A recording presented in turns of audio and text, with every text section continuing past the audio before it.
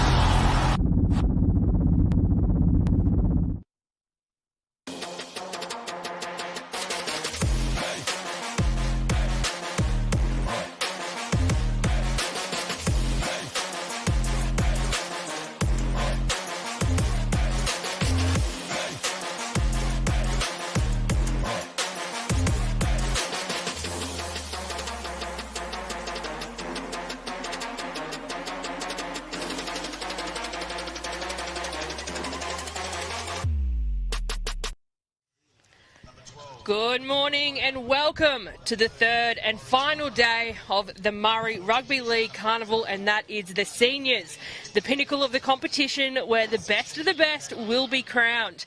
Today is all about finals footy. We've got two massive semi-finals kicking us off, first the women's, then the men's, before we head into the grand finals later this afternoon. But first up, it's the CQ Binders taking on SEQ Magic in what promises to be a blockbuster clash. Alex Durante joined by Bo Dela Cruz, and moments we also have the pleasure of having a sideline commentator as well, Edward Monet, who we will go down to shortly.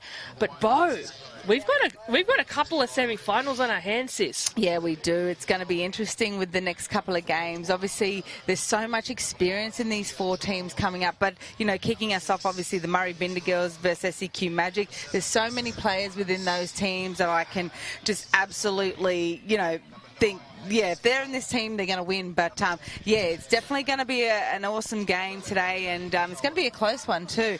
I'm really looking forward to, obviously, there's a few names within the CQ Murri Binders that we've seen play previously. Tashina Ketchup wearing the out at fullback. Shauna Barnum, you know, she's been playing quite really well in terms of her setup as a half. And then you've got Larish Mara up in the front row, playing lock, and she's just absolutely killing it at the moment, setting up that platform for her halves.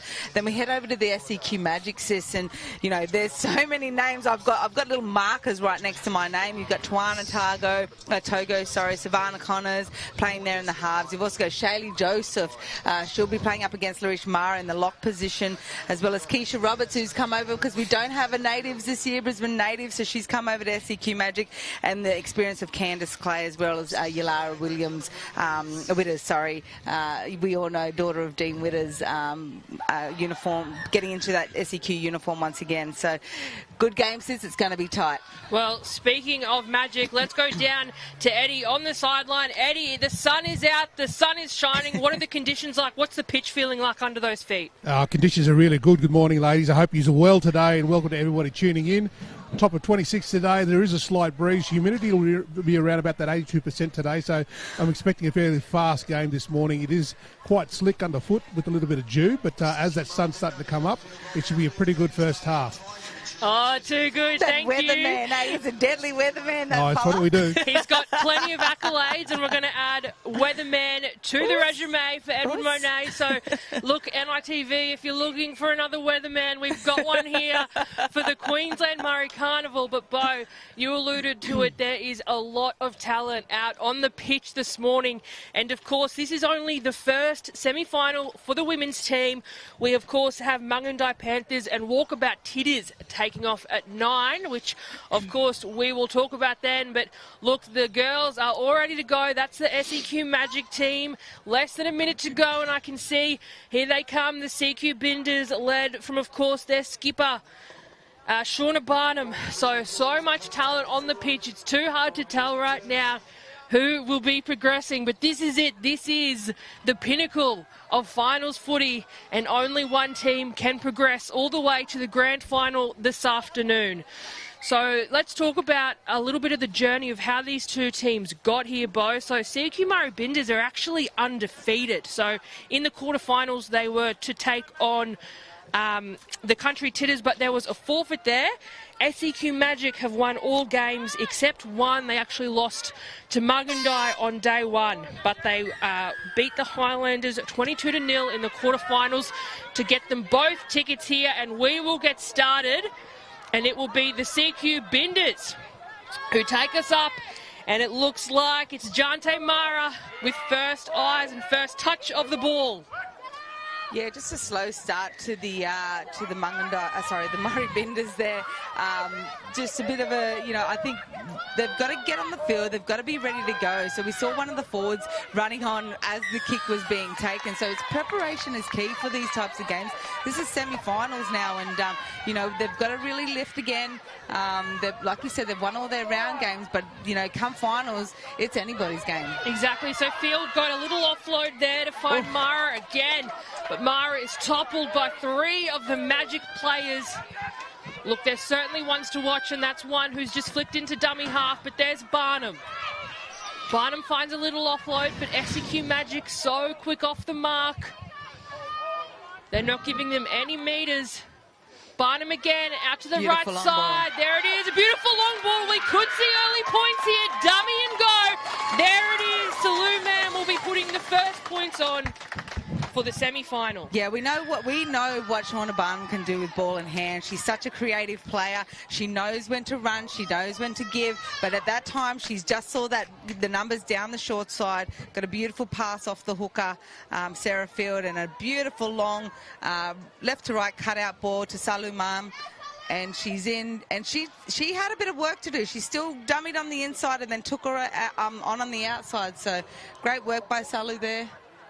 There it is again, the deadly choices replay, but again, Shauna Barnum with the cutout to find her winger exactly where she needed to be in Salumam, and she's had an exceptional campaign so far. and that is very unexpected. They were a little bit slow to start, I would say, the CQ Murri Binders, you know, a little bit slow off the mark, a little bit slow off kickoff, but that was anything but slow. Yeah, some really good work in the middle. You know, the middle setting up that platform for their deadly halves like Shauna Barnum to just play her natural game. She's such a natural half, and you know, just picking off things like that just so easily. You know, identifying down the short side that they had numbers. Nice cutout ball to Salu. And yeah, it was quite an easy try. It's going to be an interesting game with these forwards. They've got, I feel like they've got the best forward pack in the game. The CQ Murri Binders, and was that. Did you get that? She got that. Beautiful. Delaney Claridge almost on the sideline. Yep. She was, but here it is again. We are absolutely spoilt with angles today. Here it is again for Mom. First points on within the first few minutes, and of course conversion successful.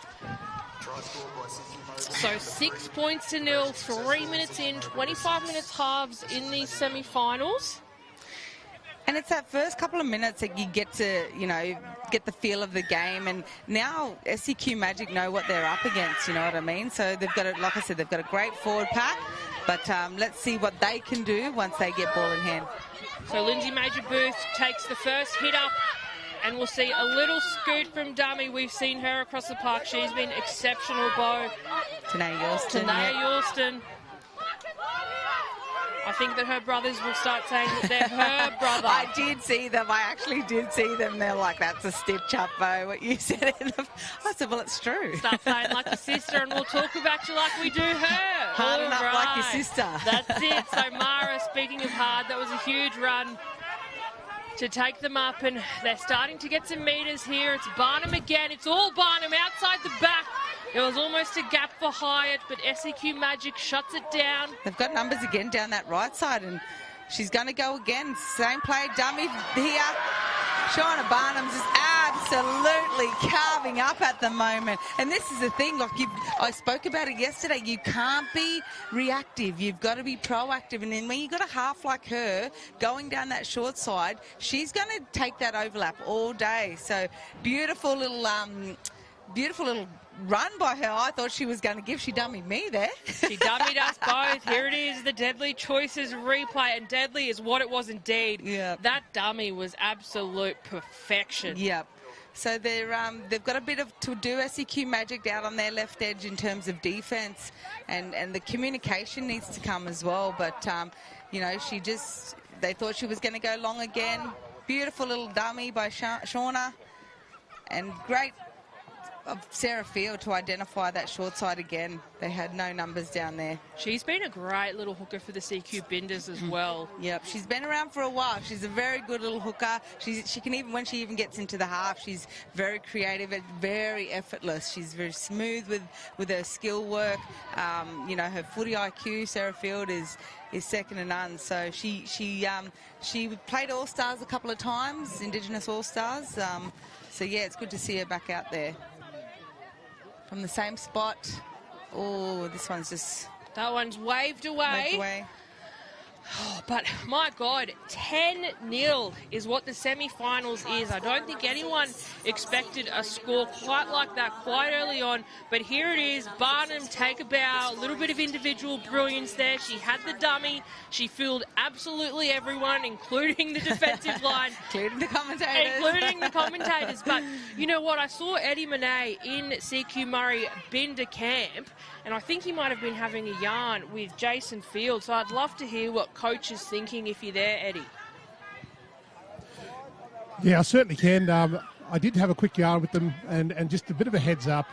Jason Field basically made it very, very clear that they wanted a fast start to this game for the Binder girls, and they're ready to rock and roll in the last quarter of this half.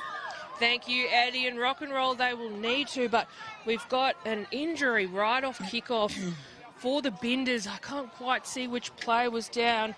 There was a little bit of a fumble there, hit the legs, and it will be SEQ Magic ball, but we will have to confirm injury of who the Binder is. It was a changeover in possession too. Just it hit the feet of one of the Binder girls, and whoever was in front of her was offside and picked the ball up. That's just a little bit of footy IQ and understanding offside. Yeah, there it is there. And the Deadly Choices replay. She had about 10 of the SEQ Magic women on top of Southern, her. ma'am? No. Is it? No. Oh, you got your binoculars out, sis? Yeah, do it for you. Got to do it for the semis and grand final. This eyesight is not as good as it was.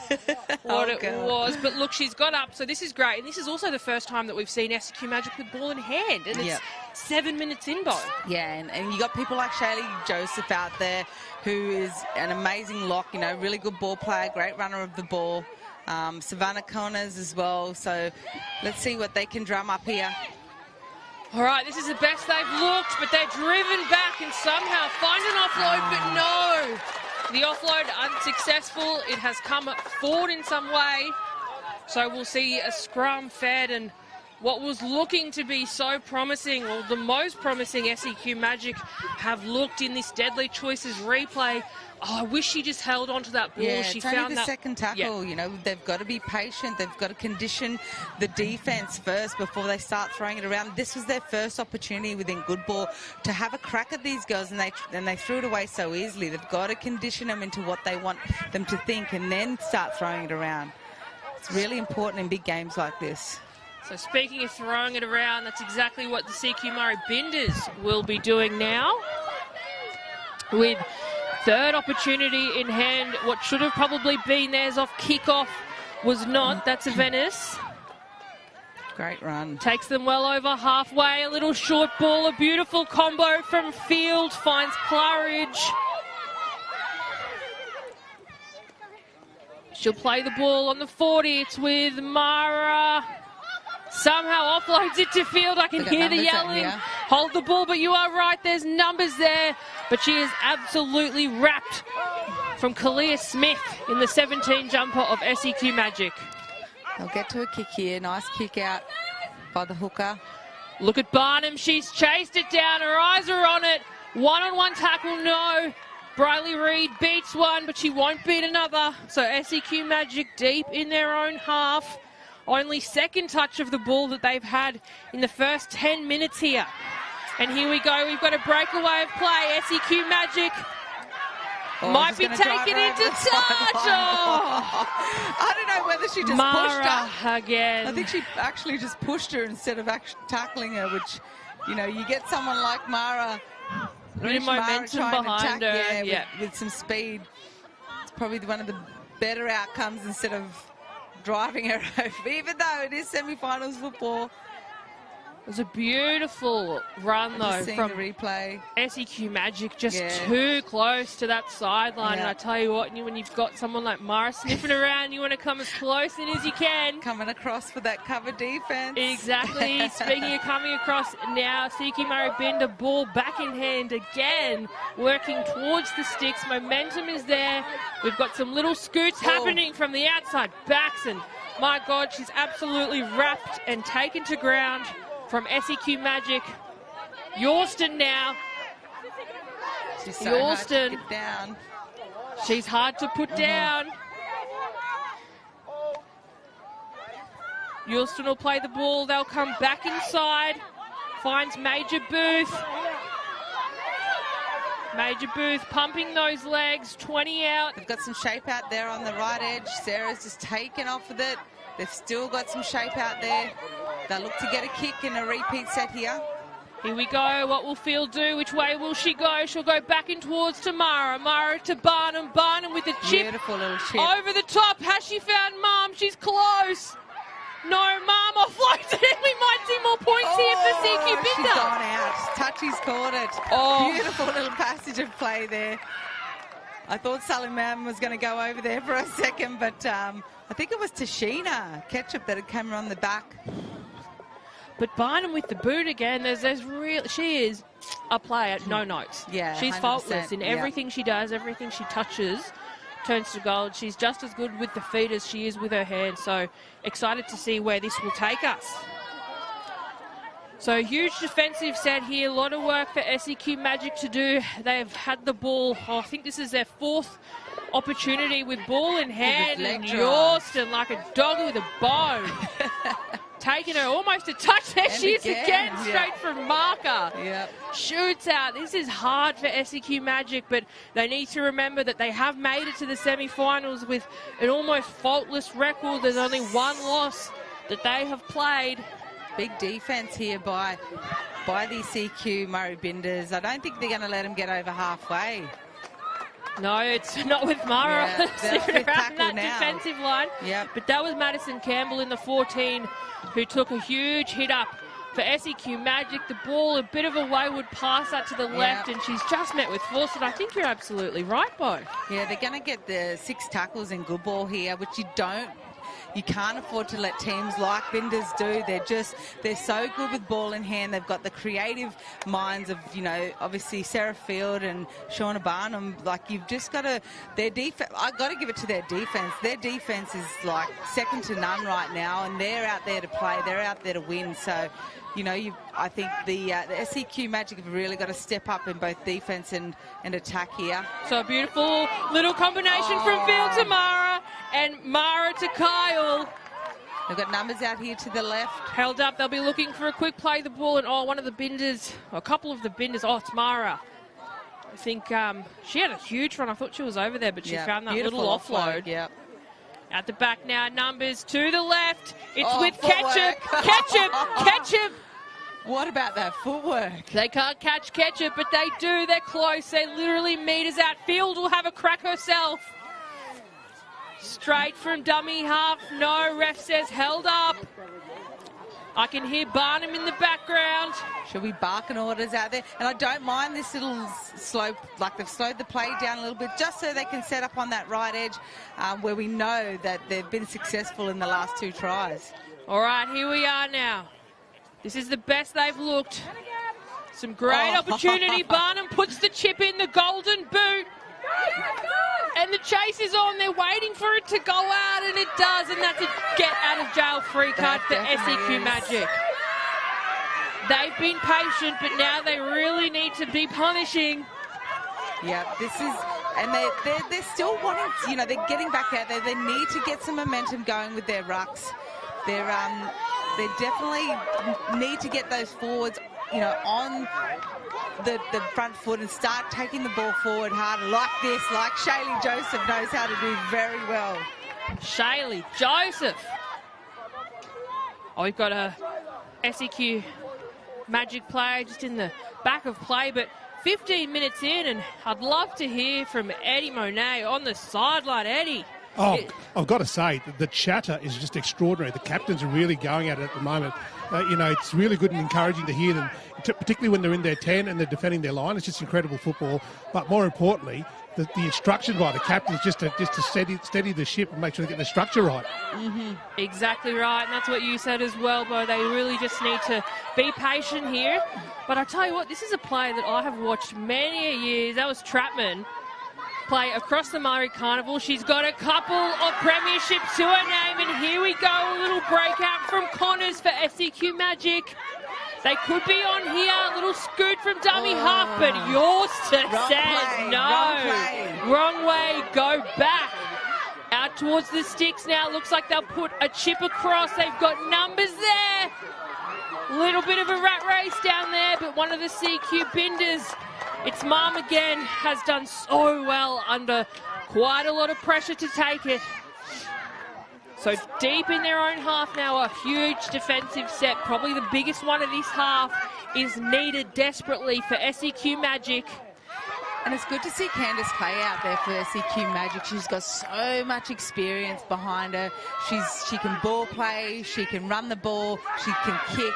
She really, as one of the most experienced players probably at this tournament, she really needs to get her team, she understands football, so she needs to use that IQ that she has just to condition the defense a little bit more.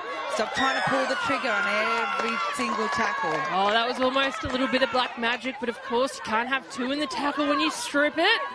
So they've earned the penalty there, and look, it was a penalty that SEQ Magic really didn't need to give away. So it'll be Delaney with kicking. It was the run from her that came first, followed up by Tania Venus. Oh, it's going to stay in, and it does. So play on, and it's Kalia Smith the 17 for SEQ Magic, and of course Yorston is there to meet her.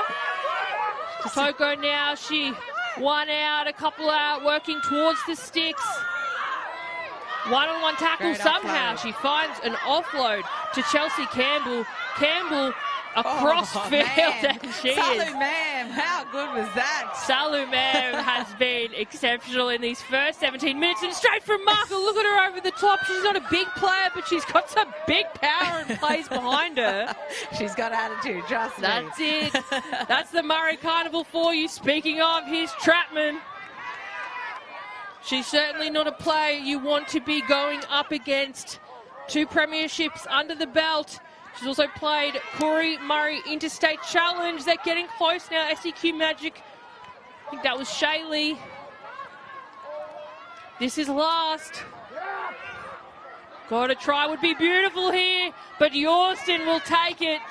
And she puts the afterburners on, and she might be through here. Yorston beats the defensive line, and there will be maybe no stopping her. The chase is on from SEQ Magic. The chase is there from Tadashi Kora. Tadashi Kora, no! What a run by today, Yorston. I hope her brothers are watching this. They're going to be watching that and taking some notes. But again, there are no notes for what Yorston just did from the kick from SEQ Magic on the try line. A 90-metre run, probably more. I have to say, it was only the last, I reckon, 7 metres to the try line where those legs started to get that lactic acid. Here's the replay from Deadly Choices. She's picked up this scoop off her left, gone infield, palmed off 1, palmed off 2, got 3, 4, 5, 6, beaten 6, and she was on her bike. What an amazing try by Janae Yorston. Biddy, they call her. Biddy. Yeah, Biddy. That's a Black Magic Biddy right there. That is a huge run. I remember a game earlier in the week that we called with them. I don't know if it was maybe Bruce Fisher or the Brisbane Blacks, but she did the exact same thing. Like, she has got the legs and the pace, and there is just no stopping her once she's off. I mean, the Deadly Choices replay, you can look at it at every angle and it's the same outcome. Yep. She is strong, deadly. Yeah, just so strong in a run. Like I said, she's a CrossFitter. She's a fit chick. Speaking of fit, let's go down to Eddie, who's fit on the sideline. Eddie, what can you give us? Give us some updates. Well, I don't know about fit, but that was certainly a classic example in terms of what the captain was saying there from the Binder side. Making sure that the middles take it straight up in the middle there, and having the fast rays pick up all the lethargic players in the opposing team. That 90-metre dash was a classic example. But as you can see behind me, people that are tuning in, or people dialing in, people that are here on field here, really looking forward to the semis and the grand final later on this afternoon. Yes, I think they're actually just tuning in to watch Edward Monet on the sideline. Don't really think, I think they mute when they hear Bo and I, and when he comes back on the screen, they're like, oh, let's turn it up. The weatherman. The weatherman. But here we are, 16-0, less than 5 minutes to go in the first half of the first semi-final here in the women's comp. And what a run from the kickoff from Tani Venus again. Just driving those legs. They've got momentum now. They've got 16 points under the belt. Huge contact there from SEQ Magic. God, they'd be looking and sniffing around for a try, but it might not come. A little ball underneath finds Delaney. Delaney plays. They don't need to really do a lot of anything flash, the CQ Murri Binders right now. They just need to play very simple football, keep the ball in hand, just lower their error rate. They haven't had a lot of errors in this first half, but just keeping it simple is how they're going to go into this halftime in front. It was Kalia Smith, though, the number 17, with a try stopper there, I would say, on Yorston for SEQ Magic. But here we are. They're looking good. They've been dangerous down here. They'll play the short side. Will they find the offload? She might take it herself. That's Amara Shillingsworth. Has she found the line? She has. She has. Wow, what a great run by Shillingsworth there. Nothing much was on. They did have the numbers, but she ended up taking it herself. This is something you could not have predicted from this morning, looking at the matchup of these two teams. SEQ Magic, who have only lost one game, but a sensational try from Shillingsworth. And you can see the girls running back. We've got every angle for you at the Queensland Murri Carnival. But here's the Deadly Choices replay. Like Bo said, they had numbers to the left, and she probably could have passed one more, but Amara Shillingsworth, a little bit of individual brilliance there. She had a lot of work to do on that line, and here it is again. Yeah, she still, she took them on, but she's, like you said, she still had a lot of work to do. She was weaving and even to get that board down, they were still around the ball. There were hands around the ball, but awesome effort by Shillingsworth there. And it looks like the Deadly Delaney has kicking duties. We haven't seen her Deadly kick from Delaney, this side. she'll like that. She has been, though. She's been Oh, yeah. exceptional across the whole tournament. And she's kicking. Hybrid prop. And this is the things, right? This, with the likes of Shauna Barnum, she got that. Sorry, I had to stop. Shauna Barnum. You know, when you have good props like this team does, it allows her to just absolutely do her one job as a half, and she does it so well when they're just setting that platform for her. Look, Bo, I have to pull you up. You said good. I think there's better adjectives to describe the props in the brilliant, amazing props. exceptional. Oh, no, well, I did give them a rap. I did say they've probably got the best forward pack in the tournament. Do. Yeah. But possession equals points. That's the basic rule 100%. of rugby league. And matter of the fact is, SEQ Magic just have not had possession. No. And that's just from really good defence by the CQ Murray Binder team. They're aggressive. In the footy IQ, you know, they know that if they stop them down in their half, then they're going to get more chances, obviously, to attack. Exactly. I think halftime is probably exactly what the SEQ Magic girls need, because this is not the best I've seen them play this tournament. And obviously they were grand finalists last year as well. So plenty more work to do. And I'm sure we'll have some chats at halftime and see where they're at. But here we are, Jante Mara, the number 8. Going back now through the forwards, Mara to Mara. I love that combination. She somehow finds an offload. And she's still going. That's Rakisha Nanu. Makes an extra 10 post-contact meters from some brilliance from Mara. Back inside now. Barnum, left foot step on. Takes on one. She's brought to ground, though. She's lost the ball. No, I think there was a bit of a head clash there. Just in there, yeah, if you look at the replay, I think you'll see there might be a bit of a head clash. And, yeah, that looked like... Well, yeah, have a look at there. There's the head clash there. Not nice, that's for sure, especially when it's like front on. You're right. So, look, the halftime hooter is, we'll get an update on Barnum, but let's go down to Eddie Monet on the sideline, who's got the deadly hooker, Sarah Field, with him from CQ Binders. Sarah Field, captain, CQ Binders. How's it feel in the first half with the team? We're feeling strong. Just have to hold the ball. Yeah.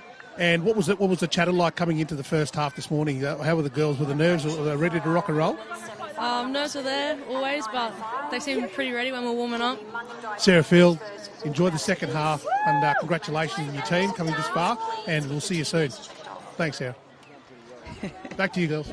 She's so funny. How looks can be deceiving. Just She's her so quiet. demeanour, hey, she's so quiet, and then you watch her on the field and she's ripping Murray's down to the ground. Yeah, she's definitely one of the quiet ones that's going around. But, yeah, she's just been phenomenal this first half. Obviously having a bit of a rest. They can afford to have a rest at the moment. But, yeah, all CQ Murray Binders at the moment. That's all it was, and there were plenty of tries. It was Mam who got us started, Claridge, Barnum, Yorson and Shillingsworth. So plenty of action in the first half. Of course, plenty to come. A short halftime break here, and then we'll come back and review some of the best moments from the first half.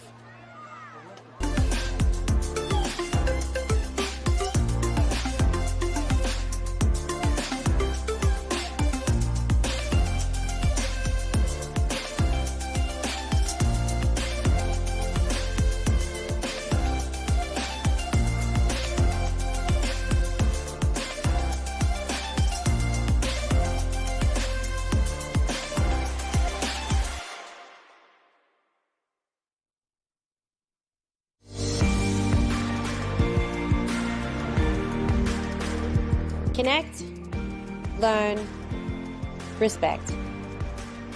Join us and begin your journey to success. Together, we'll build a brighter future fixed in our rich heritage. No shame to educate, let's yarn. Learn more at newrigilly.unsw.edu.au. Cancer doesn't always show up with big signs. Sometimes it's just a little change. Don't ignore it, yarn about it. The earlier you catch cancer, the better the chance of beating it. You don't have to go through it alone. You can yarn to your health worker at your local Aboriginal and Torres Strait Islander Community Controlled Health Service. You can also call the Cancer Council helpline on 13 11 20 or visit canceraustralia.gov.au/yarn for more info.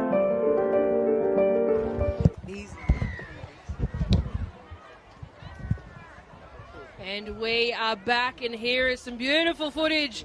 The crowd is growing out here at Albany Creek Crushers South Pine Sporting Complex. The final day of the Senior Murri Carnival before we, of course, move into the juniors. And let's take a look at some of those first half highlights. It was Barnum's try assist that got us started with Mum, and this was within the first few minutes, and certainly a warning shot is what came. And here's field now. Barnum, who had the try assist, earned herself a try next, Bo. Yeah, she's just absolutely killing it out there on the right edge, and she got herself a rest as well. She earned herself a rest, but in the back end of that half. But yeah, she's definitely someone that you want to keep feeding the ball to, and because she just knows she has that footy IQ. And here we've got Tanae Yawson with that huge 90-metre runaway try. She's put the finger up good ways. I'd be putting the finger up to come off, but no. Yeah, nah, she's straight up, bounced straight up. Walked back on and was ready to go again. So, and here's the next try by Shillingsworth. Like we said, she had a lot to do after that dummy, but she still worked hard to get it over that try line. Beautiful little individual try there. And look, I mean, half-time would have been some very big chats. We, of course, have SEQ Murri Binder behind us, and we've been having a Doris there. But, Eddie, you've been in camp SEQ Magic, so I'd love to know what the chat was coming from them at half-time. Yeah, SEQ Magic team, Coach Leah made it very, very clear. The scrambling defence in the middle, they're not scrambling enough and quick enough, and they're not listening to their outside fringes, which is causing a lot of concern in the middle there. The chat was around making sure that they're consistent in their tackles, making sure there's two in the tackle and putting the girls on their back. But I can tell you that they're still very, very much motivated for the second half. Thanks very much, Eddie. And motivated they should be. These women have had an almost perfect run to earn themselves a spot in the semi-final, but the one thing they haven't seen is the ball. So CQ Murri Binders running out. Here they are. They have quite a comfortable 22-point lead, but of course in Carnival footy, Murri Carnival especially, absolutely anything can change, and the outcome is never final until that final hooter blows. So Bo, what were some of your first half highlights? Yeah, I guess, you know, the beautiful play and simple silky skills by Shauna Barnum obviously was the highlight for me. But then, you know, we haven't seen the SEQ Magic team with the ball, and like knowing what I know about some of these players on that team, they've definitely got points in them, and they just need to be a bit more consistent. They need to condition them first and then get the ball in the hands of the likes of Savannah Connors and also Candice Clay, and I think we'll see definitely some SEQ magic. That's it, we're waiting for the magic. Someone needs to wave their wand and take control, and look, they'll have first bite at the cherry. First attempt here is for SEQ Magic, and here we are, a huge solid run to get us underway.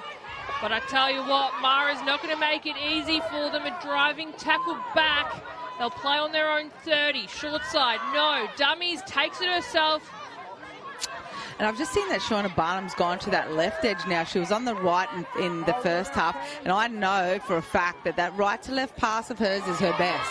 So, it's just so unfortunate for the SEQ Magic. Really tricky one. And you know what I think that was just lack of communication. She shifted it across. I think the block player probably thought she was doing exactly that when she might have been actually receiving. But I tell you what, it's only the first minute and 50 seconds here, so you know. This is the thing, but they don't need to be running blocks or anything like that within the first 2 minutes of the game.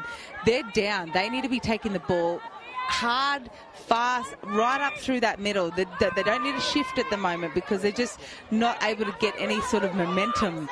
Speaking of momentum, a beautiful little spin goes Lakeela Hyatt straight from the scrum. Numbers left. We might see a little scoot here. Yes, we will. Shana Fraser runs straight into contact, and that's some huge hits. SEQ Magic, potentially a warning shot of what's to come. Playing back towards the stick. And it's interesting to see Sarah Field. She's off the field at the moment, actually. So they've obviously got some type of tactic in terms of what they're trying to do. Speaking of tactic, beautiful. Mara with a beautiful little post-contact offload to Kikau.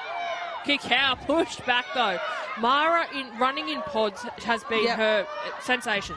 She is just... Here she goes again. No. Barnum. Barnum finds the prop counterpart in Jante Mara, and Jante goes on for very early points in this second half. That's it. They're just running in twos, you know what I mean? Even though Shana picked up, did a little XY to Larish, they're still running. They're running forward, running into twos, running into space. It's beautiful to watch. Beautiful to watch indeed. And you know what? Eddie Monet on the sideline, we might come to him soon. He actually had what I think might be the best vantage point to see that try. And Eddie, we'd love to hear, what was that try like from your perspective? I can tell you that she had a fair bit of room to work with. Very, very strong in that top half. But more importantly, I think there was a little bit of hesitation from the opposing team. They weren't sliding enough and quick enough, Bo. Yeah, definitely. They need to just jam up a little bit in that middle. The hardest thing about defending this team, the CQ Murri Binders, is when they do jam up in the middle, they know where to go for the space on the outside on those edges. So they're a very hard team to defend, but these SEQ Magic team just need to keep it together. And that was conversion successful, so that will take the CQ Murri Binders to a 28-point lead over SEQ Magic, who of course are still looking for points on the board, and it was the fullback Tashina Ketchup, who had kicking duties there with, of course, Delaney on the bench being rested. I'm sure we might see some interchange soon. But even like you see the interchange, like I've gone, okay, yep, such and such isn't on, but it actually doesn't really matter because I'm looking on the bench here and they've got the likes of Sarah, Claridge, Tanae, Yorston's all still off, Booth. So, yeah, Booth Major, they're just... They've set their team up really, really nicely to be able to take out this tournament and to just maintain as well. So, Bo, they've obviously got some key players grounded. Do you think that's a tactic for them? Because obviously they have to consider that if they're going into the grand final... Save some legs. Save some legs? Yeah, or is 100%. Yeah, 100%. And I think, if they do get a bit, I guess, tired within that back end of the game, that's when they'll bring on the likes of the bench. But at the moment, they're doing pretty good. Pretty good indeed. All right, Mara now takes quite a scrappy ball and she's made a break. Mara is through. Will she go all the way? She might. She's looking for an offload. She's absolutely scrambling. Oh, great. Somehow brought to ground. SEQ Magic, speaking of scrambling. They've got huge numbers out to that left side right now. All Shauna needs to do is just rip a ball out to that left side, which I know she can. She'll dummy to the right and she'll come back to the left, if I know what. Sort of. A little bit of an underneath Mara. She needs to Wasn't awarded the first try. She wanted it, though. She wanted it bad. Yep. There she is, Laresh Mara, with her first try of the game, and so well deserved. Yeah, 100%. That big barnstorming run up through the middle in the recent play. It was really good scramble from SEQ Magic, but just, too good, too strong at the end of the day. She's put her hands up. She's coming off for a sub. Well, I would be too, I think, after that run. But here's a replay. Beautiful big run. Really a hard ball to have scooped up there, but she did. Palmed off about 3 players, got through a beautiful line break, just a nice inside ball, straight back into that gap. I think they could have gone left just to save her legs. They could have gone left. They had about a 3-on-1 overlap out to the left. So these are just the things that if they're out there and they've got space, they need to identify and be screaming at their hooker to give.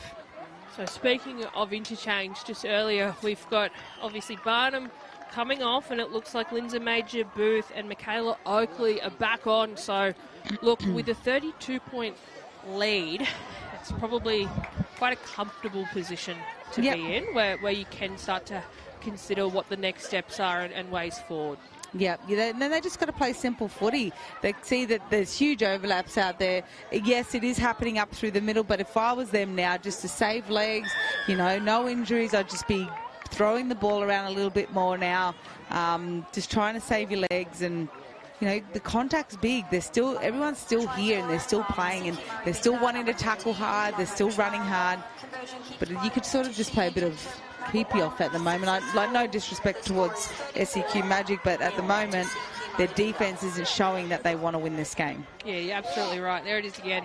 Of course, the deadly choices replay and conversion successful it was, and it was almost, Eddie, exactly the same place they scored the last try. Yeah, absolutely. SEQ Magic are really struggling to maintain Mara. Mara is such an intimidating force, which is 10 to 15 metres out. We saw that 20-metre run from the try line. I think that's quite incredible. I'll try and grab her very shortly for a quick chat. Yeah, good luck grabbing her. She'll probably knock you out. I wouldn't be looking after her. She'd probably come at you, Eddie, but no, she is. She's all heart, and the physicality of her as a player has been, next to none. So I had a funny text message just come through from Shawnee Yorston going, she gets it from me, not Keenan around Tanea.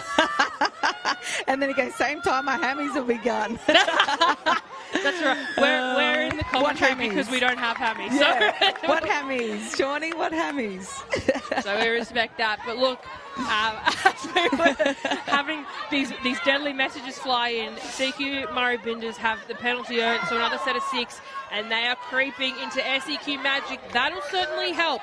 Varna Hobson. Beautiful tackle from her. Look, we need a few more if they have any hope of keeping them out. And here we go. This is the brilliance that they needed. This is what they needed for their own confidence, but also a little boost as well. Yeah. Let's see what they can do. They just need to play simple. Just take the ball up. Tawana Toga, she's a very good runner of the ball. Beautiful run by her. They're up to the over halfway now. No, up to the halfway. God, I'm looking at all these different colour lines. We need them to write like 50-40 midway for us, eh? Yeah, 1/2 for half. And then I'm right from there. Now, so they're actually on halfway now. Yeah, there you go. I know. I gotcha. But this is the best they've looked in this half. They haven't had the ball a lot. And look, it's simple footy. Speaking of, it's gone backwards. It's a tricky one. Yorston's there. And this is last. So, look, if they get to their kick, that's a completed set. And far out. Okay, there's a penalty there, but I tell you what. She was keen. She was definitely keen. They played a knock on. They have. Okay. So she did. So she wasn't too quick off the mark. She timed that perfectly. Yeah. Just aggressive, isn't she? Great, but that's what you need to be when it comes to semi-finals. We talk about it every year. It's that mongrel bone, and that is what Yorston has. She has that mongrel. But when it comes to semi-final footy, you need it. Look at this. Speaking Look of, at the leg drive. I've never seen quite a tackle like that, and she's helped by her counterpart, taken to ground. Oh, look, one of the SEQ Magic women have been caught up in that. I can see her holding her shoulder. We might get a check on her. That was Varna Hobson, the 21. Look, she's returning to the line, so hopefully she's okay. And I love this. Madison Campbell said, we'll give you a taste of your own medicine. She threw straight from market to get the ball back. But I love the leg drive by Jada Kyle, the number 20 for CQ Murray Binder. She's just like that. She did not stop, and no one was realising that it was her leg drive that was driving them forward. Somebody's got to chop her at the legs. That's it. That's the cardinal rule of getting a prop down, is chop them at the legs. And that player that I did mention earlier, I think, Varna Hobson in that 21, in that huge driving tackle that we saw, she was clutching her shoulder. She returned to the line, but the medic's out there with her at the moment. Hopefully it's not neck. Or It's all connected. It's all connected. Glad to see her standing, but look, Eddie's almost parallel with it, so we might head down to him and see if he can give us any better update. Yeah, unfortunately, the positioning of the neck was in a pretty horrible awkward position. But I can tell you this, that the wind has picked up and fatigue has started to set in now from both sides. But the SEQ Magic, you see there's certainly a lot of hands on hips at the moment, so they're really sapping the energy out of the CQ Murri Binders. I'll have to have a chat to organisers. We'll have to get you an anchor to boast you down, Eddie. If this wind's picking up, of course, we don't want you to blow away. So let's go back to the play where, look, it looks like Lana Hobson will be taken from the field of play.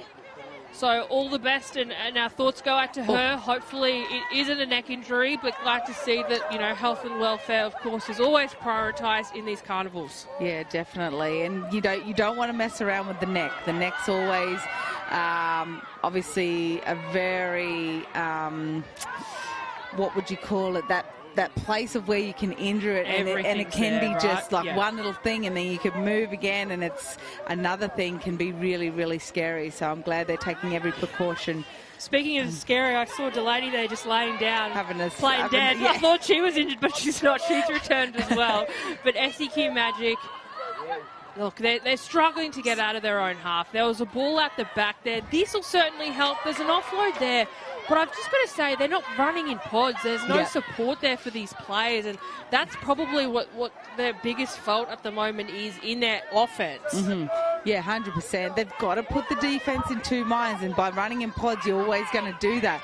Because if you keep the ball in like two hands, right, and you give that little dummy and there's somebody running with you, it just holds that defense up just that little bit, which they're not doing.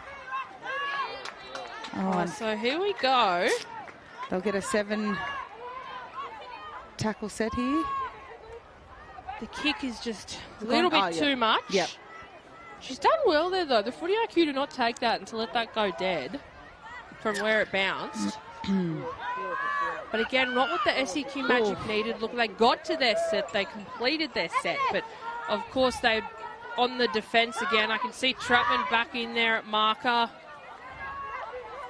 One thing you can't allow CQ Murri Binders to do, and that's what has sort of been the story here, is let them come to you. And that's what it is. Like Delaney here, she's just got Delaney and Trapman, though. Prop versus prop. This is what people tune in for at home. This is what people are paying for. Yorston. Yorston is over halfway. Numbers left and right. They go out the back. They've got numbers there, little outside ball. She darts back in. Takes 3 of SEQ Magic with her. The clock is ticking. There's just over 10 minutes to go. CQ Murri Binders with a 34-point lead. And that's what she just did then. See, she's just got the ball in 2 hands, Mara, and they're running in pods, somebody's running with her. It just takes the heat off, just that little bit. Here it is, a bit of an awkward ball, goes back to Ketchup to clean up, and Ketchup puts the left right. Good night on. She's still going. She puts the dummy on. She's met from Tanisha Trihorn in that number 5 jersey. She's done very well. A bit of individual effort there to bring her down. Barnum is back on. Out to Yorston. No, it goes out to Shana Fraser, and it's gone into touch. So yeah, the idea was there, and when you got someone like that can throw some beautiful long balls, especially when there's nobody on you, you've got to make sure you catch them. Come grand final, that's going to be that's going to be one of her pet plays, Shauna Barnum. You've got to play to her skill, and long balls is one of her skills. And of course, I hate to talk early about it, but with 10 minutes left, it's more than likely that the CQ Murri Binders will be progressing to the grand final. So, yeah, I did call that a bit early, which didn't is, no, it's an absolute first for them. Obviously, it's always been one-way traffic. Brisbane Natives, Mungandai Panthers, SEQ Magic last year. So some new blood, and as I've said that, we've got a CQ Binder down. There was a massive clash there. And Major Booth. I think it's Major Booth. Wouldn't be good to lose her so quick, so close to the final. She's been phenomenal, not just on the field but off the field as well, bringing her energy and her positivity. She's just such a great person to have in your team, and We'll just see the replay here. She's just gone into this tackle. Oh, I think she might have clipped the leg of Mara there. So I hope she's okay. Yeah, looks like she's getting the care. And Eddie, I'm not sure if you had any better angle than we did up here with the vantage point, but Major Booth, obviously there's some concern about her. Yeah, unfortunately you were spot on. It was a bit of a clip, unfortunately, and it's uncharacteristic of her. But what I can say is that the coaches on both sides are actually screaming at the players. Now that the dew's lifted, it's a fast pitch, so they're looking to kick. So if they've got an advantage, they want to take it because they will get a lot of roll in that ball. Yep, absolutely right. And this morning, I mean, it's almost the short straw to draw the 8 o'clock game, but after they've played like 4 games yesterday, within the last couple of days, this is the 5th game. Like, what is the body feeling like at that point? Oh, they're feeling it, that's for sure. Yep. You know, especially those forwards that, you know, they batter their body so badly, you would know. But, you know, through this team, I think that the load has been shared like right across their field. You know, because when you've got the footy IQ of some of these players, they know, you know, when a kick's kicked down, they know that they're, you know, back 3 are bringing, or back 5 are bringing that ball up. You know, they know that when to bring in the forwards and getting them running onto the ball, and then they know when to give to their halves, you know. So it's, you know, they're a very good, well-drilled team, this CQ Murri Binders, so they know what they're to do in terms of preserving their bodies and their legs. So it's really good. It's refreshing to see such a really good team that's got a really good footy IQ. Speaking of legs, here's the Deadly Choices replay. We've seen some of the first half tries, and it was Yorston for me. I mean, all of their tries were pretty spectacular, but Yorston running 90 metres. Yeah, and the defence has just been pretty good as well. So look, Major Booth has returned to her feet, but of course it doesn't look like she'll be returning to this game, and whether she comes back for the grand final, we'll have to check in with both teams and then see how they're feeling. But yeah, the docs will do their assessment on her just to see if she's good to go, and it's the same rules in the, you know, QRL as is it the NRL with concussion, and I'm fully supportive of it. Like, you know, concussion's been a part of my journey as well. You know, I've had 3 major concussions and I know what that feels like. But, yeah, I'm really glad that she's up on her feet, and hopefully we see her in the grand final. Yeah, I truly hope so. Like, she's been instrumental to the Binders campaign, so she well and truly deserves to be in that grand final. But, of course, welfare will always be paramount here, so thoughts with her, and we might get an update soon. But, look, the clock is ticking down. The CQ Murri Binders are guaranteed now a spot in this afternoon's grand final. Whether they will be playing Mungandai Panthers or Walkabout Hitters, who knows? That's coming up at 9 a.m. But SEQ Magic, of course, have ball in hand. This is 5th and last. They'll be looking for a kick. There it is. Goes high off the top. There's a little bit of a chase on from SEQ Magic, and the scramble is there, but Ketchup has done very well to take it. And as I say that, SEQ Magic will get ball back. Oh, I think this has been their first time in this half down in their good ball area. They have gotten just over the 10 over halfway, but this is one of the areas that you want to have six tackles in to be able to build up some momentum. And I've got to give a shout out to Madison Campbell. It was her who chased the kicker, and look, it was really her alone who actually added that pressure on to force the error from Ketchup to get this ball back. And here she is. She's shifted into dummy half now. Numbers out the back. This might not be the last we've seen of them. Briley Reid. Reid's close. I'd love to see them get some points on the board here, SEQ Magic. They certainly deserve it. I mean, the naught on the scoreboard never reflects the effort that's put in. But, of course, look, I think walking away from this, there's a lot of learnings and probably a little bit of disappointment too from SEQ Magic. This, in my opinion, isn't the best we've seen from them within the comp. But, of course, as I say that, they've earned themselves the penalty too for the high shot. So touch and go, I love this, tap and go. Yep. Tadashi Kora goes herself after having that big hit up already. They've wrapped Binders around them. She was close there. They've got some numbers out here on the left. They just need a few good rips. A couple of long cutouts, which I know Candice Clay can do. they can do it. They just haven't had the opportunity. But here it is on a silver platter. The opportunity is there. A little dummy there. We could be on. It's with Trapman. Trapman offloads it. What about the scramble defence? That is a try. QLD Murri Binders begging. That scramble defence. If that ball would have just come out of the hooker a little bit more cleaner, I think we could have seen a try. But yeah, it was just an unlucky pass out of that hooker position to Candice Clay, because I know what she can do. She's got ball in hand. Oh, how good is this? So unlucky. A deadly choices replay, though. I mean, she's done so well there. Trapman as well. Probably just, if she could have released it literally a millisecond earlier, I really do think that Jessica Ivey would have been able to take it. They went from right to left. Numbers were there. And Eddie Monet, you probably had the best view in the house for that. The face of poor Sissy was just incredible. She knew that she had that ball in hand and just had to throw it. But unfortunately, it was the heat of the moment. I was right there. Oh, I feel sorry for her. Thanks, girls. Oh, thank you, Eddie Monet, on the sideline. We are so blessed to have you there in the hot sun for us, getting, I'm sure, shades blacker than when you started. But here we go. Ball in hand. The clock is ticking down, but I tell you what, SEQ Magic have not given up just yet. They have absolutely dropped the Binders. Binders back inside now. It's with Yorston. Shut off with the legs. That's what you need to do to a player like Yorston, because that is her weapon. Less than 2 minutes to go. We can see Field is taking the field. Couple more minutes for her. Couple of little offloads. It's messy in the middle. Can she get around? Yes, she can. It's with Nanu. Nanu is down on the 40. This is fifth and last, considering where they started to where they are now. They are meter eatering, and I tell you what, that is complete opposite of what I was talking about, meter eatering. I thought that was forward, but Yorston puts the chip in. Yorston still going. She's going to go all the way. Yes, she will. No, she's taking it to touch, and Barnum somehow takes it to put it down.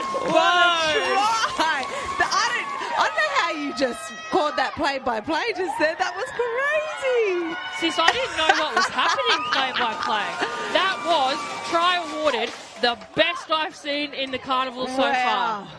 That is an absolute team effort. Yorston as well, we mentioned it earlier, cut her off at the legs. Eddie, I don't know how you're in every place we need you, but you saw that try better than anyone. All I can say is Shawnee Yorston's got nothing over her baby sister.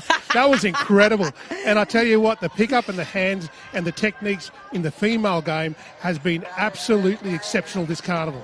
Oh, there she is there, the deadly choices replay. How Yorston managed to throw the ball back into play, and Barnum there for her second try. This excites me to what I think was going to be one of the best grand finals. Kick over the top by Biddy. Dear sister Biddy with the chip over the top. It was a try of chips because it came from her backwards. And then Yorston. Oh, yeah. It went backwards off the first kick. Then she's regathered it. She's going out for all. She's been throwing it back in. Beautiful backup by Shauna Barnum. These CQ Binders just throwing it around, scoring tries. They are absolutely guaranteed a ticket to the grand final. Yeah, what a great team try. And just to convert it, Tashina Ketchup just puts the two over.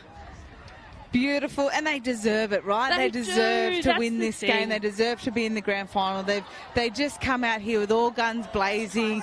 You know, they haven't taken, and it's respectful towards SEQ Magic that they haven't taken their foot off the pedal. So, you know, as much as the score's been blown out, it's still a really good respect coming from, you know, CQ Murri Binder. The deadly choices replay, though.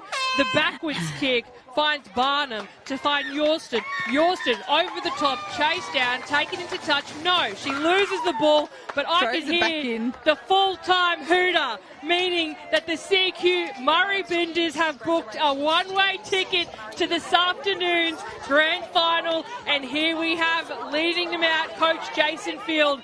But I can see Eddie Monet down there with Jason. Please give him our congratulations. How's he doing? Jason, on behalf of the girls upstairs, I just wanted to congratulate you on that win. How are you feeling, mate, after that? Very proud. I thought the girls really stuck together as a unit, and it's something they've been building for all Carnival. So, yeah, looking forward to the next game. Jason, the structure in the side, is that something that you planned over the past couple of days here in the competition? Because they were very, very methodical in making sure that their scrambling, but also their attack from the fringes was on point. Yeah, I think they've got some key players, and the girls, Shana Barnum, Sarah Field and Mara Shillingsworth know how to control the ruck, which allows girls to spread out and play their full position. So I think those girls have been outstanding all Carnival. So I think moving forward, I hope they continue that. But the bigger girls have been doing the job through the middle, so I'm very impressed with those girls, how they're going. Excellent, Jason. Jason, congratulations on that win, and welcome to the big dance. All right, thank you very much. And all your mob out there, make sure you're watching for the girls' game next. Cheers. Thanks, Jason.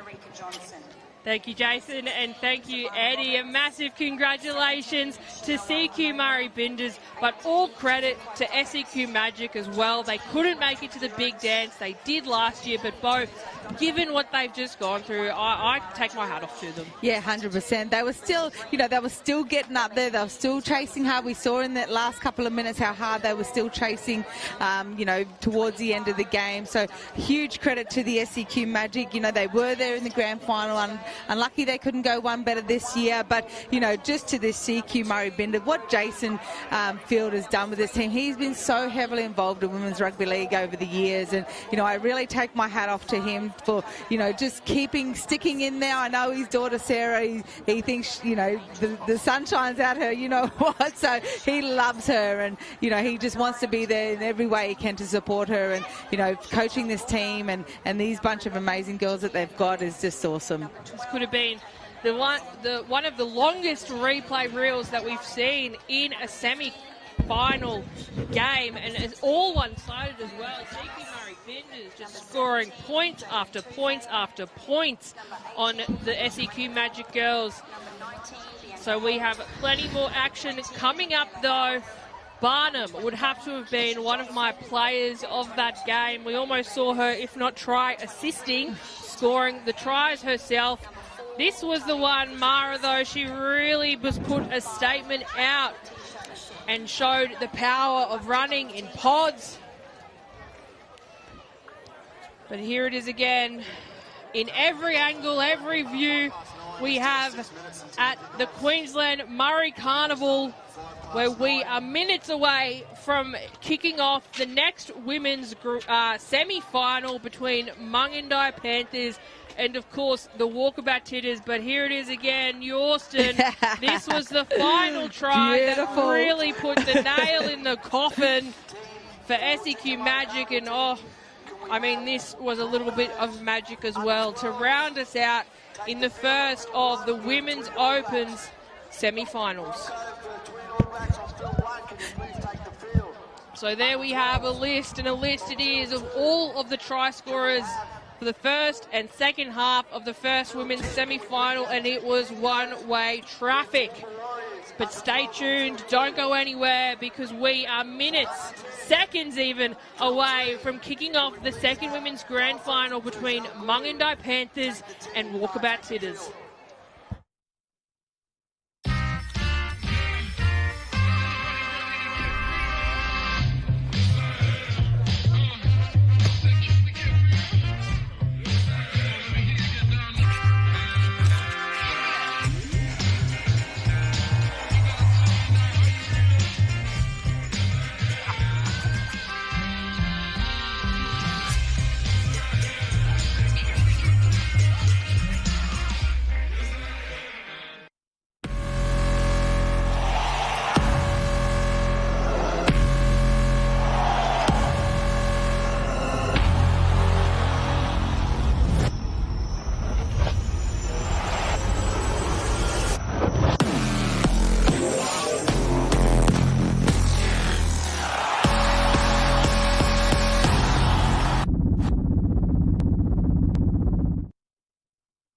If I can't hear my teammates on the field, it is hard to feel a part of the team.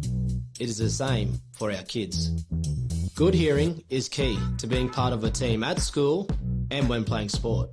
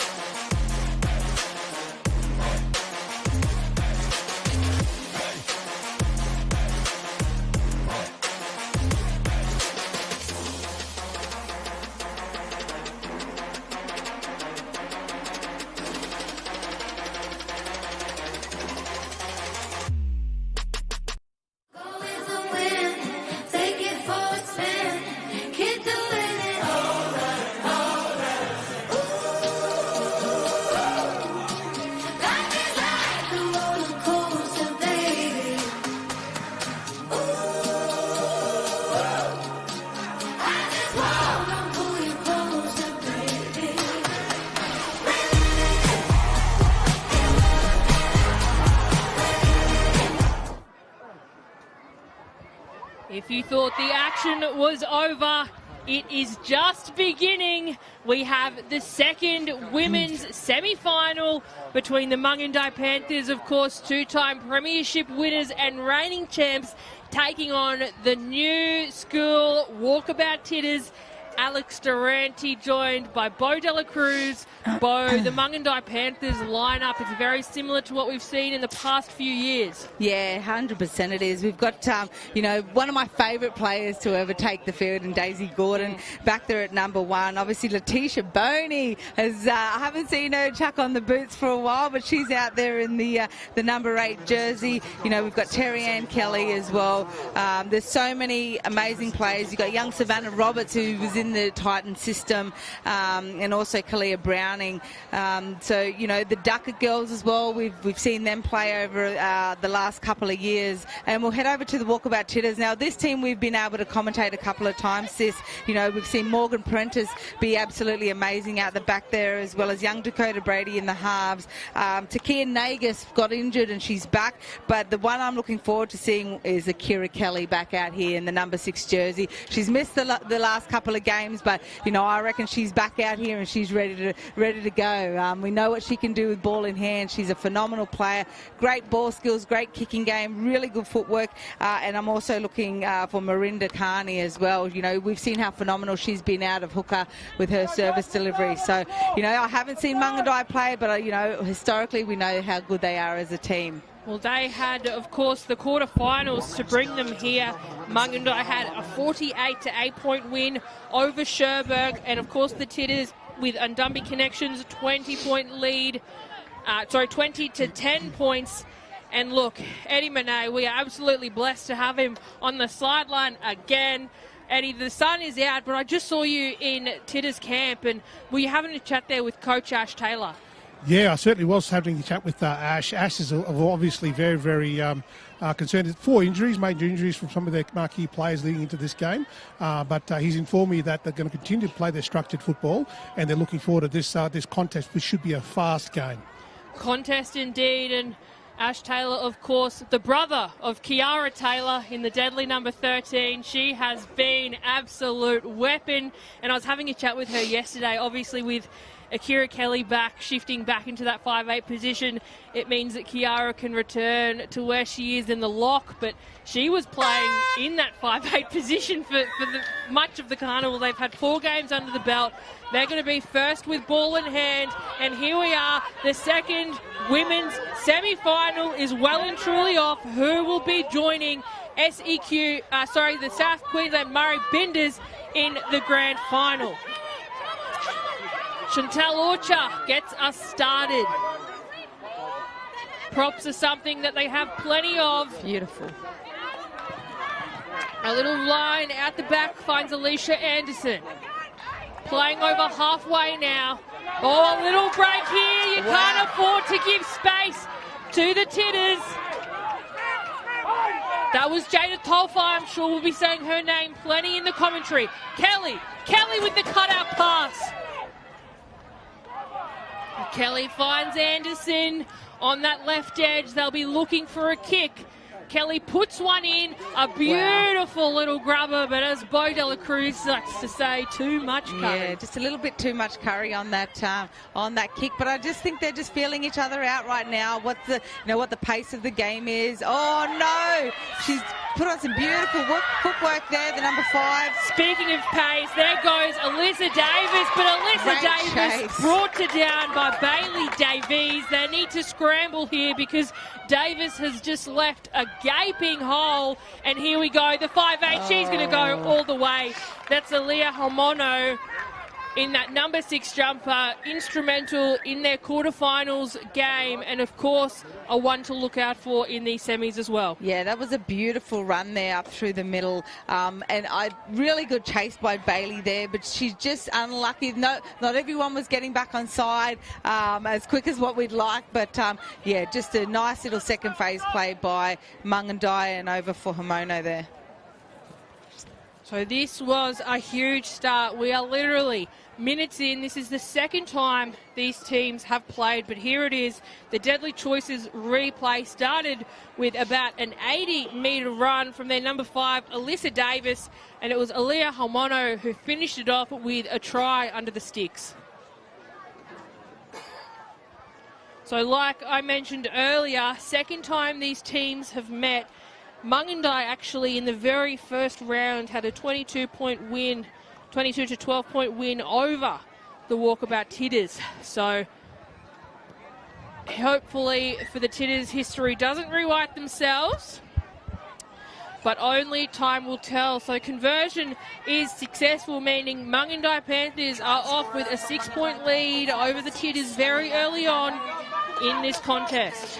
Yeah, Alyssa Davis was the one that took that big barnstorming run up through the middle, and you can't afford to let them do that. A team like Mungindi Panthers, you know, if you let them get the upper hand, they're definitely going to take advantage of it. So now the kickoff will come from Dakota, the young gun. She's in the 5, but she is absolutely everywhere. They'll play short, and they are so close to being there. Just unlucky. But that's it. It is unlucky indeed. They probably didn't need to go for the short kickoff. Certainly didn't need it, but they tried it and, of course, did not go in their favour. So now Kayla Fleming in the 9 goes up for Mungindi. They've got numbers over there to the right. I like this young Hamono with the ball in hand. She's always keeping it in 2 hands, you know, keeping the defence in check, just making sure that they know that she's not running, she's also ball playing. We've been warned about her, that she is a player to watch. Speaking of, here is another one. That was Tamika Duckett, but there's someone down their in back halfback, play, it looks like. She's in back play. It's Tanea Hinch. And the ref, I don't think has seen it quite yet, so it'll be play on. She's returned to play. It's with Hamono. She's going to take it herself, and she will go all the way. Yeah. Yeah. Wow. What a, especially with Tanea down on that back play, they were down a number, but this is the thing with this Mungindi team. You can't let them get easy meters, because once they are in that good ball area, they know how to play football. And that's exactly what they know. There's a lot of repeat women in here who, of course, have 2 premierships under their belt. But here it is, the Deadly Choices replay. We were a little bit concerned about their halfback Hinch, but it was her counterpart, Aaliyah, who's gone over for her second. Yeah, like I just said to you, sis, I really like the fact that she plays with that ball out. She doesn't tuck it, so they know she's running. She's always keeping the defence in 2 minds. And almost somewhat of the same position of where they scored their first. And Eddie, the first try, I saw you sprinting up the sideline with Davies, but that one was a little bit easier to catch. What did it look like from your angle? Incredibly fast. It was an unfortunate knock there by from the opposing team on Hinch, who was winded and kind of stuttered there for a little bit. But the 2 marquee players, Hamono and Hinch, are going to be critical for this team moving forward. The Mungindi Panthers are certainly looking very, very clinical in this early in the first half. Clinical indeed, and here is the Deadly Choices replay. Thank you, Eddie, for the update. It is so good to have you on the sideline joining us all day. Of course, the men's semi-finals will kick off directly after this, and then the big dance for all 4 teams heading into the grand finals will be kicking off from this afternoon.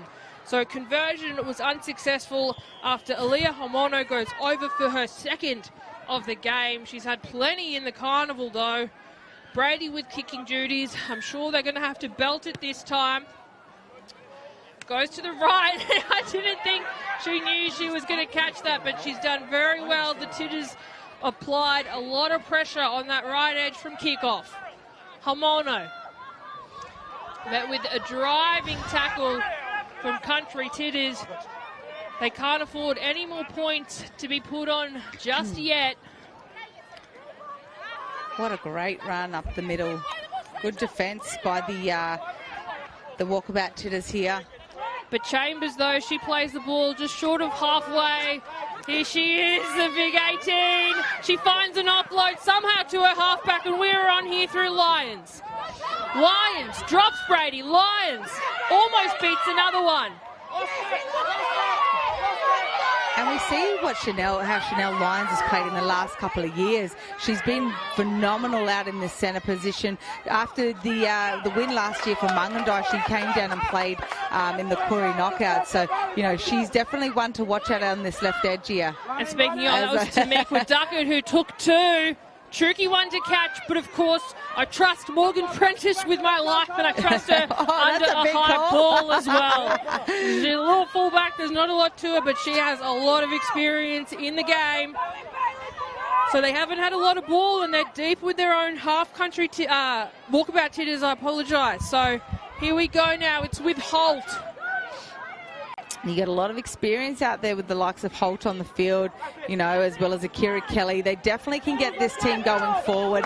Then, you know, they need to start their communication really early. But, you know, when you've got the likes of Kiara Taylor out there as well, she definitely can bring a lot of, I guess, uniqueness to this game with her ball playing lock. Absolutely. They pretty much have three halves out there for the walkabout hitters. Haven't utilised them all just yet. Almost 10 minutes into the game. Kelly with the kick, a tricky one to catch, but of course, who's there? It's Daisy Gordon. Yeah, she can. I've seen her catch some freaky balls, Daisy. She just knows how to position herself so well. All right, so Mungandai have had all the points and a lot of the possession in this first half of the semi-final. It's been very much one-way traffic. Shifting back inside now, a couple out towards the sticks. Dropped, but it's a solid run from, of course, Alyssa Davis. They need to get up here in defence. Huge cut-out pass, and that'll find Mungandai's 14th player on the sideline. But as I say that, I think it's their halfback. Again, it is. Tanea Hinch. She's taken a couple of big hits, and she's been a little bit slow to get up after a couple of plays, so we'll certainly keep an eye on her. That would be a massive loss if she's injured, but look, she's on the field, she's returned to play, and here's Latia now, the 25, looking for an offload. She finds it. It's not pretty, but it'll do the job. They've just got to be patient here, the walkabout titters. Just play, you know, condition them first, get your forwards hitting them up, setting that platform, get a quick play the ball for the likes of Akira Kelly, and then we'll see some footy being played. Here she is again, Latia. She took the first hit up. Of course, she's taking the next one. She is a metre eater, 15 metres out from the sticks. They've got numbers to the right, and that is where they'll play. One out to Taylor. Taylor finds Prentice. Prentice is wrapped from two of Mungandai defenders. Taylor shifts into dummy half. No. She might have been there for the short side, but they'll play the open. It's with Latia. That is some strong defence from Mungandai. They are not giving anything, any metres. Scoot from dummy half. Out to the left edge. It's with Kelly, and Kelly puts a beautiful pass and out. This is what Akira Kelly brings to the game. You know, her ball skills. She just played so. She went. She, as a half, you go fast to slow, right? So she took off, slowed it down, held it up nicely, waiting for that centre to hit that hole, and beautiful space that the centre just hit. Number 24. It was Talia Fisher-Pearson. Wow. So look at this. She's held it up nicely. Held. Bang. Hitting that hole at speed. I love it. Oh. I would love to see it. This is what we were expecting. This is what we were expecting from the walkabout hitters. This is what we've seen from the walkabout hitters. And, of course, they have the inclusion of Kelly now. But, I mean, Eddie Monan on the sideline, this has got to add a little bit more pep to the step of the walkabout hitters. Yeah, definitely. Prior to the first half, the coach basically said that the gaps will come. They just got to play their consistent footy, play their structure, and the holes will happen. That will happen. But that gap outside of that far side was incredible, and it was just pace that took it through. Pace, exactly. And that's exactly what Kelly brings, right? Like, they're able to shift the ball from right to left, and they have absolute trust that if it does shift across the field, it'll be taken beautifully. And that's all they needed to do. They needed to just condition them a little bit on this right edge here, get a nice hit straight up the middle, quick play the ball. When you got people like Marinda Carney that have got some deadly service delivery, she can get that beautiful ball out there to Akira, who's then just can play what she wants and what she sees in front of her. And that's Blackfella footy for you. That's Murray footy, Koori footy. They just play what's in front. All right, so Dakota Brady with kicking duties, and these extras could be critical by the time we come to full time. This would close the gap by 4. Ooh, this wind is picking up here. Lucky I got quick reflexes still now. Have a run then, sis. Yeah, nah, I'm good.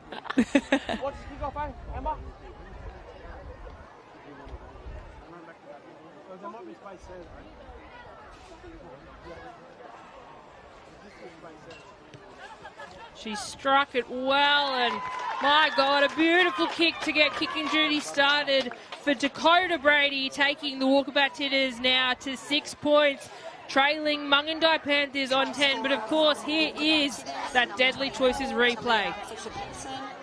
Came off Kelly, and as Eddie and Bo have both said, there was a massive gap on that right edge, and Talia Fisher-Pearson had no troubles shooting straight through it. So Mungindi with the kickoff now. Bo, you alluded to the wind earlier. Eddie, I'd love to hear what you've got to say about it. Is it windy down there? Is it changing? Yes, it is. It is picking up slightly. I can tell you that my toupee is safe under hat, so I won't be blowing off. But I can tell you that it is quite warm and quite hot. Quite warm and quite hot.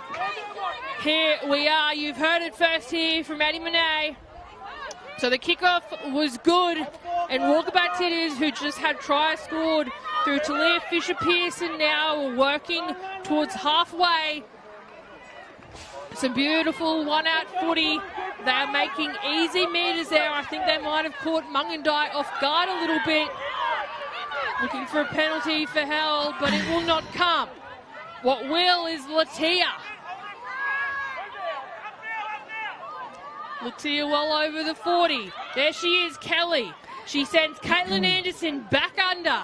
And I know when Caitlin was walking out there after that try, I thought, oh, here we go, game's on, you know. And look, she's just scored. She's got her team a penalty. We know how much of a good ball runner she is. We know that she is so aggressive in defence. So, you know, it's definitely going to be a bit of a forwards game, as we saw in the previous game. Yeah. It absolutely is, and that's the beauty of Murri Carnival as well. And I think the best thing is, I was on the sideline yesterday, and there was a young fella who was saying that he's usually halfback, but in Murri Carnival he's a forward, and that is just that just says everything you need to know about the Murri Carnival. And the thing with Anderson, right, is she's not very tall, but she's very solid. And they are, I'm telling you, people that have a build like Anderson. Oh, they're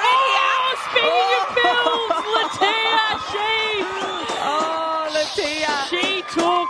I was going to say they're the hardest people to tackle, but wow, with her, my God, I was not expecting that. Her hand is going up. She has earned a well-deserved break. Yes. What started as one-way traffic for Mungindi, the Walkabout Titters are doing exactly that.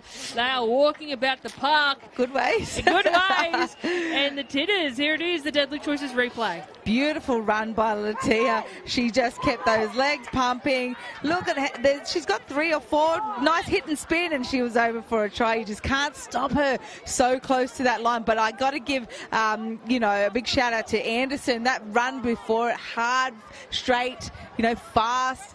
She came off a little bit dusty there after the run, but set up her other forward to be able to do something like this. Great run by Sheaf there. Great run, and certainly someone who's... if anyone can see her, this girl's got the biggest smile on her face, because she just loves that forwards and just taking charge right now. I love prop runs. It's nothing to do with the fact that I'm a retired one myself, but no, I just love it. But speaking of hit and spins, that was one of Eddie Monet's specialties back in the day, and he had the best view of it. Well, I tell you what, Anderson's work leading up to that play was incredible, but Latia... Talk about strength, to be able to strip the ball and then just glide over the line, and that smile on that face, I tell you could take a picture. It'll be on Clio tomorrow for sure. Absolutely, as it should be. So it is Dakota Brady, of course, with kicking duties, and this is a critical opportunity of 2 points that may put them ahead for the first time in this semi-final.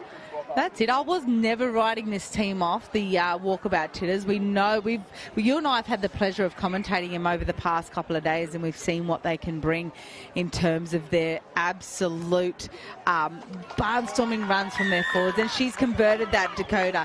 And this young lady here, 18 years old, what she can do with ball in hand is pretty scary. And they haven't even showcased her just yet in this half. Of course, a big shout out to Latia, who is the one and only star in this Deadly Choices replay there. She took about half of Mungandai with her, but she earned those points for the team. And for the first time in this game, Walkabout Titters have taken the lead over the reigning champs, Mungandai Panthers. Short kicks there, missed by Brady, chase. but taken. Indeed it is from Mungandai, and of course it was their half into Naya Hinch. She sniffs it down. We've seen a lot of those short kickoffs in the last couple of games, sis. It's been really nice to watch. Oh, some big contact there by Anderson on the number 11 in Chambers. Again, can't get the smile off my face. That was a huge run-up from Chambers. Here's another one, met with the brute force of Walkabout Titters, and no, too much brute force, too high. Earns herself the penalty, but I love that Lara George somehow just rolled out of it. So they'll have the tap here, sending in, of course, it's Chambers. Chambers, she's not looking for space, she's looking for bodies, and she just runs directly into them. Got a bit of a mismatch out here. Numbers are there. They go back inside, though, finding Boney. They're about 5 out. Mungandai, great position here. She's looking for Anderson. Oh, she's done so well there, Anderson, to just wrap that ball and stop the offload.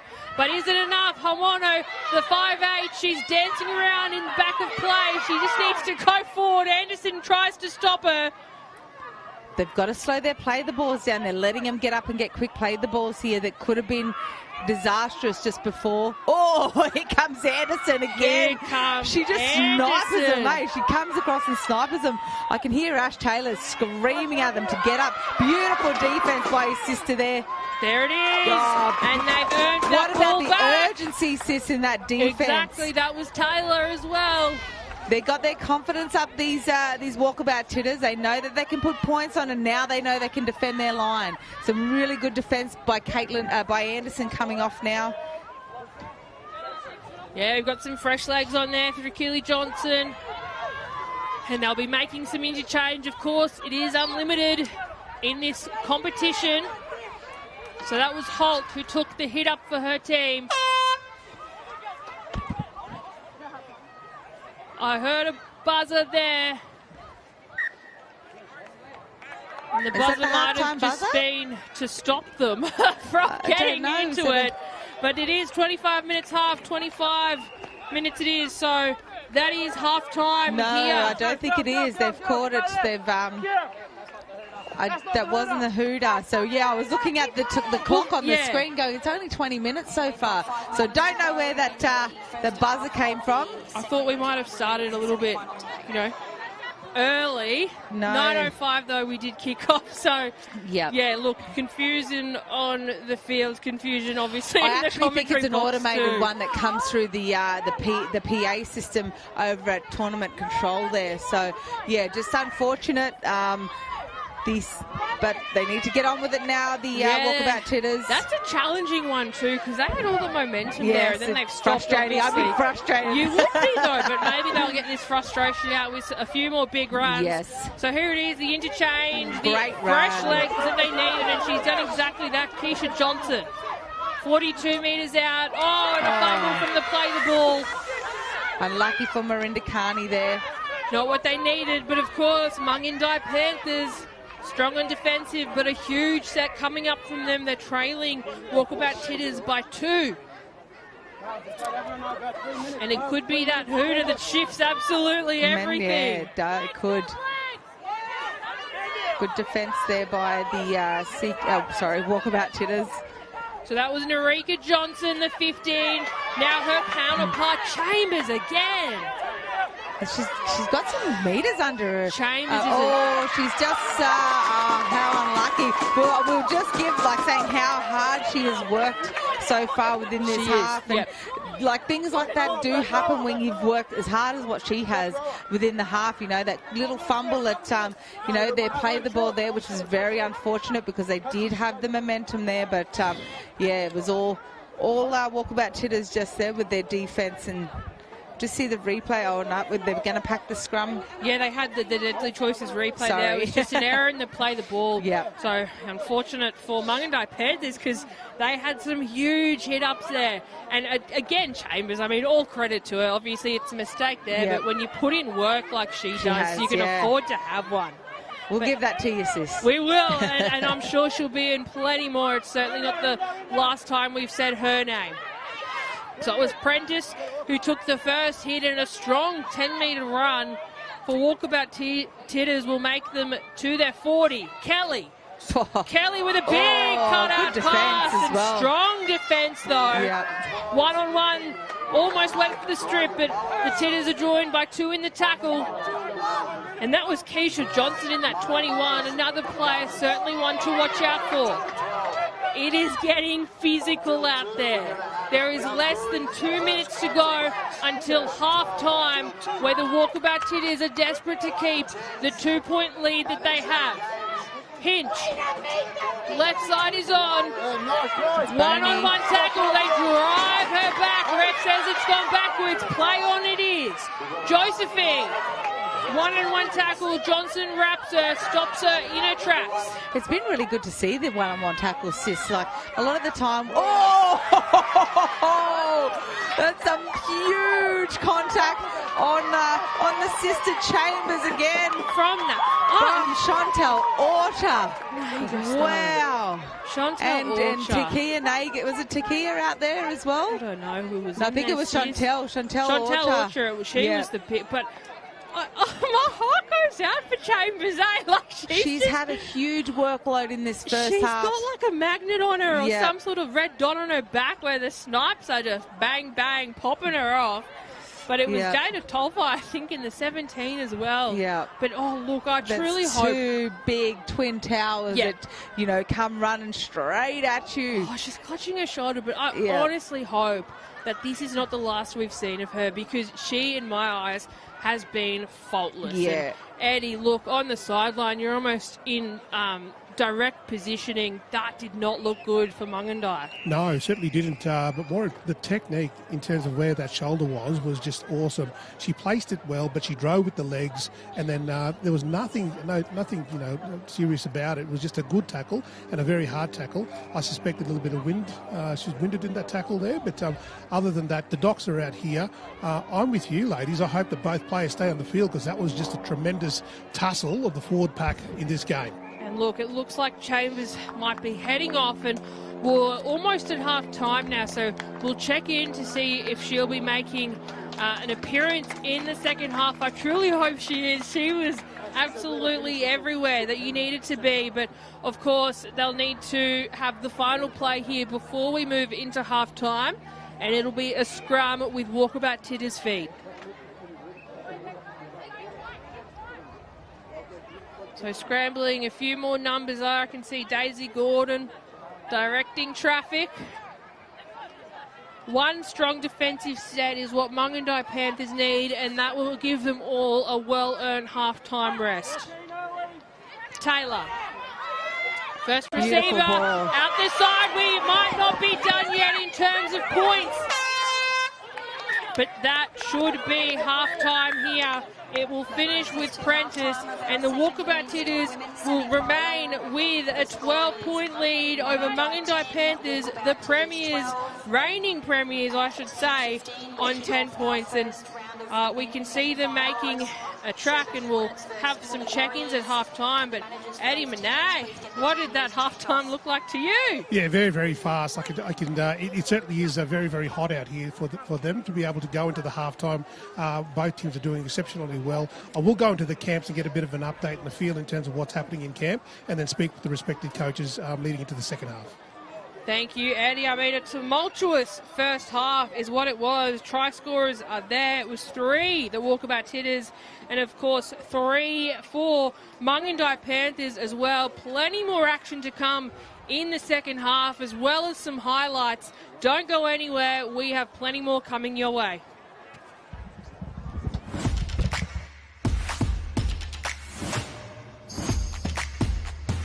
My favourite ever Origin moment would be the Matty Bryant intercept. I always see it on videos, and it's always a good watch. My favourite ever Origin moment would be watching Billy Slater score the chip and chase try. I remember it clearly as a young kid, and I think it's one of the greatest Origin moments. My favourite Origin moment that I remember as a kid would be GI's run down the sideline when he took off and set up that try for the Maroons.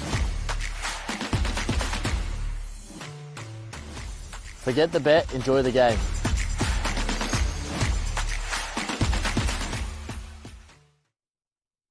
Our kids and our youth don't need to be fixed. They need to feel safe, loved and understood. Before we correct their behaviour, we've got to connect first. For our mob, that connection is everything. To family, to culture, to community and to country. Connection builds confidence, trust, respect, self-determination and pride. So when our young ones are acting out, maybe they're carrying hurt. Maybe they just need someone to sit with them, yarn with them and show them they matter. Let's lead with love. Let's choose connection before correction every time.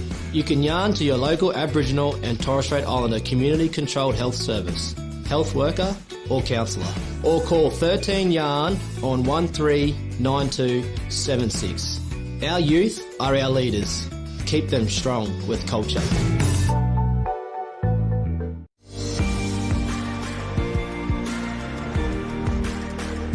Connect, learn, respect. Join us and begin your journey to success. Together, we'll build a brighter future fixed in our rich heritage. No shame to educate, let's yarn. Learn more at newragilly.unsw.edu.au.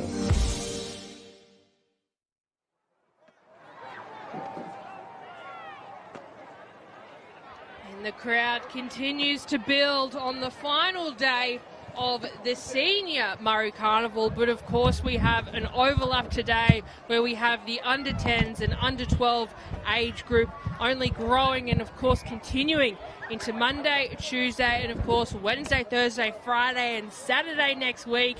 It is a huge week and a half of rugby league, but let's go through some of these first half highlights between Mungandai Panthers and Walkabout Titters. Yeah, we saw Mungandai get some early points on the board within the half. And look, I still love that chase by Bailey Davis there. She's just an absolute little gun. But yeah, beautiful points first up. But to see that turnaround in the shift in momentum by the Walkabout Titters come in this next couple of tries was just amazing.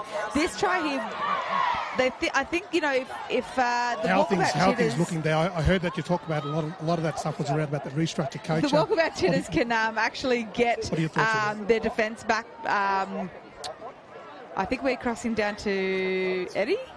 Yeah, just there it is. We will cross down to Eddie. You spoke about structure and just making sure that the girls are just settled in and it's a new half. Yeah, we just reset now and we go again. All right, thanks, Coach. All right, thank you, Coach from Mungandai. That was Eddie Monet on the sideline with, of course, the coach for Mungandai. As we watch the replays on your screen, it was Letitia who put on some of the final points for her team in the Walkabout Titters, who remain to have a 2-point lead. And, oh, how good's that on your screen? You can see Eddie Monet running across. Almost want to put him in some footy shorts and let him have a run. But here we are. Kickoff is imminent. It's going to be a huge second half for both these teams. And huge, it was a little, not a huge kickoff to get us started, but a penalty. So look, literally seconds into this, and Mungandai have earned the penalty. Not how the Titters should have or wanted to start. But of course, they sort of picked up, I would say, about 10 minutes in. They really started to show the expansion of their team and sort of the skill that they are at as well. But Mungandai trailing by two premierships, of course, to their name. So a lot to prove out on the pitch, and here we go. We could see some early points there. Of course, it's Lara George, the 21, absolutely dropped on 30. We're on now, and speaking of dropped, an absolute cruncher of a tackle. Is that Orcher again? It was again, the number 10. She's one to watch. But I tell you what, if you're looking for props in Mungandai, you can't go past Tamika Duckett. Ball in hand, she's dropped on the 10. Numbers playing the short side now to Hinch. Little ball underneath to Emma Hickey. Hickey is close. Quick play the ball here. They'll shift it out to the back. Here we go. She steps back in. Bit of work to do. Lara George is not done yet, though. This is fifth and last. They'll be looking for a kick, or potentially not. A huge cut-out pass, and look, it was going to be a changeover anyway. So here it is now, deep in their own half. I can see Daisy Gordon jumping onto her, trying to get her down, and this will be 6 again. Just that bit of lack of communication by the looks and the sounds of things out there with the Mungandai team in their attack. They normally, will seal those last play kicks or those passes, but I think there might be a bit of breakdown in communication. Exactly right. So here we go. Walkabout Titters. We are just minutes into this second half, and they already have the ball back. That's Prentice, the fullback, in the one jumper. Down on their own 30. Kelly puts in the chip. 40. Certainly don't want to let that one bounce. It might go all the way. And she's done it. What a kick. Oh, look at that. She's rushing up to the, what was it, a 40-20? A 40-20. Akira Kelly. Wow, what a kick by Akira. And she's I can see her running up to the referee, letting him know, I kicked it before the 40. I kicked it before the 40. Just in case the officials in pink didn't see it. But it would have been huge play. I think that was only on third, tackle 3 as well. It was an early kick for sure. This is that footy IQ that she brings to the game, and I love to see it. I really do. All right, it was she who took the first hit up, of course, try scorer from the first half. Offload is on. They've got numbers out to the right-hand side.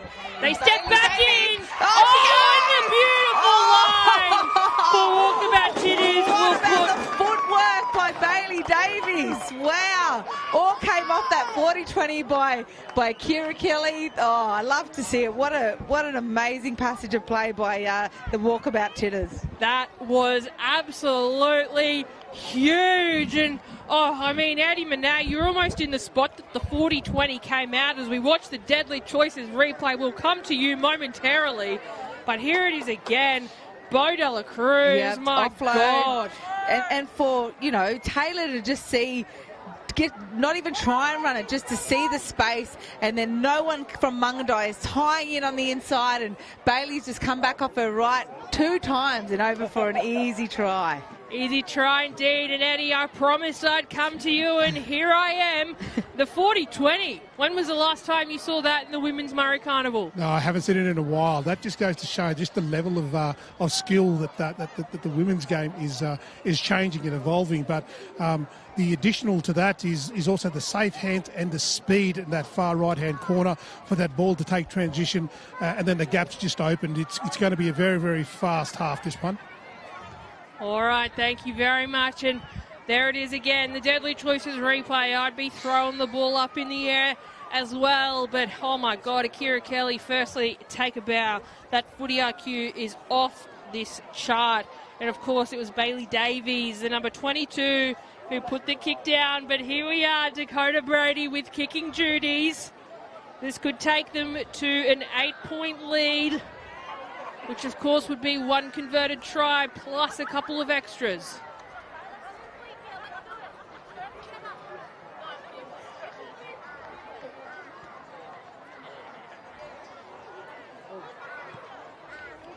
I wasn't expecting anything less from the 18-year-old.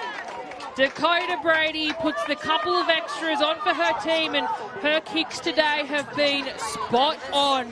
Here it is again, the Deadly Choices replay, certainly one for the showreel. Came off a 40-20 from Kelly, but of course it was this beautiful line out from the right edge, straight back inside. She has just made and found a huge hole in Mungandai defence. Yep, she saw the space there back on the inside. Mungandai not tying in. And Bailey, she's very good on her feet, very quick as well. All right, Mungandai, this is a rare position for them to be in. 8 points behind. The kick is there, and the chase down was on. That's absolute desperation from Mungandai. They've done well to scramble, though. The Titters. Titters through Taylor to Latia. This is becoming a very physical game. Speaking of physical, there goes Anderson. Anderson somehow pops out of 3 of Mungandai players out to Kelly. Kelly underneath now, finds Dumas. Mungandai on the back foot here. Prentice, the fullback, finds Sheaf. She had to tiptoe over her just I was going to say that she had to be careful there. Morgan Prentice was still down in back play. She's done well there. Oh, the wind has taken that one away from Kelly, and that is all Mungandai's ball. They've got to keep playing very simple footy, the Walkabout Titters. That's what's getting them up the field. You know, those kicks, those 40-20s. We haven't seen a lot of good kicking game in the Murri Carnival just yet. But when you've got the likes of Akira Kelly on your team, I'd be definitely using that skill from her. And there's Terry Ann Kelly, of course, no stranger to the Murri Carnival either. She actually coached the Mungandai Panthers to their first premiership in, I believe it was 2023, before making a return for herself. So a lot of experience in there, and as I say, experience. Wow, what the about touchy that? waves that white flag, and if I was that player, I'd almost be waving white, but that was a huge hit on Mungandai Panthers, and she's I think it's down Alyssa Davis. I truly hope it's not, because she has been an absolute See their asset. replay here, Deadly Choices replay. Some contact, nice little offload. And it was who coming across? Is that Orcha? Number 11, I think it could have been, in Takia Nagus. I think it was Nagus. So Davis, we think it is. We'll get confirmation there. I do believe it is the number 5, though. She was on that left edge, and she's been sniffing around there. But huge contact, and speaking of, here's a little bit more if you haven't had enough yet. This is turning out to be such a physical game. Emily Herridge now. Ball in hand, takes 2 of Mungandai with her. They're on the 40. Kelly out to Anderson. Anderson is hit, and the ball comes loose. Of course, it's Duckett who's there, prop on prop. Anderson back into the line. Thought she might have taken a hit there, but she is okay. And speaking of okay, here comes Josephine in the 14. 45 out. They'll play the short side through Boney. Boney takes 4 players to take her to ground. They've got some momentum here. It was almost in the same spot. They were originally taken into touch. A little ball underneath. The ball comes loose. This should be play on, and it will be in the hands of Brady. They've just got to settle it down now here, the Walkabout Titters. They've got the momentum behind them. Their defense is good. Their attack is good. I'd be starting to get the smaller players like Bailey Davies, because we can see that the props are putting up their hands to come off, but they've got to get involved in this game now, the outside backs. So touches halt, taken though, it's gone backwards. So ball, of course, still with the Titters. It is heating up in every way. Bianca Holt now. Bianca Holt is almost through. She's almost over halfway, but driven back by the Panthers. She'll play it on halfway. Outside now. One out, a beautiful pass to Orcha. Hasn't Orcha been an absolute workhorse in this game? She's absolute weapon. And here we go. Here's some Speaking of weapons, Kelly with the cutout. Great run there by the number 23. Shatea King again. And we'll see. Look at the mismatch here. Akira will look up. She'll come back maybe off her right there. She goes long ball out. Hanking again. Hanking. Has she found the line? Oh, has he caught it? I'm not sure if she's grounded that. Oh, yeah. Unlucky. I just knew Akira Kelly, once she saw who was in front of her, she was like, I'm going to take her on. She had that mismatch, but just unlucky not to get the ball down there for the Titters. Bit of a get out of jail free cut, I think, for Mungandai. Their defence was scrambling there. They've done incredibly well, though, to keep the try out and get their bodies literally under the bodies of Walkabout Titters to stop the try. And Eddie Manay, you're down that end of the field. What did that look like for you? That scramble from Mungandai was just intense. They were coming over and they read the play really, really well.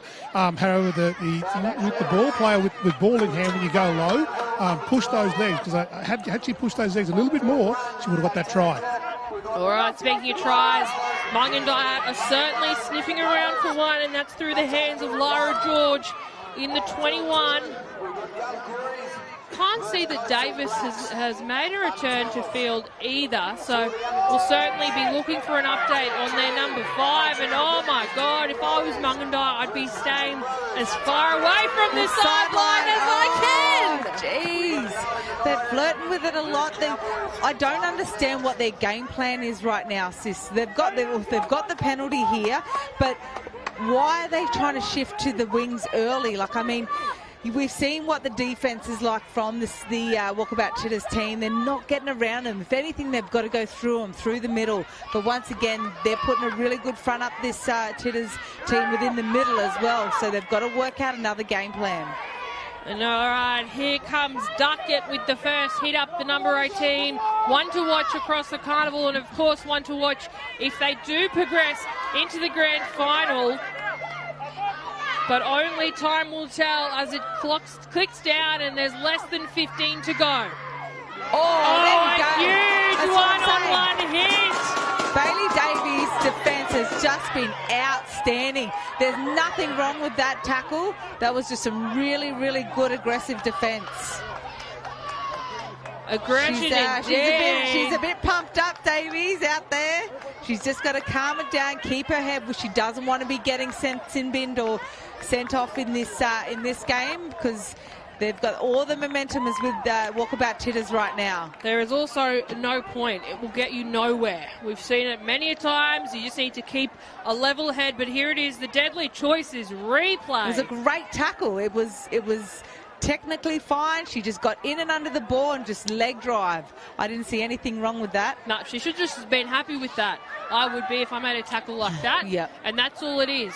So we'll return to play after the ball has exchanged, because obviously they took her into touch. That was a huge play. Shots fired from the Titters. Now they need to back it up. They've had a great opportunity that has come from Davies.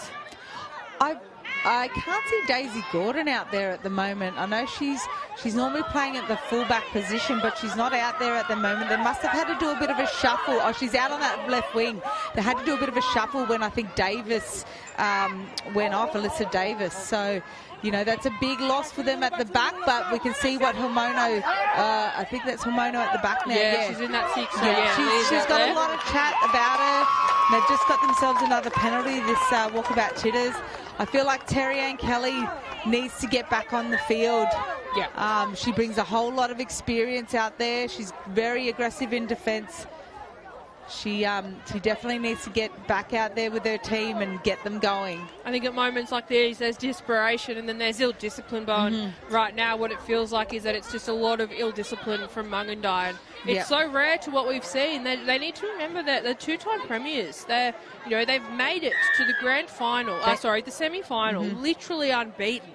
So this sort of rattling behaviour from them where they're sending in little penalties and niggles is just so unnecessary. But they know what it takes to win. They've been here so many times. They know what it takes to win. Injuries don't help as well. But if they can just settle everything needs to settle right now and just play their footy that they're so good at and they know how to play. Look, it's one, speaking of settling, Latia's certainly one that's tricky to settle to the ground. She's still going, not taken, but that'll be held. She'll replay the ball, a little one out, finds Johnson. And it runs in her family, doesn't it? Yeah, Caitlin Johnson's sister. Two great players. Beautiful hands. Oh, just unlucky there. Beautiful hands, but way too many hands and fingers in that pie. So that ball will be returned to the hands of Mungandai. Probably just overshot that one, I think, that the Walkabout Titters did. But look, there's less than 9 minutes to go in this second half. And of course, the winner of this game will be progressing to take on CQ Murri Binders later this afternoon. There's still a lot of time left in this game for Mungandai, and you never can write them off.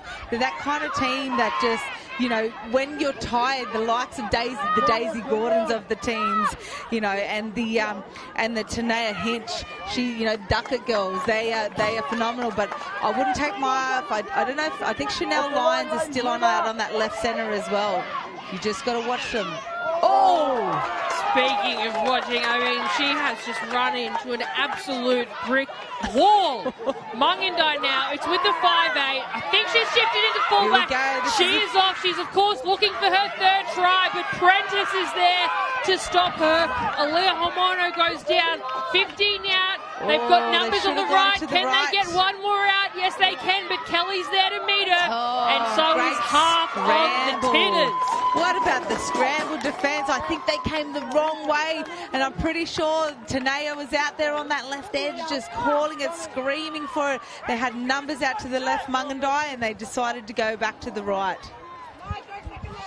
So Walkabout Titters, we can hear them. They're getting vocal and excited, but of course it's not over till that final hooter rings. And Eddie Monet on the sideline. Looks like we've got some interchange happening, potentially some fresh legs coming on for the Walkabout Titters as well. Yeah, we see 2 or 3 players coming on now for the Walkabout Titters, but the scrambling defence from that team was just incredible. The intensity's incredible down here on the field. I can tell you that the halves for the Mungandai teams are yelling out saying, let's just maintain our composure, maintain our structure, do not panic, do not panic.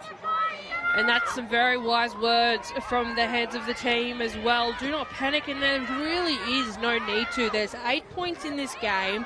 There's 7 minutes left, which in semi-finals is an eternity of time. We've seen Mungandai do a lot more with a lot less. Oh.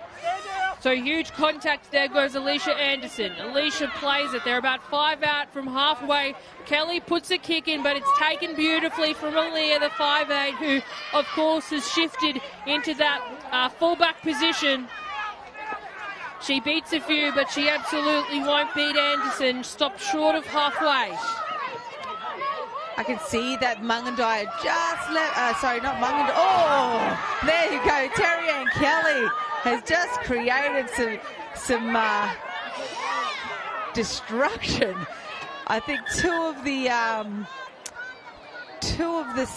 Walkabout Titters girls have had a bit of a clash, and she's gone straight to the ground. She is moving, which are good signs, but at the same time, it didn't look healthy. No, and I think it shows the danger of Terry Ann, right? Yep. Like we were talking about, she needed to come back on.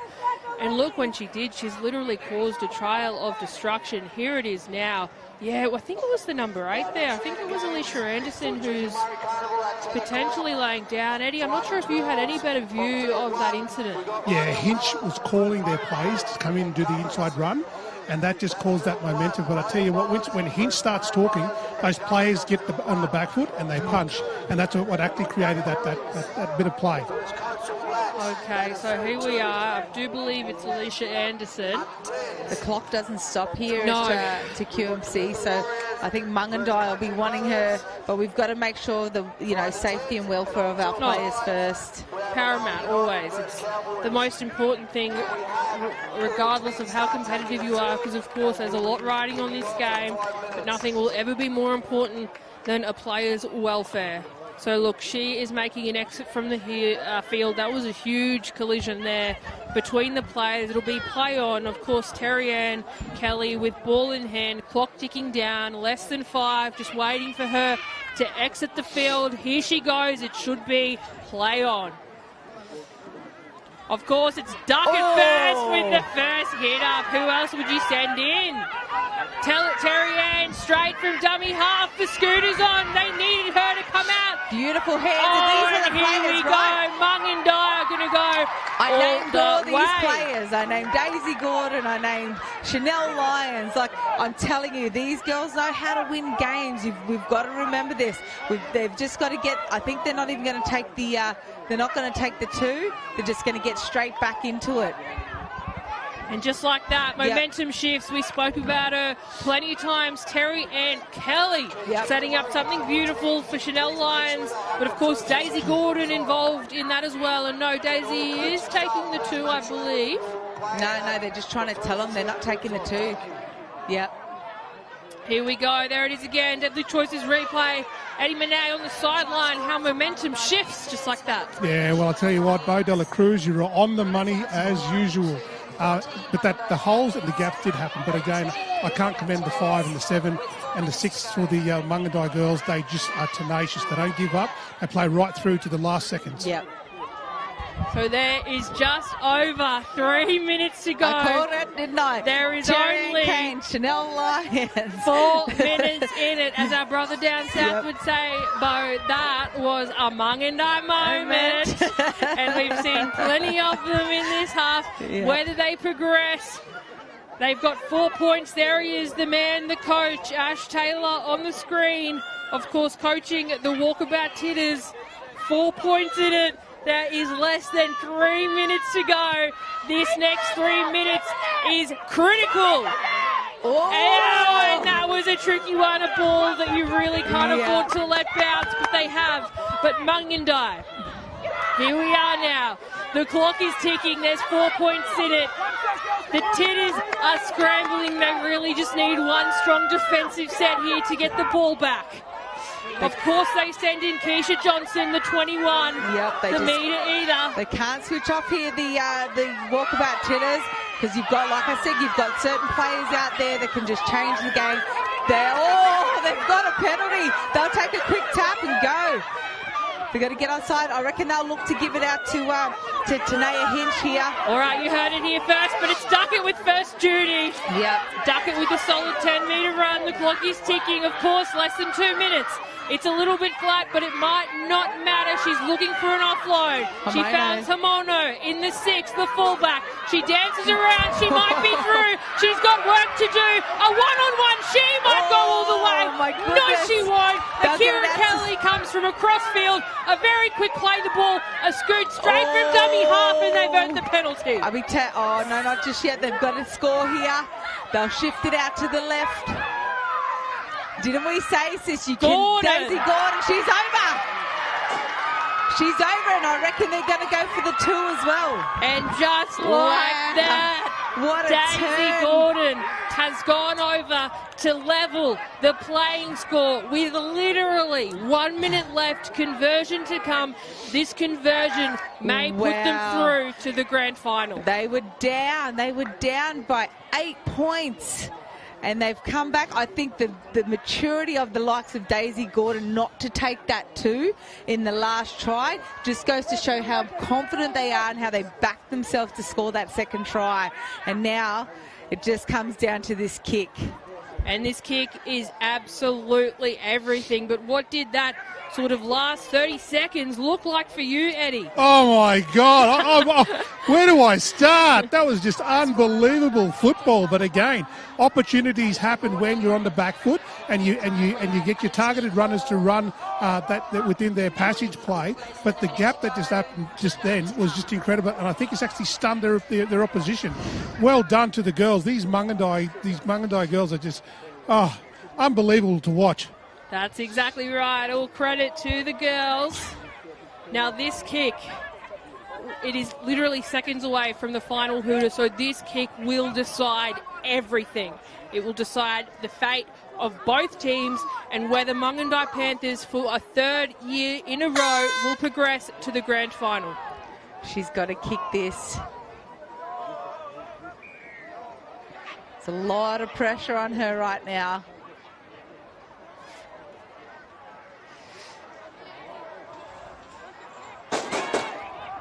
Oh, she's got it. And it is conversion successful, meaning the Mungandai Panthers, for a third year in a row, will progress all the way to the Murri Carnival Grand Final, where they will be met with none other than CQ Murri Binders.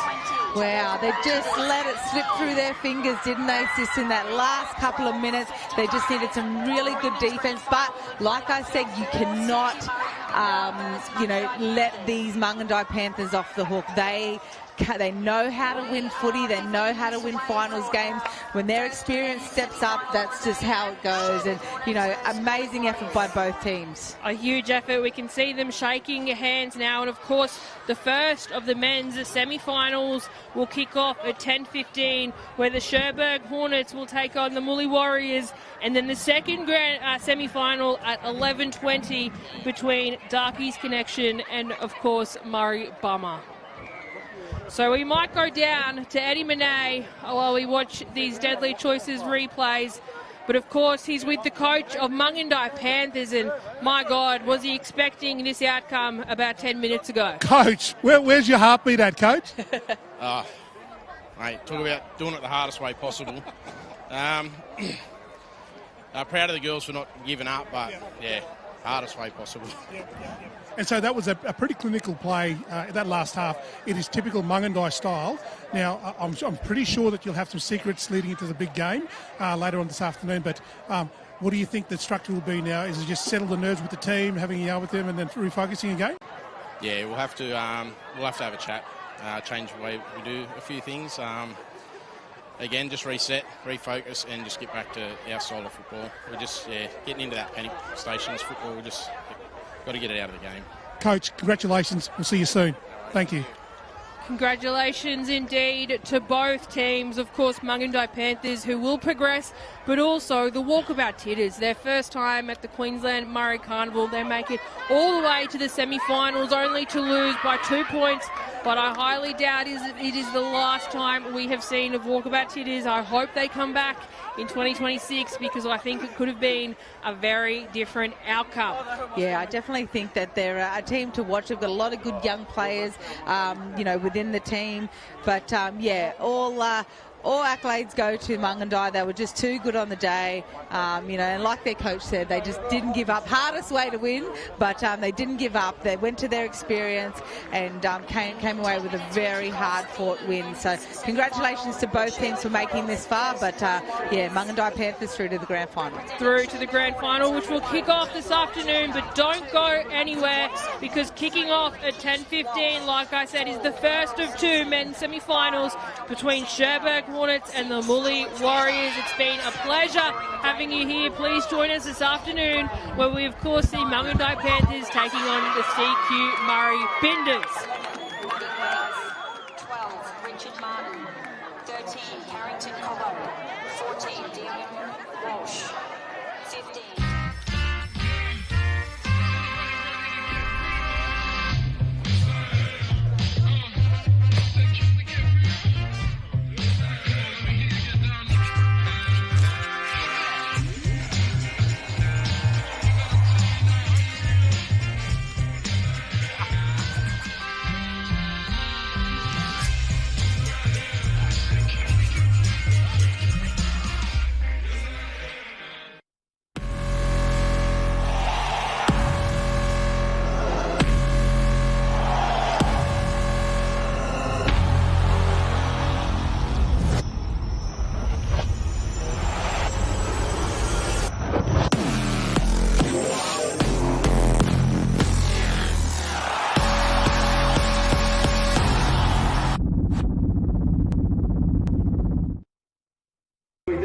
Dance proud, because no one else can do it.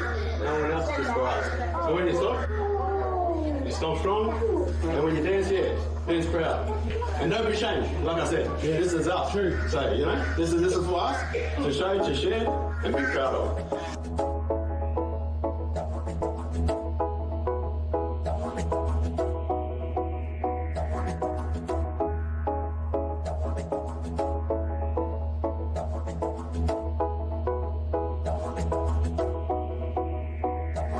When I wake in the morning, it feels like heaven to me. This is paradise, right before my eyes. My people have stories to tell about the land and sea. It's where I long to be. So take me home. Oh, be my beautiful home. 40 tribes of Boogeyman.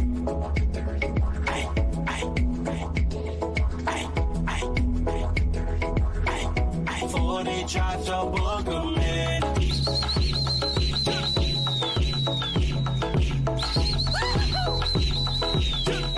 40 tribes of Boogeyman. This is our home. This is where we belong.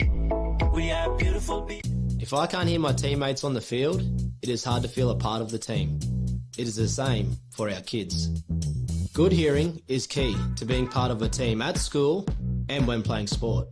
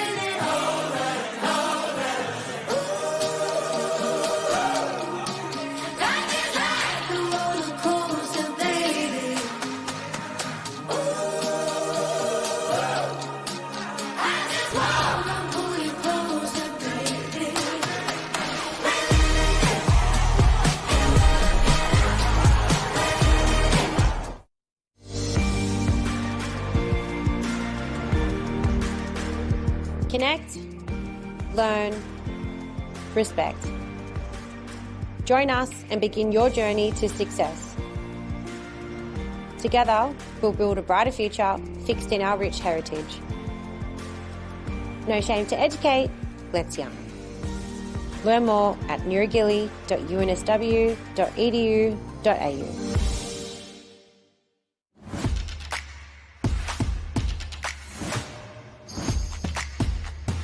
My favourite ever Origin moment would be the Matty Bryant intercept. I always see it on videos, and it's always a good watch.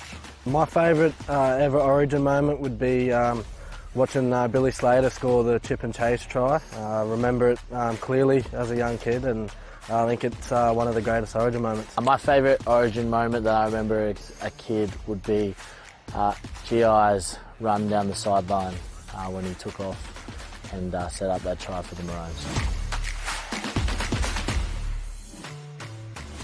Forget the bet, enjoy the game.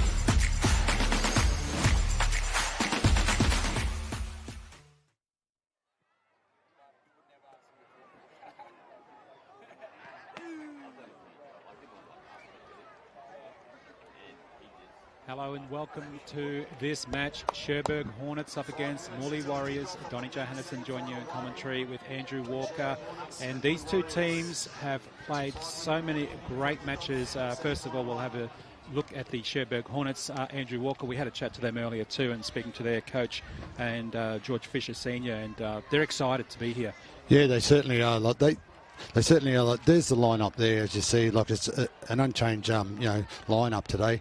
Like they had that side, they had that tough game against Perga yesterday, and I think that's going to set them up today. Like to probably go one step further.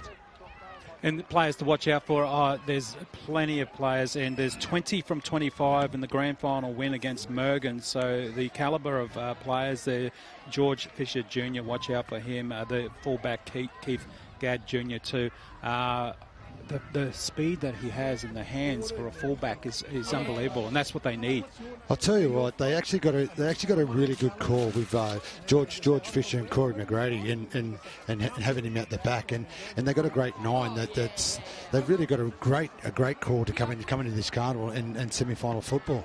And like we mentioned, 20 out of 25 players there who won the grand final against Mergen. So it's not like they wanted to take a day off or the weekend off. They wanted to come back and represent their community at this level, at the QMC level, so that's good to see. But they have tough competition up against Murri Warriors, and Andrew, we spoke to that team as well, and Nathan Hughes, the coach, and he was excited too. Yeah, he certainly was, you know what I mean? Like they didn't expect to get this far in the competition, but you know what I mean, they've come together, and they're all probably, well, it's the first time in for a good while, I think. So, but with Brendan Williams, I was talking to him yesterday, and he was saying it's just great to get back here and play with family. Yeah, McGrady, a couple of names in there, 3 names in this particular squad, and a lot of the players from Murri and Tumala. And big shout out to Jiro Sen, one of our commentators here, who does a lot for the Queensland Murri Carnival, except play. Yeah, Bronco, we're missing you this year, my friend. So hopefully enjoying the QMC app, Jiro Sen and the rest of the co-commentators who have been part of the broadcast over the years as well. And tell you what, this should be a great game, but we'd like to thank also the sponsors. Without them, we wouldn't have these two teams in particular at this level for the Men's Open, the Queensland Government Institute of Urban Indigenous Health and Wellbeing, Arthur Beetson Foundation, Deadly Choices, and QUT as well. But do you want to really risk it and tell me who you're going for in this particular game? Look, to be honest, I'm really on. Look, I really like the shape of Cherbourg and just the way they, it posed itself yesterday with playing against Perga. I think that really set them up for today's tournament, or the rest of the tournament. And I'm really looking forward to, the combinations they've got during the week, and they stuck with it, and they're the side for me that looks really dangerous. And the other thing we noticed too when we went to go check the team sheets, Cherbourg, they were structured, they were ready, and Murri Warriors, they thought they had a later time slot and everything like that, and they were a bit more relaxed in that sense. Do you think there should be a bit more intensity when a team gets to this level and know that they're going to be ready in the half hour? Well, Donnie, I just find every play is different, you know what I mean, like to preparing for a game, but I think with Cherbourg, everyone was on the same page, and I'm really looking forward to this challenge of them to play a good game. But Murri's not here just to make the numbers up, so they've come to play. Like if they played well in their pool, and they're really looking forward to this challenge. And we've got Eddie Monet on the sideline as well, so Eddie will be very valuable in telling us what's going on and being part of being the eyes and ears on that ground level to make sure that we can hear what's going on with some of these teams. So when we do throw to Eddie, because the teams are about to get ready to go out, and as you can see out there at the moment, Cherbourg Hornets down right in front of us in the commentary position, Murri Warriors having their little powwow. You can see that they're all getting fired up there now, and Eddie Monet can see them too while he's sitting down there. Let's just have a listen to see this final instructions. Yeah, you can see Jaden Connors there just barking orders. He's going to be a vital member for this game here today. He'll lead them around and guide them around, I think. That's the Murri Warriors right there, getting fired up. Jaden O'Connor, yeah. 1, 2, 3. And how about that, Eddie Monet? You're on the sideline. You heard all that little pre-chat there. Yeah, I can tell you this, gentlemen. It is all about structure. They're going to play structured football. It's going to be fast. Both coaches have said in this first half that they want the intensity to be very, very fast. So expect that it'll be a lot of forward playing in the first 10 minutes, and it'll be quite aggressive as well. Thank you. Thank you, Eddie. Stay on the sideline, stay hydrated. As we know, it's getting a little bit warm out there too for these players. And we're just seeing the women's too, lots of women's games there too. And there was that first women's game, not only was it a good game, but the heat was starting to come through. A little bit of a gentle breeze coming through as well at the moment. That'll help both sides. And let's see how they go now as Cherbourg Hornets kick off for this particular match. Almost goes close to the sideline. And Sherberg got it back, eh? That's a quick play. Well, I don't think they were expecting that. Morley Warriors, they're on the defensive now. Good run up there, Gat.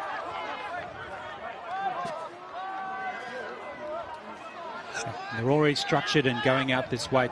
A little bit to the left, going up forward there. Hill. Hill's brought the ground. About 5 metres out, 6 metres out. He doesn't try to play it quickly. He wanted to get it quick. They bring it through the hands. Good hands, safe hands. Goes through and drops. Unfortunately, that was a good pass from Gad, but Linwood Dock unfortunately couldn't grab that. That was dangerous. I'll tell you what, Donny, that was a good time to strike there. Like, you know, they had really good structure, actually. It's just, I think he just took his eye off the ball there, 23. Linwood Dock. Well, they had the overlap as well, but that's good, as we can see the Deadly Choices replay. Like, that's really good shape, Donny, what they have there. Like, and that's their first set of 6. So I'm really looking forward to the next couple of sets. Donny, they did say that they were going to start pretty fast, the Sherberg side, mate, so they were spot on in terms of their mark, particularly out in the fringes, Donny. Yeah, that's absolutely right, Eddie, and, you know, so quick within the first 2 minutes. They've shown how quick they can get up that, and that from that kickoff too. I think they'll learn from that too, Molly Warriors, as we see them now with the ball. Nice little run, McGrady. Need to get some more space. Straight from dummy half, helps. Few players out in that right attacking side. Still going well up over the halfway.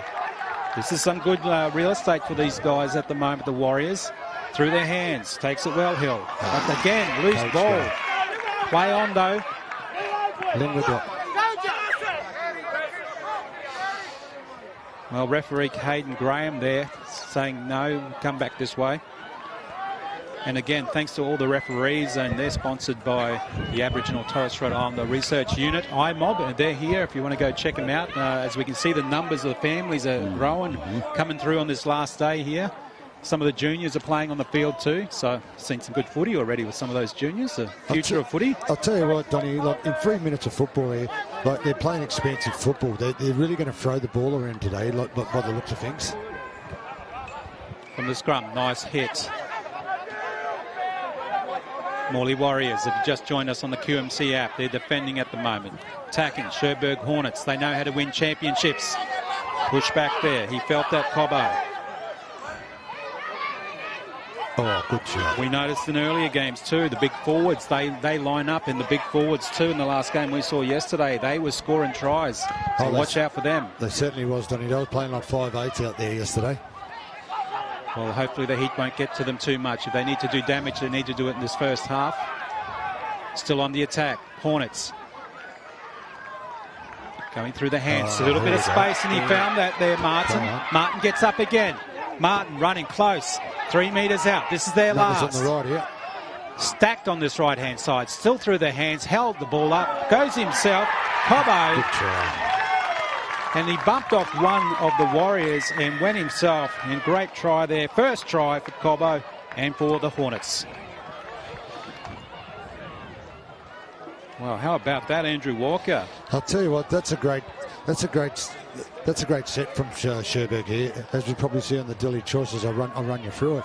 Like what it was Corey McGrady just giving it a face ball. And who was it? It was Cobbo, just too strong. But what really set them up was a great set of 6 here. They really got down there. It was no panic football. And once they got the opportunity, they took it. So it was just one missed tackle. And it was good too, as that replay did show he had numbers on the right-hand side still for some support, so that's good to see. But, yeah, just too quick there for the defence there of the Morley Warriors. I'll tell you what, look, scoring first in a semi-final like this, you know what I mean? That's only going to build pressure on the other side. Just how you turn it in your next set of 6 here. Donny, I will say that the scrambling defence, the Warriors are really struggling in terms of scrambling. We're only a couple of minutes into the first half, and already we're showing a little bit of fatigue in the middle there. Thank you, Eddie Monet on the sideline, and he's by those camps as well. Both sides of the field are over here near the commentary position, so come half-time I'm sure he can hear the insights of the coaching staff of what's been said to the players, so we'll bring you that when it happens as we wait for the kick now. And every kick's important in semi-finals as well.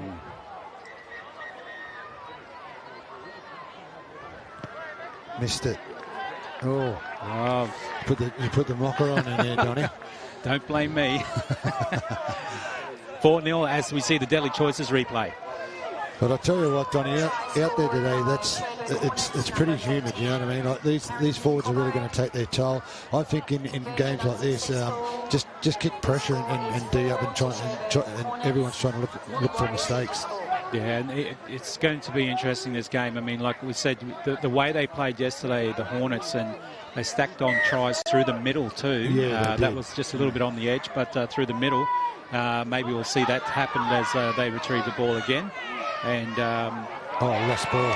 Lost ball so quick. Again, this is unusual for the Cherbourg Hornets. They're usually safe with the hands. Has a nice little run up there close. He's wrapped up. His first real attacking opportunity was seen there for them at the moment, the Warriors. And McGrady goes close. Held up. Good defence there, Hornets. Quick play. Scrambles from dummy half. O'Connor, is it? Jaden Connors. Gets a try, scrambles from dummy half, and why not? A little bit of space there. Gets them in for their quick reply up against the Cherbourg Hornets. 4-all.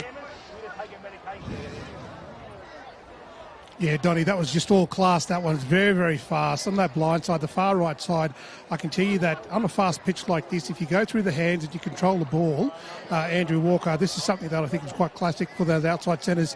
If you're going to be scooting from dummy half, you go low, you push those legs and you don't continue stopping until you're over the try line. Yeah, it's true. That as we see in the Deadly Choices here, it's Jaden Connors. Like they kicked off actually, and they hit up and just lost the ball in the first tackle, and that gave Mully the opportunity. So, you know what I mean? Like you give any side opportunity in your green zone, it's just tough. So Mully capitalised, and this is turning out to be a good game. Yeah, there was quite a few markers there, so he did get, he had to work hard for it. So that's good to see. But yeah, they'll be questioning themselves in defence there at the moment in the background there, the Cherbourg Hornets. And good to see the Morley Warriors getting there in the halfway mark, all again having a chat about what's to do next. Well, that's what it comes down to, Donny. You know what I mean? Like, especially after you score a try, like you really want to just the next set. You really just want to put it 80 metres or 70 metres as far as you can. Like in these games here today, like it's all about composure. I think just composure, just playing the sets out and just waiting for that mistake because we're finding the best of the best up here in the Murri Carnival today and games after. Again, another important kick. 4-all at the moment. Nearly 9 minutes gone in this first half of the semi-finals.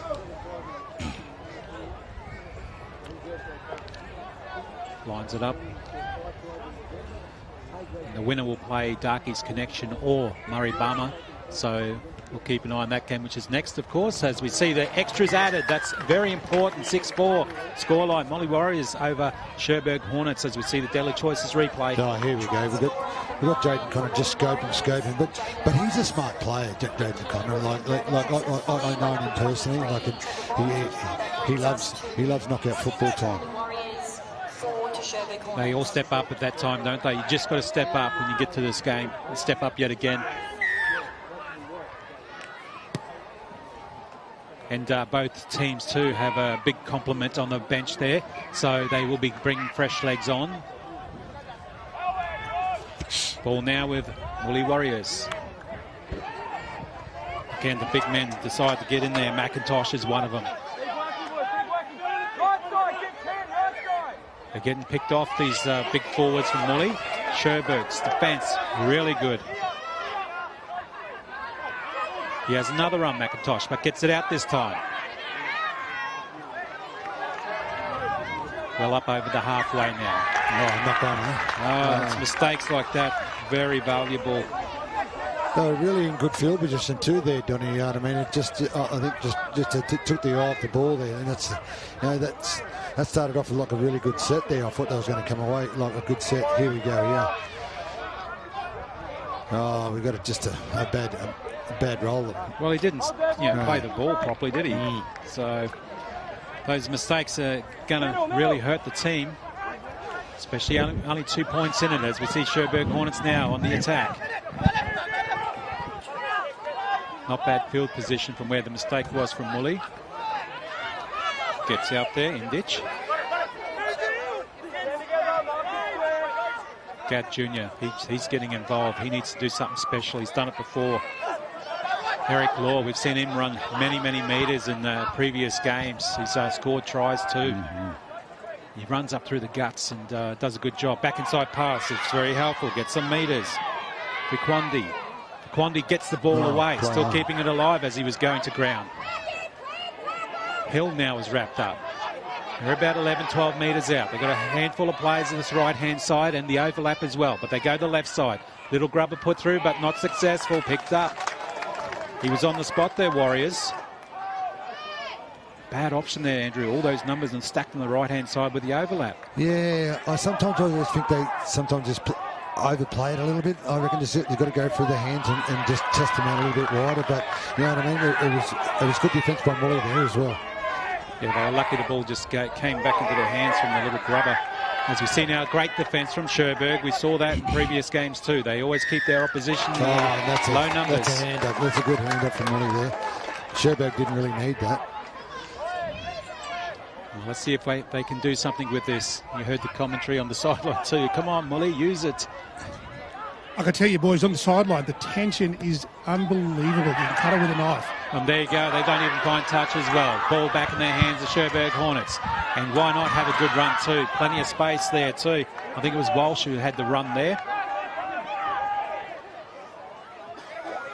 Back through their hands. They're just putting themselves in a lot of pressure at the moment. Quandi again, nice run from him. Now they use this right-hand side again. The numbers are out here. Let's throw it out to the fullback, out to the winger, Sandow. Back inside pass. He's got some space. Is he there? But his leg's out. He was so close there, Simpson. The cover tackle came through and took his legs out, but he was so close to that try line. And Simpson, even if he stretched out to put the ball down, his legs were out. I think that was number 4, McGrady, I think it was. That was a great tackle, actually. Like, I'll tell you what, if he didn't make that tackle, that would have been interesting. Yeah, that was good cover tackle there.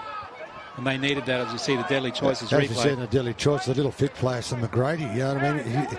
He's been brilliant for Cherbourg all tournament. So, but, McGrady's through on the other side. That was a great tackle. Yeah. Boys, I can tell you that was inches by that sideline, that's for sure. Here they go again now, Murri Warriors. But look at that defence there from the Cherbourg Hornets. That's what they're renowned for. As I was saying before, the teams that they play, they really keep them to a low score. He's getting involved again, McIntosh. Ball coming out to this left attacking side. But look at that defensive line from Cherbourg. They're not letting anyone in. Now kick, that's what they needed to do to get some space. Gadd Jr. down the back. He's got plenty of space. Jeez, he had a bit of space there to run, but they finally picked him off there, Murri Warriors. I'll tell you what, Donny, if he gets in the clear, I'd like to see him in full flight, I'll tell you. Yeah, absolutely.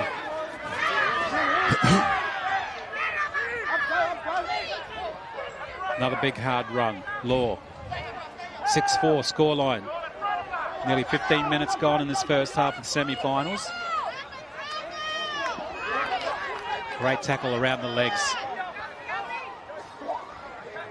Again, the back inside pass helps. Gets a bit more there, Cobbo. Cobbo gets it away again. Good hands there. Walsh was there on the spot. Walsh to play it. Again, out the left side. They throw it. Oh, they've got the numbers. Long cutout pass. Still going out there. And unfortunately, it went a little bit too high for Watson. It was the right idea. He was unmarked. If he could have got that, Watson was in. I'll tell you what, Donny, they had him there on the left-hand side. They had Murri on the left-hand side. They had really good numbers set up out here at Cherbourg. Just the last pass just went a little bit too high.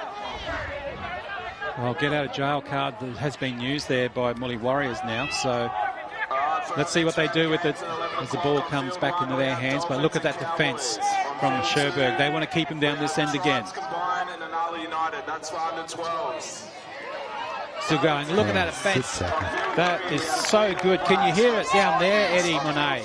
Oh, absolutely can I hear it from both sides. It's so loud down here, but also the supporters are just really getting behind their teams. As the players are running the ball up, they're playing with intensity, but also with purpose. It's really great atmosphere down here, Donnie.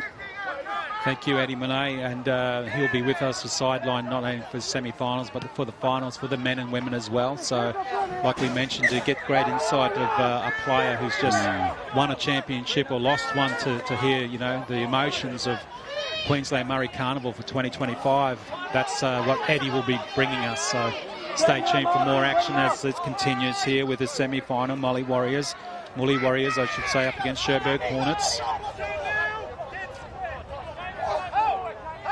They're starting to hold them down just a little bit too in those tackles, aren't they? Yeah, they're really holding them down because they're really trying to get up over the vantage line, not let Molly get over the vantage line. So this is a really good, game of footy here we're watching, actually. Well, it's been a while since they've been up this end, Molly Warriors. Oh, that helped them. And that'll help them too. And referee Caden Graham is saying we won't have any of that. So they take the two. They're in a good position there, but they're going to take... They've decided that they're just going to play on, and that's probably a good option at this moment. They're up by 2, 6-4 is the scoreline. Mully Warriors up against Cherbourg Hornets. First half. We've got 17 and a half minutes gone. Back inside there, Walker. Walker wants to play it quick. Go to the right yet again. Little grubber kick put through, a few chases there, and they pick it up cleanly. Put that down to Fuller, who put the kick in. It was ugly, but it got there. And try for Mully Warriors. I'll tell you what, Donny, they was like with that penalty set, they were in fine green zone attacking opponents here, and they capitalised. You know what I mean? There was no frills about it. They busted 2 up, and I think who was it? McGrady got that. Fuller. Braden. Fuller just went to the line here on the Daily Choices replay. As you see, Fuller, like he's a class player. You know what I mean? He just dribbled it in. They tried to stop it, and the boys must have knew it was on. So it was a good chase. And there it is again, the replay. It did look like it was going to be taken, but picked up cleanly on the dribble there. So. Oh, McGrady scored. Yeah, McGrady. Great work from him. 10-4. With points to be added, and that's what they need. And Eddie, as soon as they scored, we heard them go up. Yeah, Donnie, I can tell you that the captains for the Warriors made it very, very clear. There'll be 2 sets out to the right, then they'll put a grubber because it is a fast pitch and that ball will roll. And just textbook football where it was just picked up effortlessly over the try line. He didn't even have to work hard for that. It was just a slow transition of defence on the left-hand side. Thanks, Eddie. And like we said, being on the sideline, sometimes you get a different view from being up in the commentary box. But as we see now, they need the extras. And with 20 minutes gone, we can see the subs coming on too. They're rolling those subs for both sides. And as we mentioned, the winner will go and play either Darky's Connection or Murri Bummer. Sets up. And that's nice, and that's good.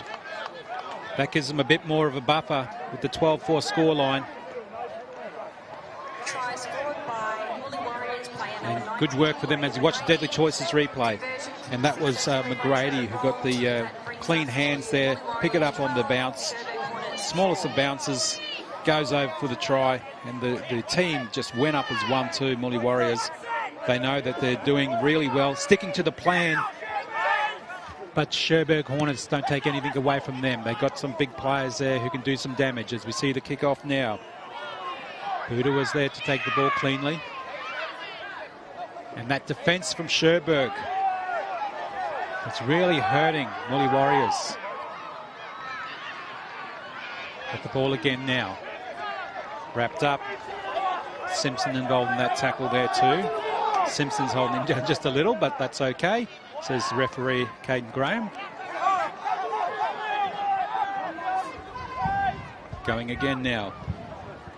They're not in a lot of trouble at the moment, the Cherbourg Hornets. It's only the 8 points in it, so there's still a lot of time.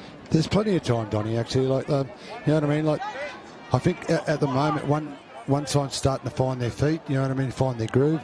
The others, you know, like scored first on a little bit of high. They just need to calm down and just get back to their structure football, what they played yesterday. Yeah, if they can replicate that, Murri Warriors will have their hands full. So we see now that, as we mentioned, the big guys going forward. That's what they need to do. They haven't really done that much to break the line. The defensive line of Murri Warriors is good as well. The scoots from dummy half was damaging yesterday too. We haven't seen much of that happen at the moment. Alberts. That's the line break they needed. That's what they need to do. Cobbo goes close to the line, and they're calling it out this right-hand side. That was a great run from Cobbo. They go to the left again. Steps back inside, and he's there with the line. Held it up. McGrady, I believe it was, threw the little dummy out to that left-hand side, went back in towards the post, and try. And they needed that too for the Cherbourg Hornets. That's what I was just talking about, Donny. You know what I mean? Like two sides a little bit up and down at the moment. I thought Molly sort of found their groove, but Cherbourg, you know, from yesterday, like played really good football, as you see on the daily choices here. Like we've got this bloke here, Cobbo. Like he's been outstanding from like all competition. Like he makes the bus. He does the 1%ers, and this is what I like about, you know what I mean. Like once they get up there, they're all ready to attack, and especially with Corey McGrady leading them. Like I'm telling you what, he's a very class player. He certainly is. As we see the replay still, the speed, if it wasn't for that man there, Cobbo, who has scored a try himself, to lead the way, and then making sure that the ball got out that for more damage there from McGrady. It was needed to happen, and it worked well. Donny, the feedback now that's coming from the coach out through to the team here for the Warriors is to stay in the grind. It's early points. It is Murri Rugby League. Anything is possible. So chance your efforts, but there is a huge tussle in the middle amongst the big fellas who are going to slog it out. Currently 27 degrees out here, mate. Nice and sunny, and the wind has now stopped. Oh, that is warm. George Fisher Jr. kicks it for success, as we see the extra points added and the replay. As we see the replay, though, Cobbo, he's done that all tournament. If it wasn't for him in fewer than games earlier, they probably would have got beaten. But with his, with his leadership, I think they'll go a long way today. And that's a good try there too from the Cherbourg Hornets.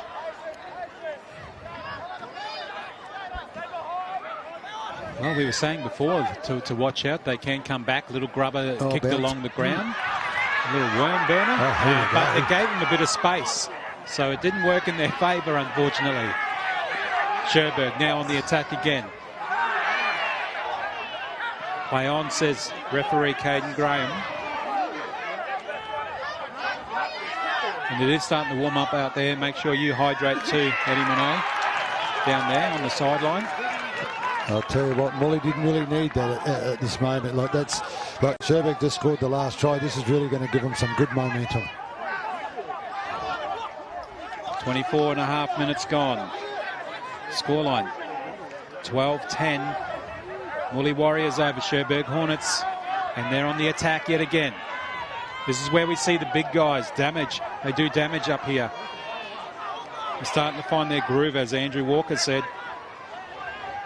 Look at this set play coming through too. Straight running, straight to the line as well. Hill goes close. Hill held up. But that is signs of trouble there for Murri Warriors. And Hill just went straight forward and just pumped those legs. They've got heaps of numbers stacked out this right-hand side. And they go that way too. Through the hands. Finds the target, Simpson. Simpson stands. Simpson gets it away. Still going with the ball. Tonga Jr. gets it out. Gets it on to Gray. Gray's wrapped up. 5 metres out. Quick play again. Steps, goes back to the left, goes in deep. Tonga up. Jr. Ooh, held up. Again held up.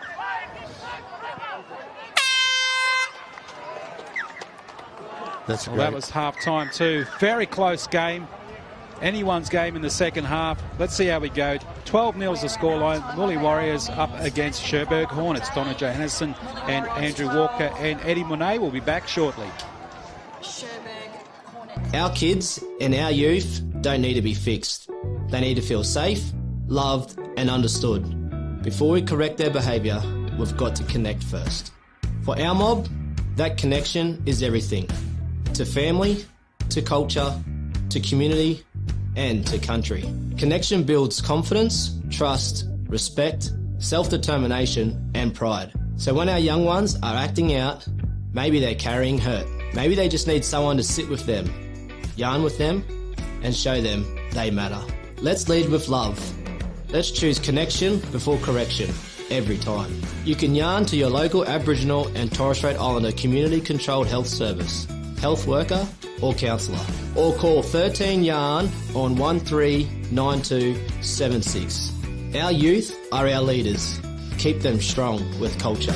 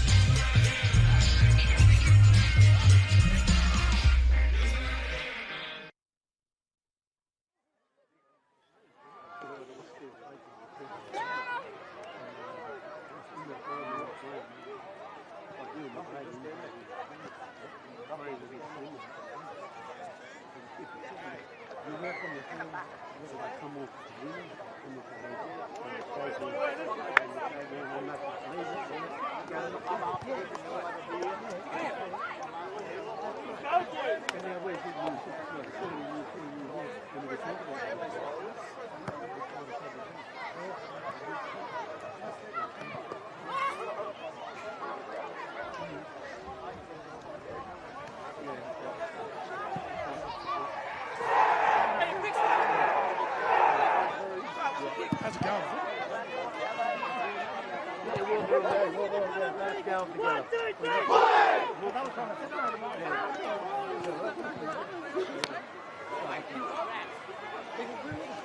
And there you can hear all the action from the teams. They're fired up again for this second half. 12-10 scoreline. Murri Warriors up against Cherbourg Hornets. Donnie Johannesson, Andrew Walker and Eddie Monet on the sideline joining you for this semi-final. Very exciting this game so far. We've had some great scores from Cobbo. He's scored a try there for the Hornets. Also, McGrady was involved. Tries, Murri Warriors, coming from Jaden Connors. Also, Braden McGrady. And good to see now. And we've got Andrew Walker. You went and had a listen to what was going on with the coaching staff and everything. How did that go? Yeah, I just went down to the sideline there just to see what Murri had to say. But all they're worried about now is just completing their set of six and just kick chasing and just waiting for that mistake. I believe Eddie went over to the Cherbourg boys, so we'll ask Eddie what they said, Ed. Yeah, Andrew, I can tell you now from the Cherbourg Hornets perspective, it is all about their senior leadership. Their elders, their uncles are saying, listen to me, we'll guide you around the paddock. Yep. And it'll be all on. It'll be all on. Yeah, got ya. Buckled in. Here we go, second half. 2025 Queensland Murri Carnival Men's Open semi-final. Cherbourg Hornets up against Murri Warriors. 12-10 scoreline at the moment. Hornets with the ball. He was really busy in that first half in ditch. He needs to do a bit more to Alberts from that dummy position. The forwards need to go forward a little bit high, but that's okay. Cheap penalty. But as we mentioned, we've seen the previous game that the forwards, I know it's a little bit hotter. It was early afternoon yesterday for the Sherbrooke team, but they need to use those forwards again. Well, that's what it's all about. Like in the second half here, like you start the second half like you start the first half. You know, it was composed. You know what I mean? Just completing your sets of six, and Sherbrooke got a great opportunity in Mungandai's half here. Yeah, good scoot from dummy half. That's what they do well. Another quick play. The big guys are starting to get involved yet again. Woolley, this defence is pretty good at the moment. Through the hands out this left attacking side, and he got that ball well there in ditch. He's stepping back in again to the traffic. Gets held up, brought to ground.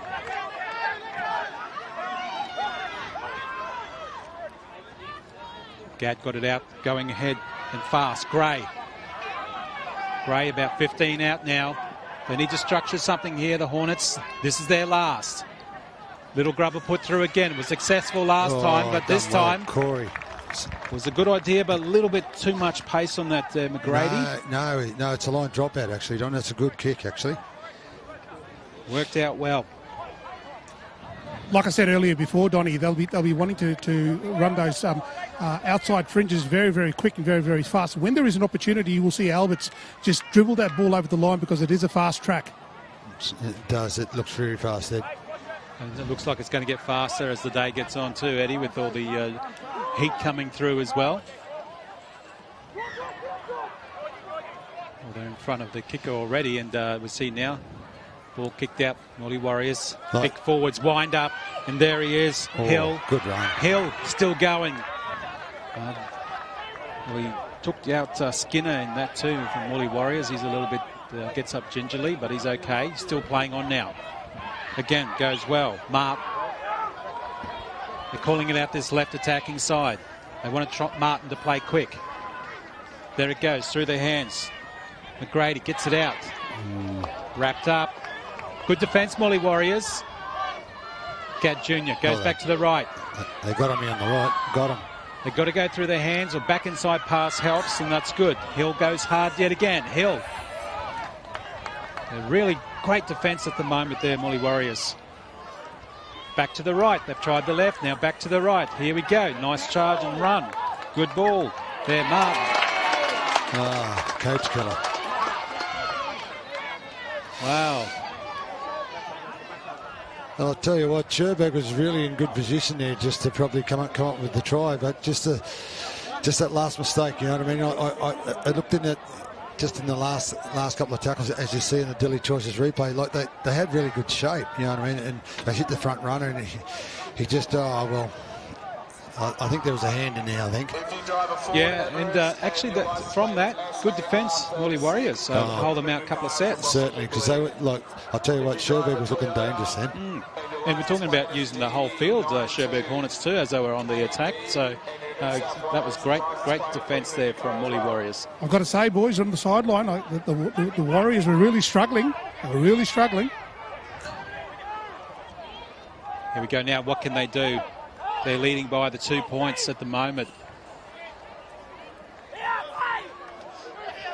Nice little run there. Plays the ball, Walker.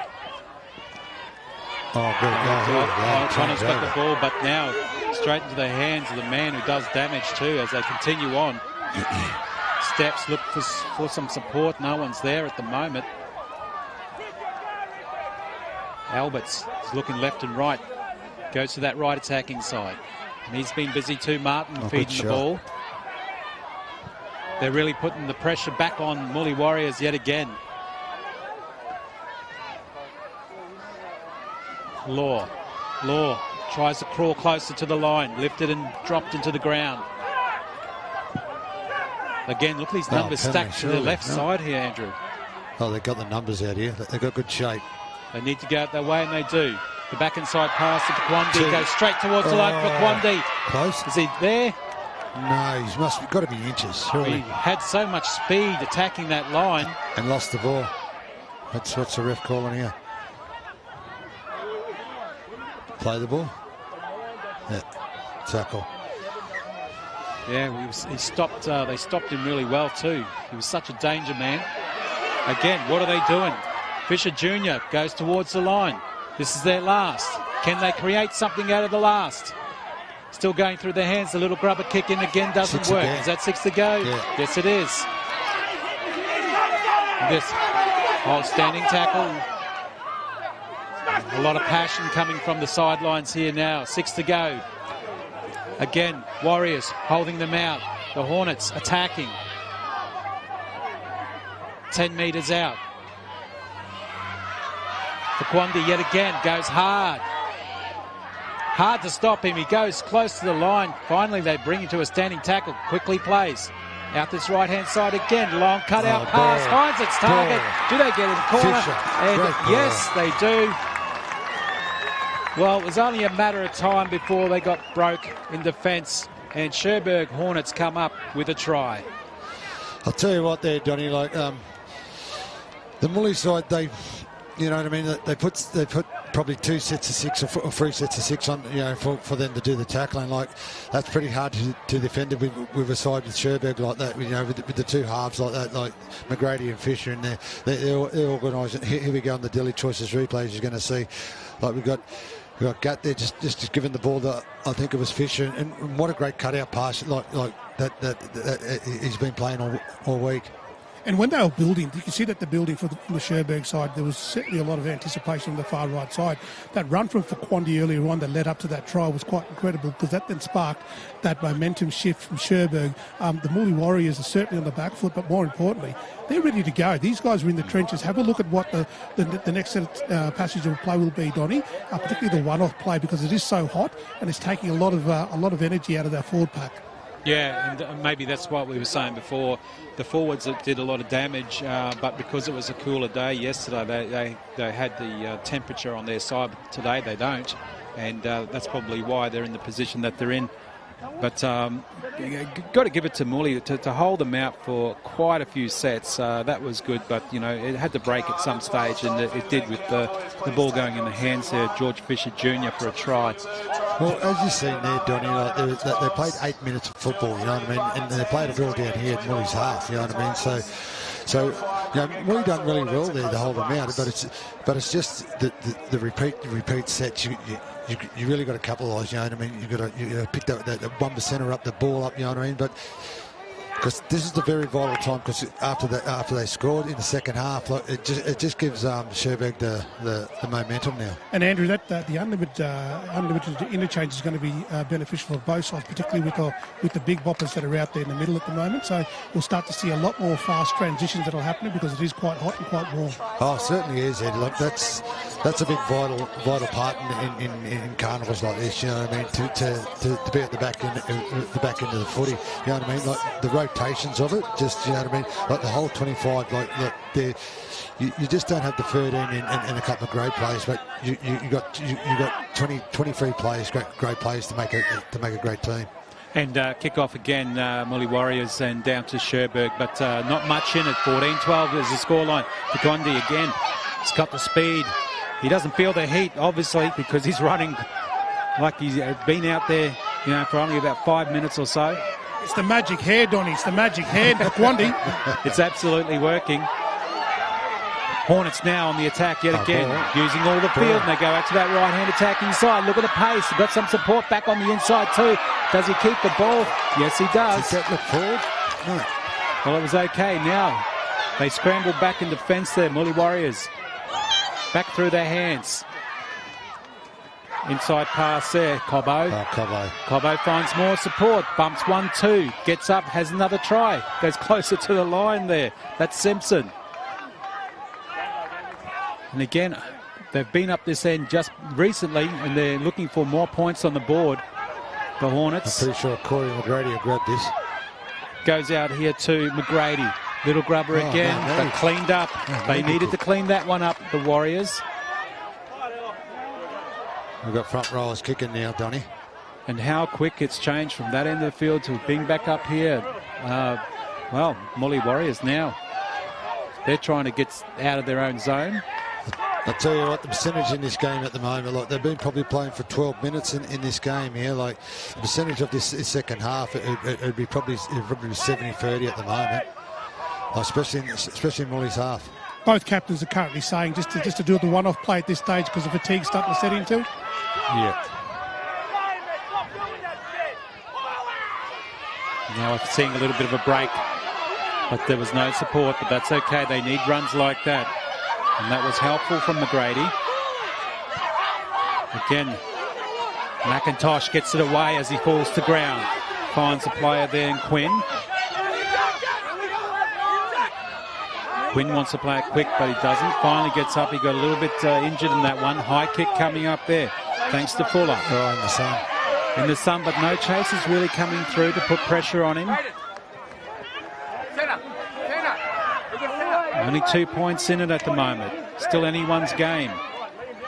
36 minutes gone in the second half of the semi-final for the Men's Open here for the Queensland Murri Carnival for 2025. Donnie Johannesson and Andrew Walker, and on the sideline too, Eddie Monet, giving us play-by-play action down there on the ground level. Donnie, I can say it's very, very fast, this game. It's very, very fast. Players coming off on both sides. Cobbo, go for it. There he goes again. He finds all the little spaces, Cobbo. They're on the attack again. The bounce was okay. Yeah, had to be square. Mark's not square. Yeah, well, I tell you what, they had him on the back foot yet again. Cherbourg Hornets, very dangerous. They're not using their forwards, but they're using their backs this time. Yeah, they are. You know, I mean, like that's getting pretty warm out there. Like everyone's got to put their hand up to win this game here today. Their League Choices replays showed how much space they had out there, putting the Molly Warriors defence on notice. Again, another big run there. CC. Tonga Senior. We spent a lot of time up this end of the field. Through the hands yet again. Little bit of a space. Finds it and he goes straight. And Simpson says, yes, I'll go myself. And that was through their hands and straight running and through the defence. I'll tell you what, in that, you know what I mean, that took its toll on Molly there, you know what I mean, because they had so many sets of six down here. Like, I just didn't know, how many sets of six Molly's going to hold them out. But with the class of the Cherbourg side, like with the two halves, mate, they're really starting to find space. And Donnie, before I mentioned earlier on, before the start of this game, the uncles were going to be taking control, and that's a classic example of the uncles taking control from dummy half and then steering the ship and getting the young fellas on the fringes to get over the try line. Good call, eh? You see the Deadly Choices replay. As we go, look, we've got the class of, you know, Corey McGrady, you know what I mean, and we've got Fisher, you know what I mean. Like, they've been class acts here this weekend, you know what I mean. And I want to give a big shout out to Panda out there. Panda's on the other side of the football field watching this game, and Panda McGrady. It'd be good to see him after. And there we go again, watching the Cherbourg Hornets go over the line. 18-12 scoreline kick to come. I'll tell you what, boys, with that there, like scoring a try like that, that just builds pressure. You know what I mean? Like Molly's. I hope Molly don't come out and try to overplay their hand now, like in sort of panic football. You know what I mean? Because they just haven't had the ball. So what they've got to do, they've got to grind out a good set of six and hopefully get the ball in good territory. Yeah, they need to do something. We know they're a good team. We've seen them in action, and there's a reason why they're in the semi-finals as well. And boys, we've seen teams come through today, you know, saying things like, "Oh, we mustn't panic, stick to our structures." I think this is going to be important leading into the second half. Yeah, it's true that, Ed. 20-12 is the scoreline. 40 minutes gone, second half. I'll tell you what, I really want to see what Molly's got now. Like if they're going to be a team like at the back end of this, like, I really want to find how much character they've got right now. Yeah, absolutely. Maybe expect a short kick here, but like you said, they still need to play structured football and not try and play catch-up football and push passes and so on as we see the kick. And the Hornets, good position at the moment with the 8-point buffer. And as we mentioned, if you heard the beginning of the broadcast, 20 out of 25 players who played in the grand final. Sherberg up against Mergen, so they got some talent on the park. Well, that's where you see the really composure in Sherberg at the moment, you know what I mean? Like they've played plenty of minutes together, so everyone knows their roles, so that's why they're composed and calm at the moment. It's kicked in early, but look looks out, like it was touched down. Look out, just dive on it. Little grubber. It was a great idea, but yeah, they were on the spot chasing the ball and really putting, again, Murri Warriors on notice. I'll tell you what, Sherberg could have really put the sword in if they just dived on the ball there, because they're already someone who touched their hands. But it comes down to these like vital moments right there. Then, like if Sherberg just dive on the ball instead of kicking it, like that puts them in really good stead. Well, even though it's getting a bit hotter out there, Sherberg is still on fire and doing some good things in this heat at the moment. Murri Warriors need to get some points on the board. They need to get them in the next couple of sets at least. Couple of big runs there. Sampson, he's getting involved now. Another big one, close. And Donny, I think the rotation factor of the big forwards, I think they're going to be critical leading to the last minutes of the half here.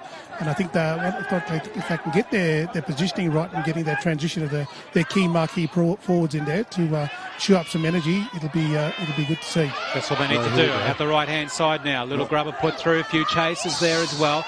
A little bit high, but that's okay. Yeah. Referee Caden Graham was on the spot, said okay. Ball goes back and great opportunity for Murri. This is what they need. They need to be down this end, Murri Warriors. But can they do something?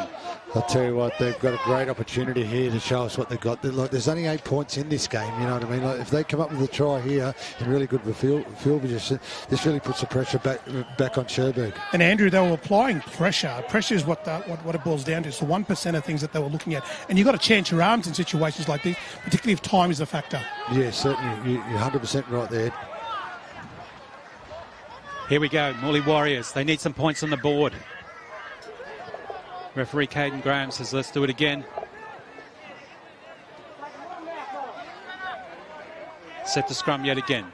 Going up this left attacking side. He holds it up just a little bit, Bolts. Gets it out there now. But look at the defence. They can attack and they can defend the Hornets. And they've slowed it down a little bit for them too, the Warriors. Williams, he wants to play it quick. 5 metres out. 4 metres, getting pushed back. Great defence. This is where we need to see Fuller just organised play here. Like you can see me out here on the right, and he's just about to receive the ball now. Bolt got it out, and they still got the ball. Goes to ground, still play on. Here we go. Again, surely.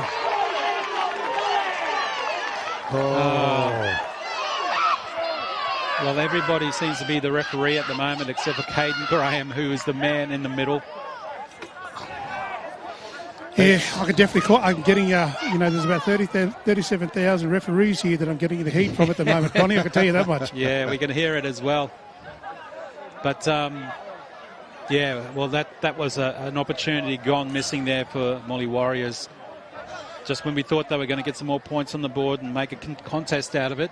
I'll tell you what, that was a great opportunity for them to get some points here. Like, I just thought they got a little bit hard done by them, Donny.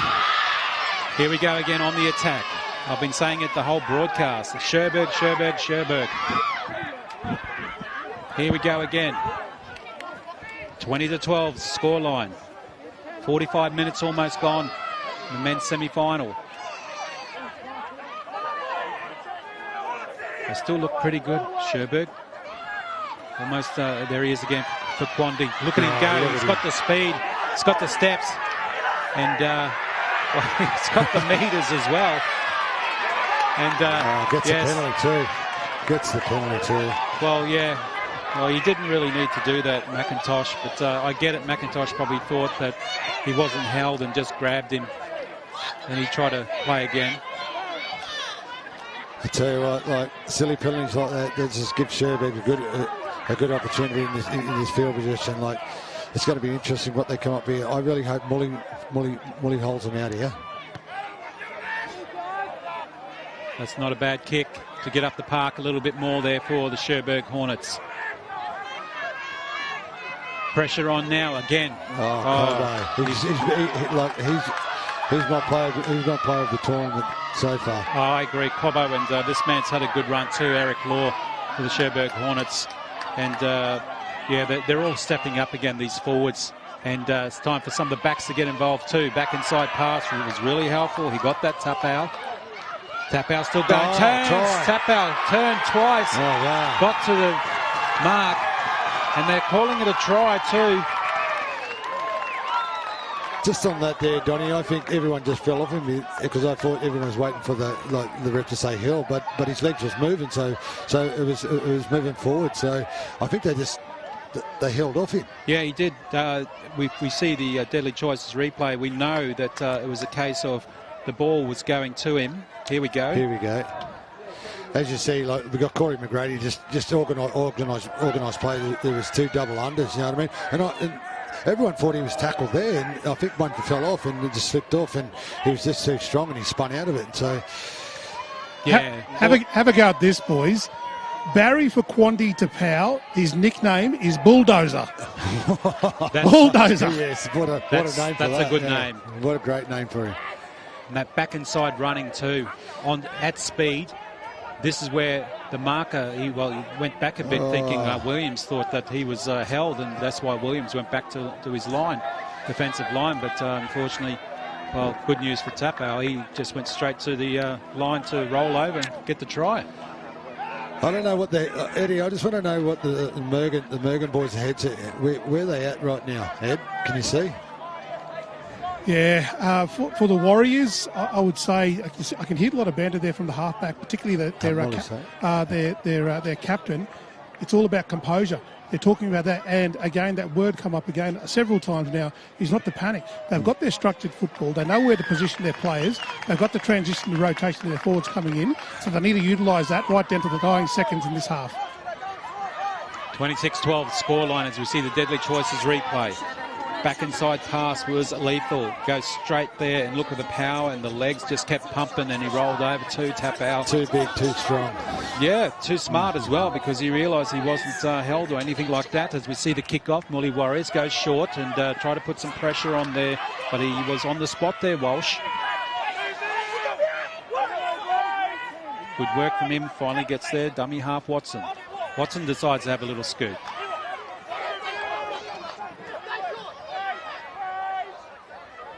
They're running away with the game a little bit now too, Cherbourg.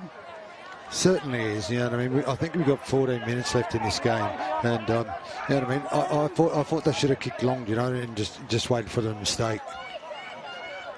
Another good run there too. Because it gives Cherbourg just good field possession here with a short kick-off. Well, he wanted to try and play that ball, Lingwood Doc, but he finally does now. There he is again, for Quandi. He's got the speed, he's got the pace. High kick, puts him under pressure. McGrady put it up high. That is in the sun as well. So good take there, Hill. He could hear the footsteps coming down from the Cherbourg Hornets, but he takes it well. As you can see now, the Warriors forward pack, they're very slow to get back into the line there, so fatigue is certainly playing a major factor now in this half. Well, they're not making much ground, only 10 metres out from their own try line. This is a little bit better. There's a bit of space. He needed that. Bolt needs some support. He does the dummy, puts a kick through. No need. There was no need for that from Bolt. As they now, ball comes back to the Hornets. What? Well, Bolt, that was the third for Bolt. He should have taken it, and the team, well, he had no support following him at the same time. That's probably what he was worried about. Look, we've got 14 points in this game at the moment. We've got 12 minutes, or probably 12, 11 minutes to go.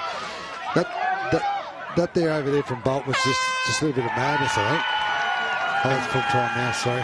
Here we go with the last play, and he wraps it up there. Anthony Gray. 26-12 is the scoreline. Cherbourg Hornets over the Murri Warriors, and on the sideline, Eddie Monet, he'll get somebody for us. That concludes the first round of the men's semi-finals. Congratulations, Cherbourg Hornets. You're through to the grand final being played on field 4. How good was that? In 10 minutes, we kick off. Let's see who they're going to play in the next. Semi-final as well. As Eddie Monet goes over to have a chat to them. Darky's Connection or Murray Bummer. So stay tuned for that game coming up. And the game was played in good spirit, as we see now the Deadly Choices replays. Good work there from Murri Warriors. Getting that first one in there too. And that little kick put through there by Fuller. Righto, Donny. Picked up cleanly. And we've got Eddie Monet with us. So, Eddie. Thanks, Donny. Donny, I've got Barry for Quaddy to Power here. That was a great half of football. A bit sketchy in the first half. And with you, Dozer, getting over that try line, that was a pretty impactful way. How did you find that game? It was a tough game. Full credit to the boys, like our go forward up the middle. Really set the platform for our backs to play off the back of it. Tough side, this Murri side, unpredictable, so you always got to stay on your toes, but full credit to our boys, for goodness sake. Those are pretty hot out there. Obviously, there's some learnings from this game here that you'll take into the big game later on today. Any thoughts or ideas in terms of what you'll do in terms of your structuring your team? Keep it simple. We don't change anything.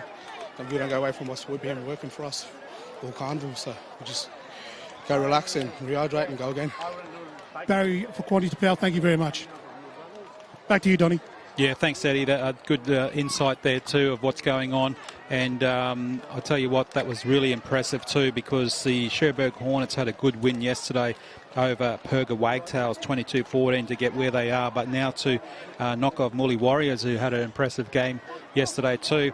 That's good to see. Cherbourg, a really red-hot team. 26-12 is the final score here for Cherbourg Hornets over Murri Warriors. Donny Johannesson and Eddie Monet. And also Andrew Walker will be back with the next game. Hi, my name's Janine Harrison. I'm the principal of Kawanyama State School. Today we've got a visit from the Artie Beetson Foundation Immortals. So we've got a whole heap of players here that have come out to play some games with the kids, do some rotations. We'll have a shared lunch together and then have a celebration after that. It's quite a big community event. There's the dinner last night, there's the school visit today, and then the community game with the players on the weekend. So yeah, the kids really look forward to knowing that the players are coming up to spend the day with them and to watch them play the footy. So yeah, these days are usually very well attended. I think it's really important that our kids get to see professional athletes, even though albeit they may be retired. The kids love NRL, they love their footy, so it's really lovely for them to be able to connect with the players who maybe they once saw on the screen or their parents used to watch. It just brings it, to home that they could be able to do this too. So ABF, thanks for joining us today. The kids are having a great time and we really look forward to seeing you again next year.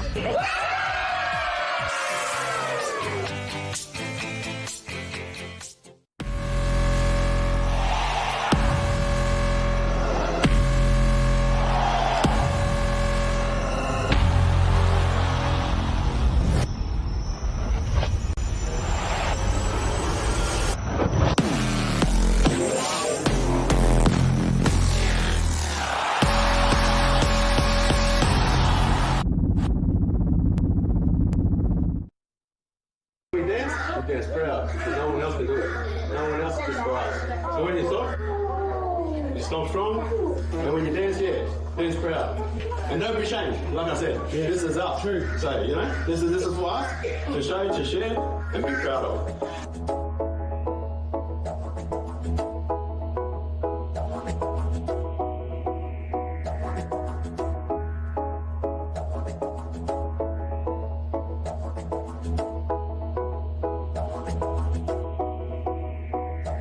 When I wake in the morning, it feels like heaven to me. This is paradise. Right before my eyes. My people have stories to tell about the land and sea. It's where I long to be. So take me home.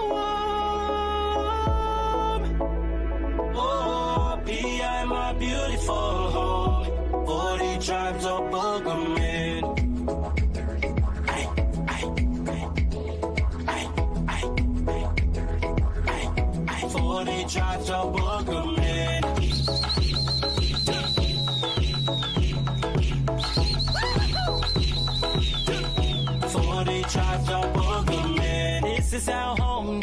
This is where we belong. We have beautiful people. If I can't hear my teammates on the field, it is hard to feel a part of the team. It is the same for our kids.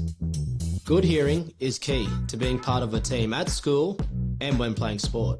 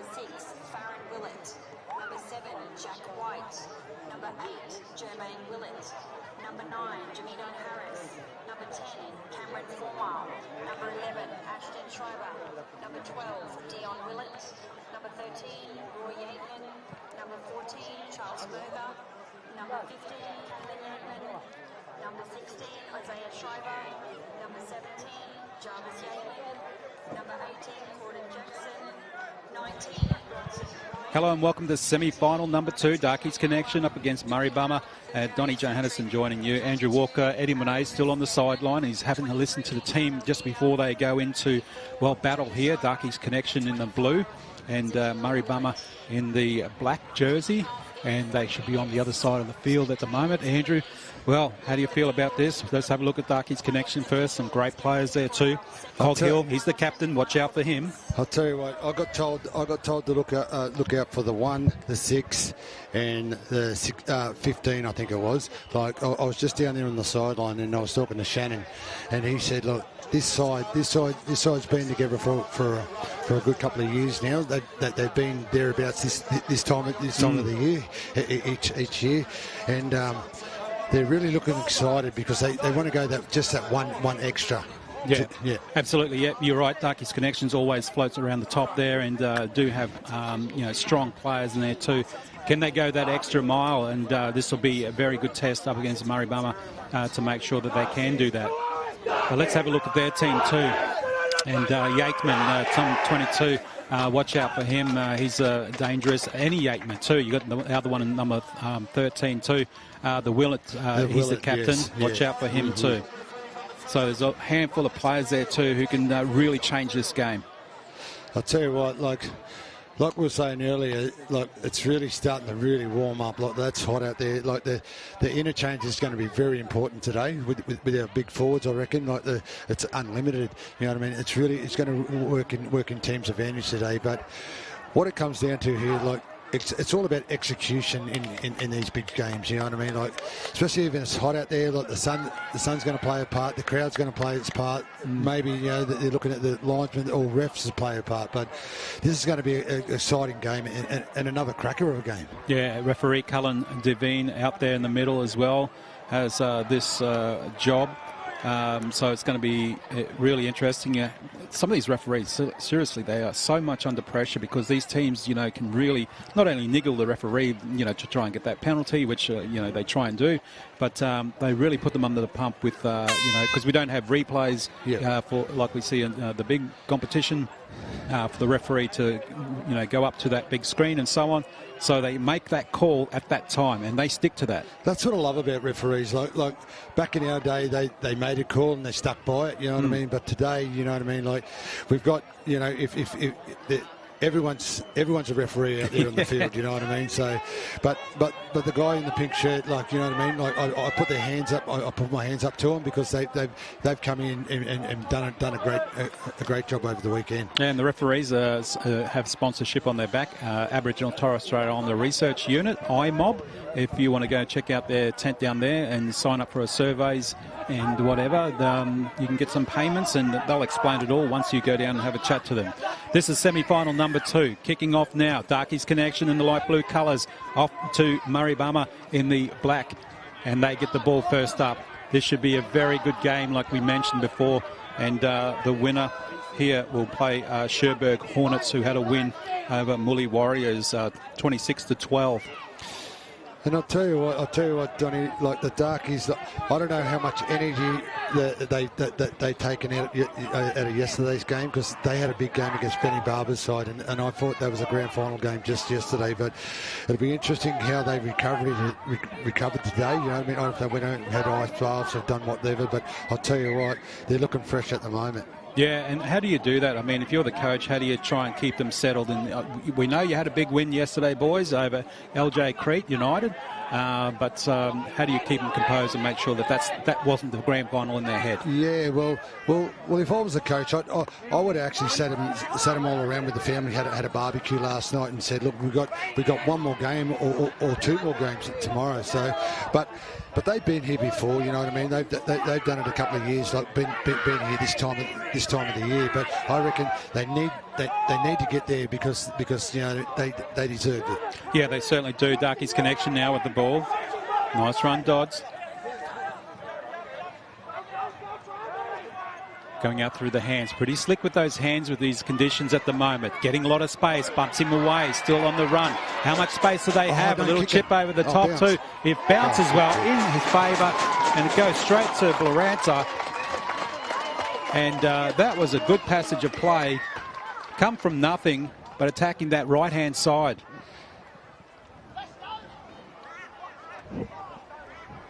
That's what they can do. Here we go on the Dilly Choices replay. Like, they just go wide, and the winger jammed in on the centre, and that made the overlap, and they just had numbers on the inside.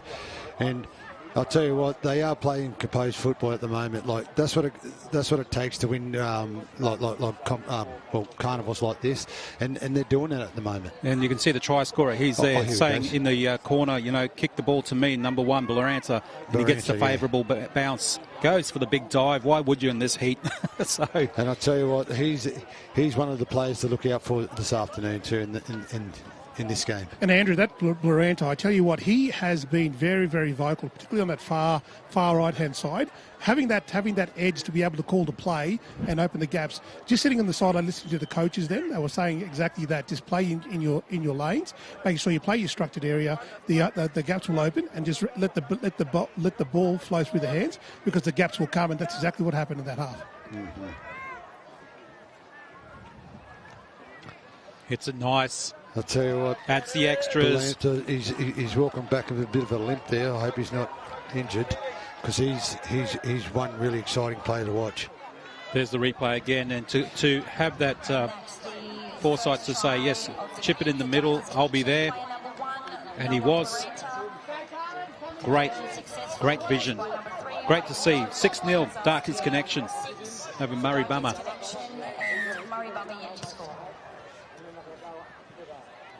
Starting to heat up now too. Getting a bit warm for this almost middle of the day game.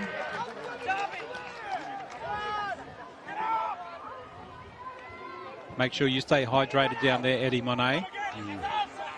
Getting lots and lots of water from the spectators. I can tell you that, Donny. It's really good, pleasing to see. They love you on the sideline, Eddie. So do we. So make sure you keep us up to date with all the latest info. As we see now, Darky's connection again with the ball. From dummy halves, gets a metre or two, but keeps the ball alive. Almost went for the intercept, wasn't good. Still goes well. Pierce has got plenty of support, and he's got that man again. Bloranta gets it back inside, but fakes it and tries to go to the line. Oh, short. Maybe he could have had some support and gave it to them. Bloranta goes straight from dummy half, out wide. They got plenty of numbers out there, and they go in the corner. How quickly that happened. Damaging against Murri Bummer. And that's what happened when structured play, particularly in the middle there, boys.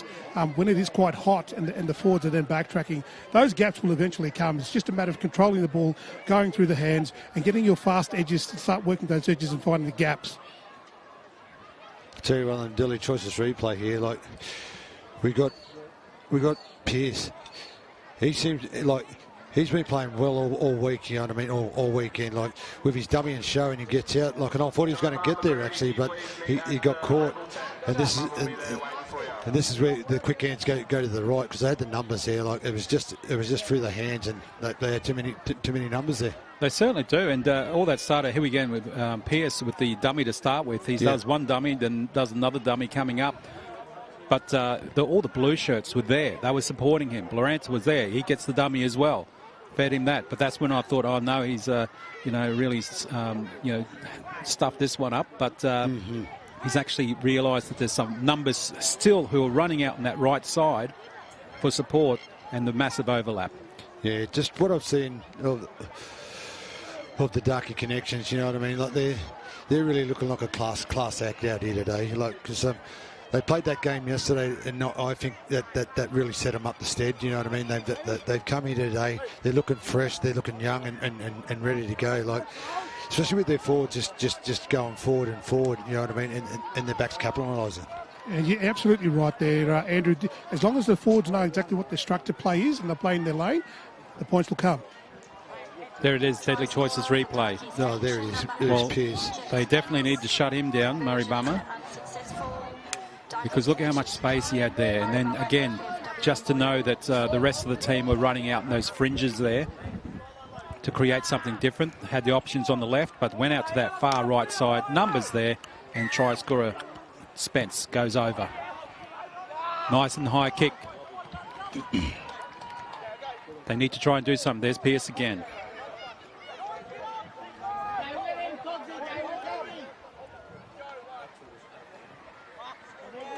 Nice running there.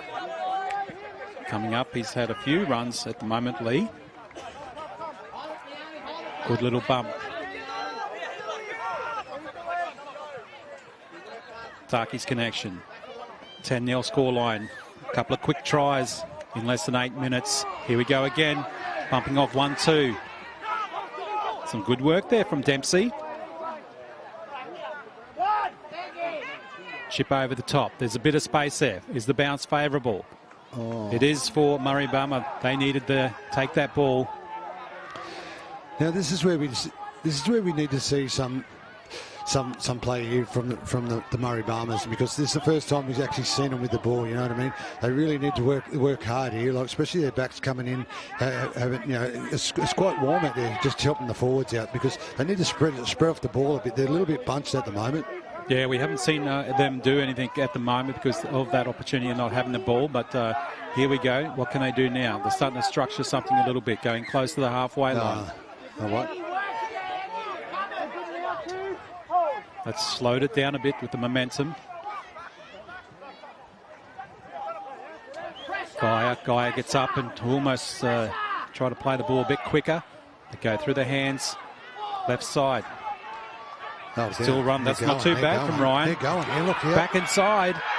Oh, yes. Try, is it? Well, they needed that, and Ryan was very instrumental in that.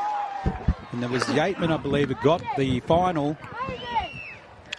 And Donnie, I believe with that try now, it's got the monkey off their back, so they are very nervous. They've been very, very slow coming into this game in the first half here, and it's good to get that monkey off their back, that they are actually have players in the right position to be able to capitalise.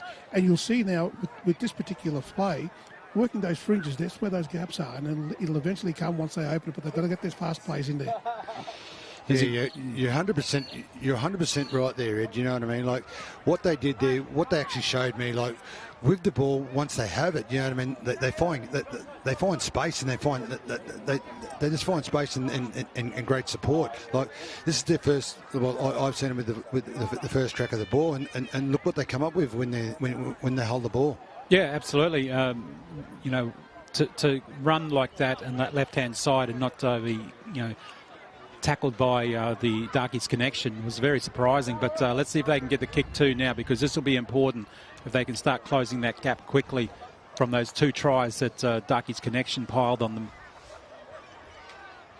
And with the Murray Bombers, like they've got this nice breeze. I think they should just get to the 40 and kick and just try to wait on mistakes, because that's the first time they had the ball, and they, you know what I mean? They look, well, they are dangerous. They did score off it. I'm glad you mentioned that, Andrew, because as the wind's just picked up, the conditions here, you just can't read it. It's still 1 minute, and all of a sudden there's a breeze. Yeah, it's a really tricky area. Like sometimes it's hot and sometimes it's cold, like last year, Ed. And Farron Willett, who's the captain, missed that one, so it stays at 10-4 at the moment as we see the Deadly Choices replay. Again, it looked like the passage was slow and just feeding the ball. And they just held off on Darkey's connection, gave him plenty of space for that back inside pass, and he went over there for the try there, Jarvis Yateman.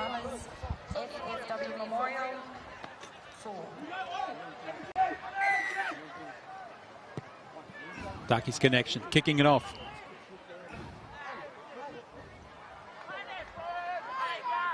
Good line of defence now, trying to keep Murray Bummer down this end. Protect their lead at the moment. It's not by much, just by one try. But look at the numbers, yeah, as Andrew mentioned. Schreiber played the ball quick, still going through. Willett.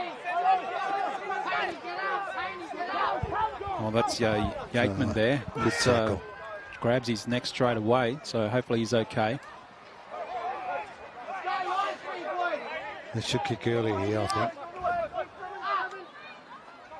Going out that same side where they scored before, where they set up out there. Willett wants to play it quickly.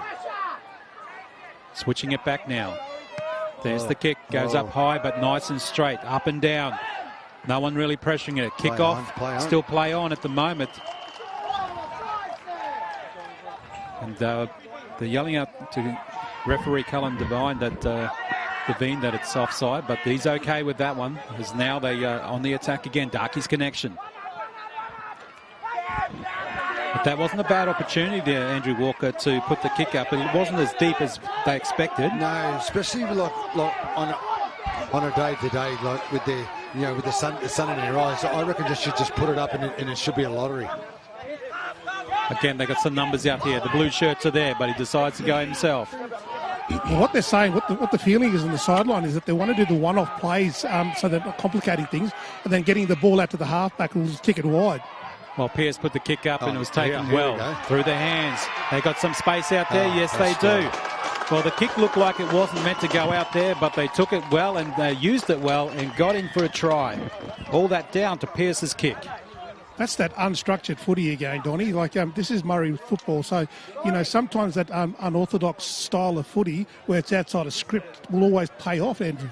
I'll tell you what, Ed, like, that was a great set for them, you know what I mean? They started down at their own 20. Here we go in the Deadly Choices replay.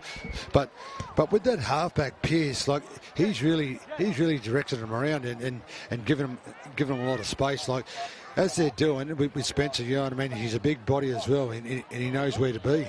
Yeah, and that's his second try as well. So he's really taken these ones and utilising that right on the edges there, down in the corner. And, good hands there. Step back inside.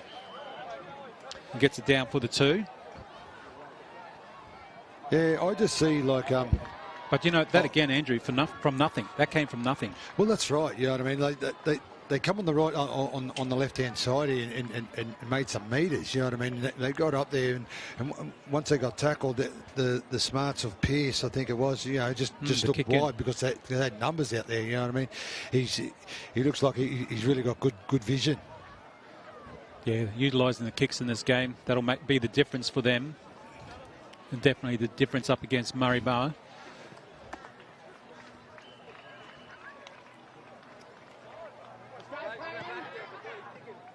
And nice kick there from Dodd. Gets the extras. 16 now to 4 scoreline. And we see the Deadly Choices replay. Try scorer for Darkey's That's connection, number 18. Oh, here we go. We got Pearce here. That's a great left footer. He put it on the money. And next minute, and Spencer goes in for his second try.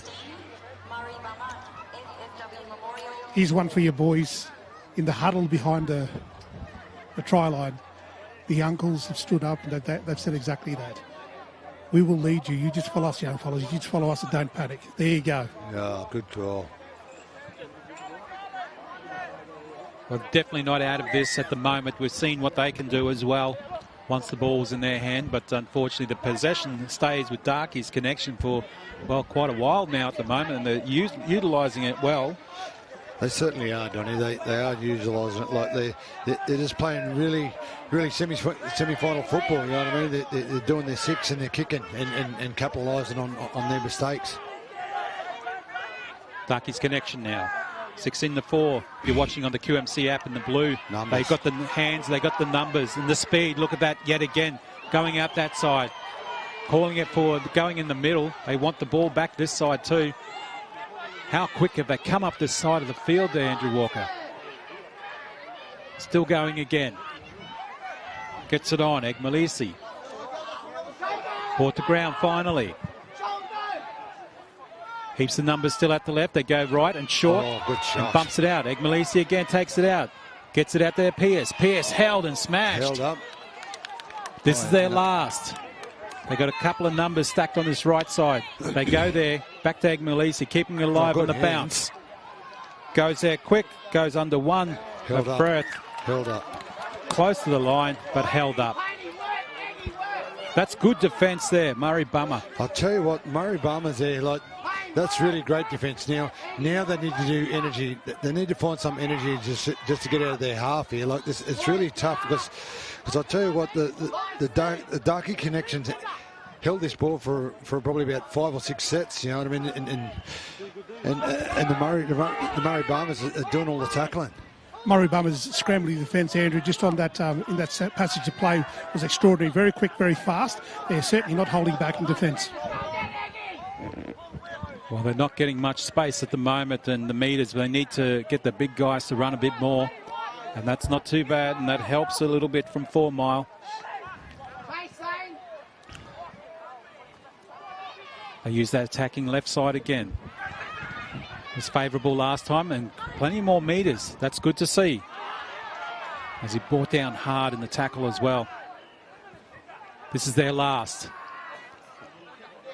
How deep is the kick going to be? A couple of chases too. That's all right. Pierce takes it well. Pierce 1-2. Pierce goes himself, backs himself as well. He's got a bit of speed, but right in front of us now, gives the ball away. And Dodd has a run now. They're all stepping up. They all want to have a run. Dodd still going. No one's taking him. He's running sideways, but he's making many meters. Pierce injured. And Pierce has come off from that too. The fresh legs come on. Boloranta goes on, replacing Pierce for the Darkies connection. They're still on the attack at the moment. I'll tell you what, with that unlimited interchange, they're going to be needing this out here today. Yeah, that's exactly right. A nice big run there too from Payne. Boloranta gets it out. That's nice, safe hands. Finds the smallest of gaps. Goes himself. Backs himself. Aldridge said, I will go myself, and gets it over for a try. Darkies connection. That was just strong and just going straight to the line. Yeah, it certainly was, Donny. Like, this is where we see the Darky connections really starting to play footy on the Dilly Choices replay here. Like, we got the fullback Bluemail, I think it is, and he just gave it to Aldridge, and Aldridge just hit it up like a front row. You know what I mean? He looks big and strong, Aldridge, and he had it on the left and right foot, and he gets over the line. So that really puts the pressure on the Murray Bombers here. Like, I think it's about 4 tries now, 4 tries to 1. So it just gives them the hand up at the moment, and they're playing composed football. I think it was Farron Willett, the captain there, Eddie Monet of Murray Bummer. Was he saying something to referee Cullen Devine? Yeah, just some consistency there. They thought that they were a little bit hard done by in terms of that try. Wanting plays, they thought that might have been some infringement plays there that interfered with that. But he asked the question. Referee said there was nothing malice in relation to that set play. But again, through the set of hands, that was very fast play in this far left-hand corner here, mate. Certainly was, Ed. And just on that, Ed, as we wait for the kick, they do have a right, the captains, to ask that question, even though it's already been, the try has been awarded. As per the rules, absolutely, yes, you are absolutely right. Only the captain can question the decision and approach the referee at any given time throughout the state of the play. Okay, thanks, Eddie. So we see the Deadly Choices replay. Here it is. Aldridge, too big, too strong, you know what I mean? He reminds me of Brian Toto, you know what I mean? Yeah. that sort of frame on him, but he was just too big, too strong then. I'm not a Penrith fan, but he does some damage to Hull. Yeah, he does. He's a meter eater, I'll tell you. That's right. 20-4 is the scoreline at the moment. Darkey's connection over Murray Bummer. We thought this would be a close one too, but not to take anything away. There's still plenty of football to go for both sides at the moment to show their wares. But Darkies are showing theirs at the moment, what they've been doing and how good they are. Oh, this is a great opportunity for the Murray Bombers. But can they do something, Andrew? Can they do something from this? Well, they really need to do something here because it is 20-4. Like, they showed us glimpses of what they can do, but all they need to do is just be composure and hold the ball. And if they don't come up with another set of 6 here, like, you know what I mean? Like, let's try to put more pressure on them. Like the Darky connections. And also they're very reactionable. I think they've just got to be able to be reactive but also deliver against execution. Oh, let's see how they go now. They got the ball and he's running hard too, Yateman. He scored that first try for them. One and only try so far. Goes back now, 4 Mile. 4 Miles about 11 metres out. They got heaps of number to this right-hand side, but they go to the left. Goes through their hands, held up. He had to wait for that pass and got picked off straight away there from connections. Back over this way again through Murga. Oh no, that's going to hurt them. All that good work. All that build-up was certainly great. I thought we were anticipating a try or something to come up there, and there was just an unfortunate and uncharacteristic set of play there where they've lost the ball. They're going to have to try and dig deep now and defend. Yeah, they've really done the hard yards there, you know what I mean? Like they've done the hard yards to get up here to get the ball, then, you know what I mean, they have a set of 6 and they turn it over. Like in games like this, when it's 20-4, this is where they need to capitalise, actually, the Murray Bombers. Absolutely. Darky's connection on the attack again. And look at the speed. They're all look like they've got fresh legs out there. Really testing the defence there. Murray Bummer. 3-4 in the tackle there too. A little bit of niggle as well. But they settle it down. That's all right at the moment. Darky's connection. Oh, wow. Well, referee Cullen Devine saw that one. I'll tell you what, that really don't hurt the Murray Bombers. Look, that was just a help out of jail here for the Darky connections. You know what I mean? They had them rattled there, but they couldn't capitalise on it. And Andrew, that piggyback isn't going to be helping the Darkies.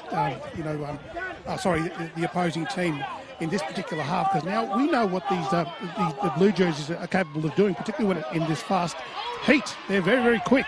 They certainly are. Spence, the try scorer, it's 2. He wants 3. So there he goes. He's still full of beans at the moment. Still going through the hands. Darky's connection. Look how deep they are. They are really deep, and it's really working, really catching them off guard in defence there, Murray Bummer. Here they come, Donny. Watch this, mate. Watch this. Oh, commentator's curse. I think that might be Eddie. Let's see how they go. Ball going through their hands. Biggart's the gaps. And they're still going, and he's going close to that line to their pain. He was close last time. He was close again. Scoop from dummy half. Held up. Doesn't work. Sure. Oh, and the slap down ball. That's a penalty, surely. Yeah, well, referee Cullen Devine is telling them to settle down now at the moment. And they will go for the 2. No, the tap. I thought he was pointing to the post as he goes, and Lee runs close to the line again. Really testing them now, testing the defence of Murray Bummer. Oh, hands. Hands loose pass goes there, picked up well, finds the gap, and just does a dive over. Darky's connection in yet again. 24-4 at the moment was the scoreline. And Andrew, that in one way shouldn't have happened. Murray Bummer should have kept them out. Well, they had the opportunity, as we see in the Delhi Choice replay here. Like, Just that Pearce, you know what I mean? He's a class act.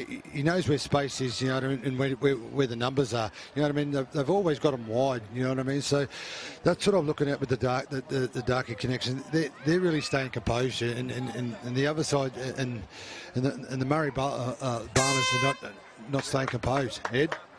Yeah, I completely agree with you there, and I think that the tussle in the middle there, the bigger forwards are really starting to sap a lot of energy in the middle there, which then opens up opportunities and gaps on the fringes.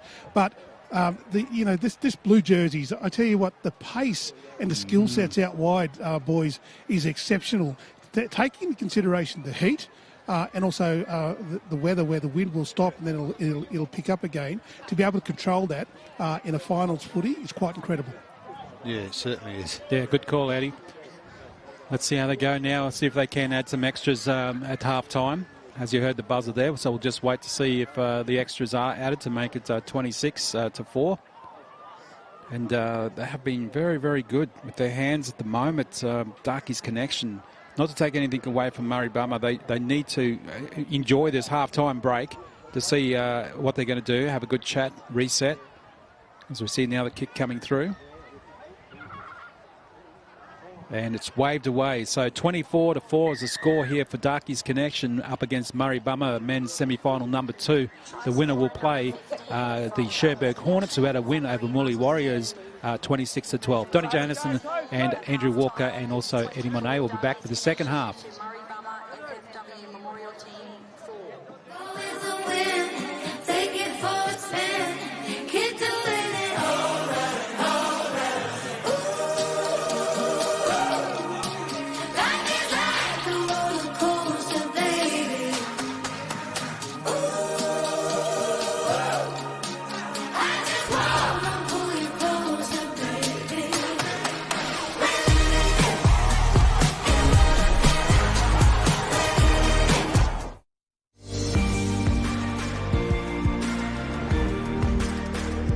Connect, learn, respect. Join us and begin your journey to success. Together, we'll build a brighter future fixed in our rich heritage. No shame to educate, let's yarn. Learn more at newragilly.unsw.edu.au.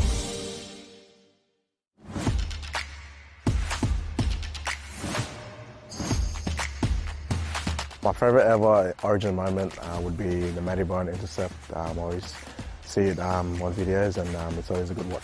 My favourite ever Origin moment would be watching Billy Slater score the chip and chase try. I remember it clearly as a young kid, and I think it's one of the greatest Origin moments. My favourite Origin moment that I remember as a kid would be GI's run down the sideline when he took off and set up that try for the Maroons. Forget the bet, enjoy the game.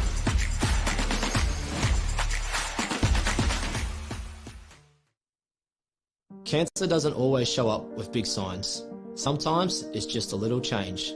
Don't ignore it, yarn about it. The earlier you catch cancer, the better the chance of beating it. You don't have to go through it alone. You can yarn to your health worker at your local Aboriginal and Torres Strait Islander Community Controlled Health Service. You can also call the Cancer Council helpline on 13 11 20 or visit canceraustralia.gov.au/yarn for more info.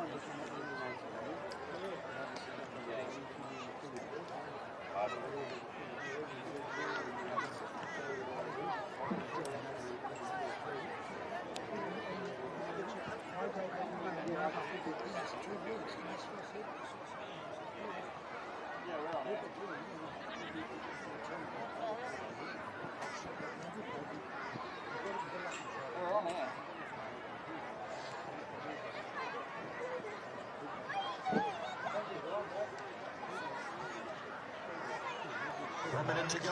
Players and referees, please take the field on field 4 for the men's semi-final. 1 minute to And go. there you can see some of the tries and the replays thanks to Deadly Choices and all the other sponsors, Institute of Urban Indigenous Health, and also Arthur Beetson Foundation, Deadly Choices, and also Queensland Government. That was a good one too. I thought the kick was going to spray a little bit to the left, but taken well. Support there again, and who's on the spot? Of course, it's Spence, and he gets the try in.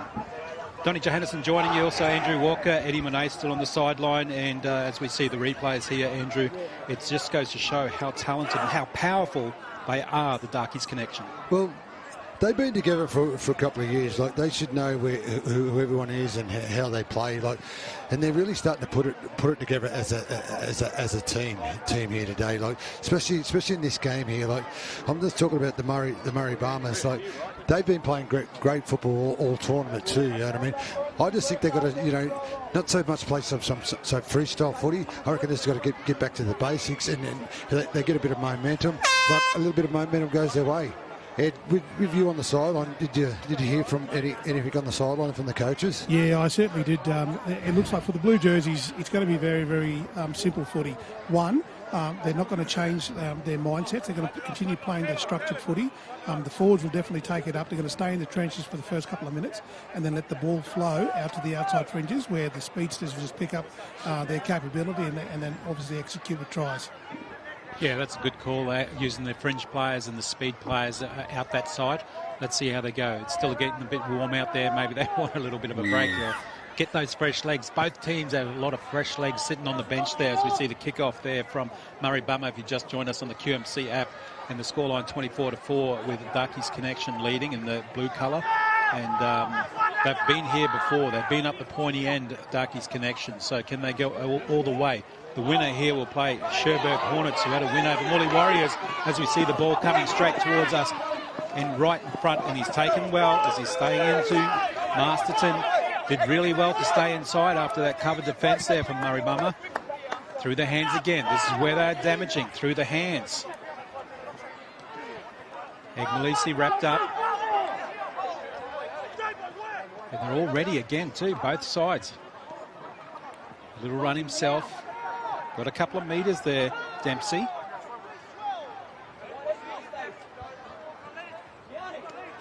There's that attacking side again. Through the left, through the hands, through the cutout pass. And it's worked really well. Beats one, goes over.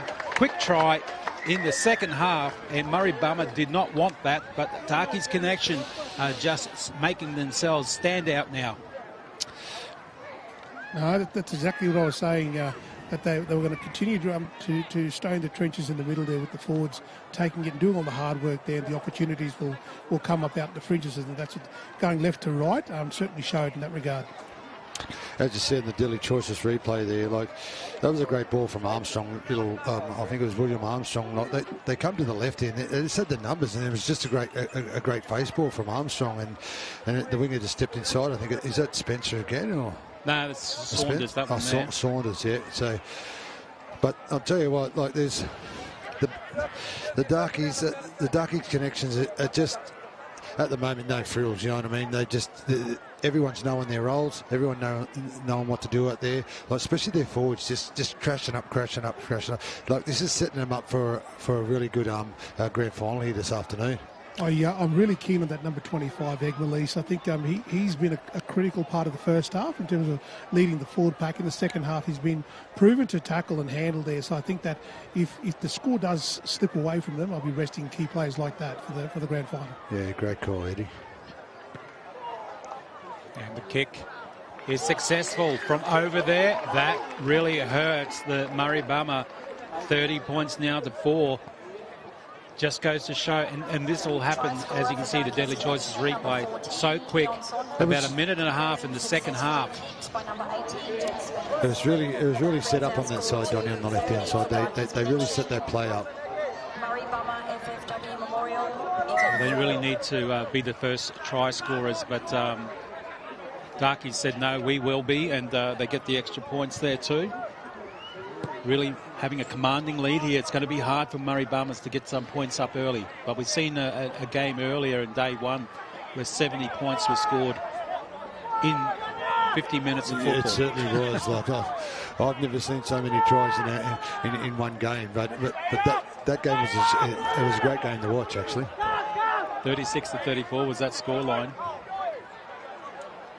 As we see now, Darkies Connection, 30-4 is their scoreline. They're all stepping up too. Quite a few scorers there. Spencer's got 2. Saunders got 1 as well. Yes. No, surely. I don't think it went over. Well, that's my call. I don't think it went over. Well, referee Cullen Devine, I think he agrees with you there, Andrew. A bit of luck. I didn't think it went over. So yeah, we might have put some corner post there on the 40s, eh? Well, 1,500 referees on this side said it was, mate. Big run again, close to the line. 8 metres out. Again, they're using that left side. They've scored there before, and they'll try score there again. Try to set him up. Loranta was trying to set him up, and goes in there well. Ball goes to the ground. Bit of a shoulder charge there too. But they can see heaps of gaps still there at the moment. Darkies Connection. They're really peppering that defensive line. Just with the Darkie Connections, like they're really just slowly starting to, like they've got a scoreline of 30-4 at the moment, but they're really starting to find their rhythm. You know what I mean? Just trying to set themselves up for this last game, and it's going to be a test against Cherbourg. Like this is going to be a really cracker of a game, I think. Murri Bummer, well, they really need to have a look at themselves and try and get something on the board. Get back into the contest. Like with the Murri Bummers, like we've still got 20 minutes here, you know what I mean? We've still got 20 minutes on the clock, so... But looks like they just scored again with Darkie Connection. No, packing a scrum over the side. Forward pass.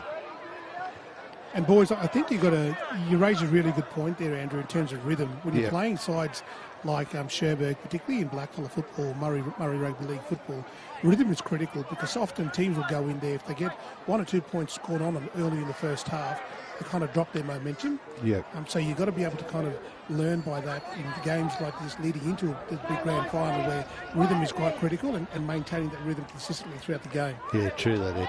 They need to get out of this end of the park, there, Murri Bummers. They're starting to do that at the moment now. Yeah, everyone's starting to point fingers. Come on, let's hit it up here. But it takes a team effort to get them out of this the danger zone here. Good defence, Darkies Connection. They want to keep that 30-point lead, 30-4 lead.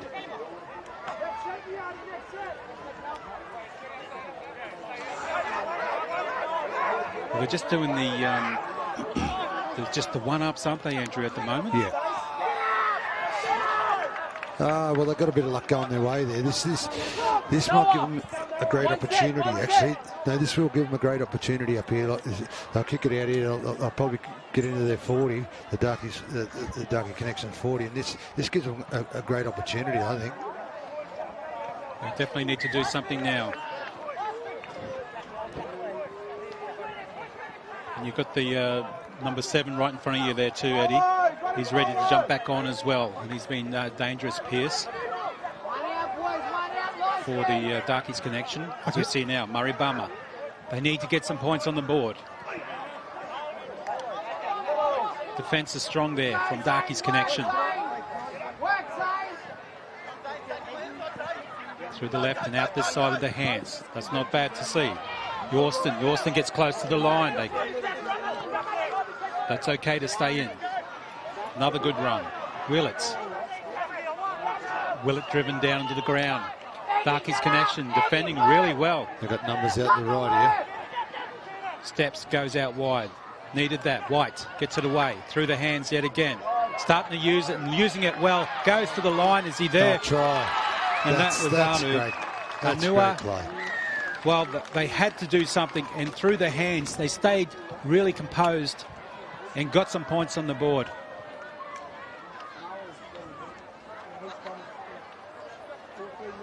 It's been a while since they've had a try. Well, as you can see there, like once they hold the ball, you know what I mean, they get up in great. We'll turn the Dilly Choices replay. Here we go. We've got 17 in Yateman here. Like he starts it off, and they had the numbers out wide, like, and that was really good setup. You know what I mean? And this is their probably third or fourth time down here, but. When they do hold the ball, they do look pretty. You know what I mean? Yeah. But it's just in that first half. There's a few, I don't know, mistakes or a little bit of frustration creeping in. Ed?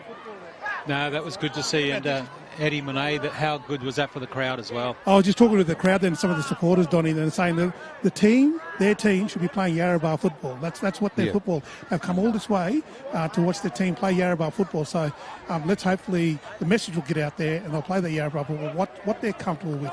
Structured footy is something that they're not accustomed to, so let's continue doing what they're doing now. Just throw it around.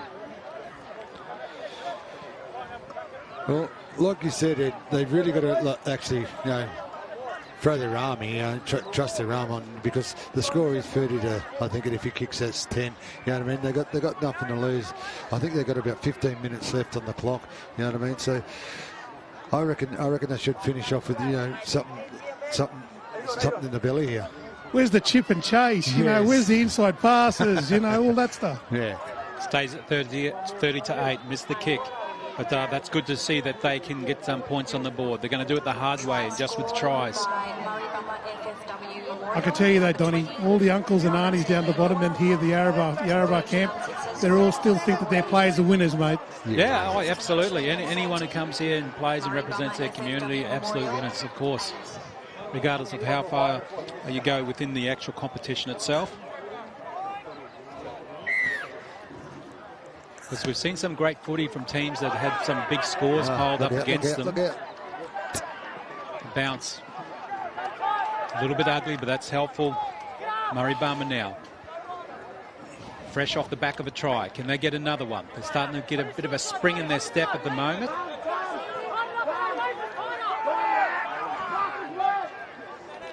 Speaking of spring, I got swept by Plover this morning, if anybody cares.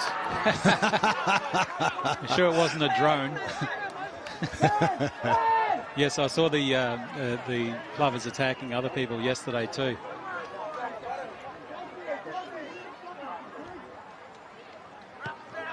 Getting some more field position. That's a good kick. They needed that. Murray Bummer now.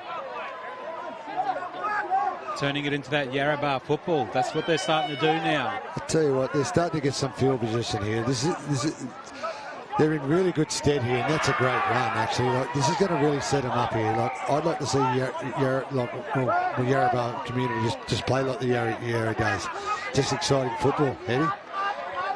You're spot on, brother. And just as you're saying that, all the crowd behind me are going off. There we go. Yorston. Wrapped up. They're starting to get some good field position. A little bit sideways. Need to go a little bit forward a bit more, and they do that through that man there, Willett. Willett gets a metre or two more. Oh, they've got some good numbers out here on the right. This is unusual for Darkey's connection to hold out and defend this many tackles over the top. Ball loose, goes back. They had the momentum, but the ball went to ground. They were pushing the pass. Just that last execution pass, you know what I mean? Like sometimes you probably don't need to throw that, you know what I mean? Like there's times in a game we can throw it. Like we've seen a video replay here, they go wide, you know what I mean? Like we got the halfback there, like he could have just taken the tackle and played on after that, you know what I mean? Like they've got a set of six, you know what I mean? Let us see it, use the whole set of six. 30 to 8 is the scoreline. 38 minutes gone, second half. Hey, Donnie, I'm just looking at Big Eggley's, number 25. Just keep this fella on the paddock. Just leave him there as long as he wants. Yeah. He's huge. Is he tired? Is he okay? Before you run on, are you tired? Are you okay? Oh, I'm itchy as. There we go. Oh, itchy as. Oh, itchy as. Oh, I like that. Dirty man. Bit of an injury there now too at the moment. Gets up gingerly.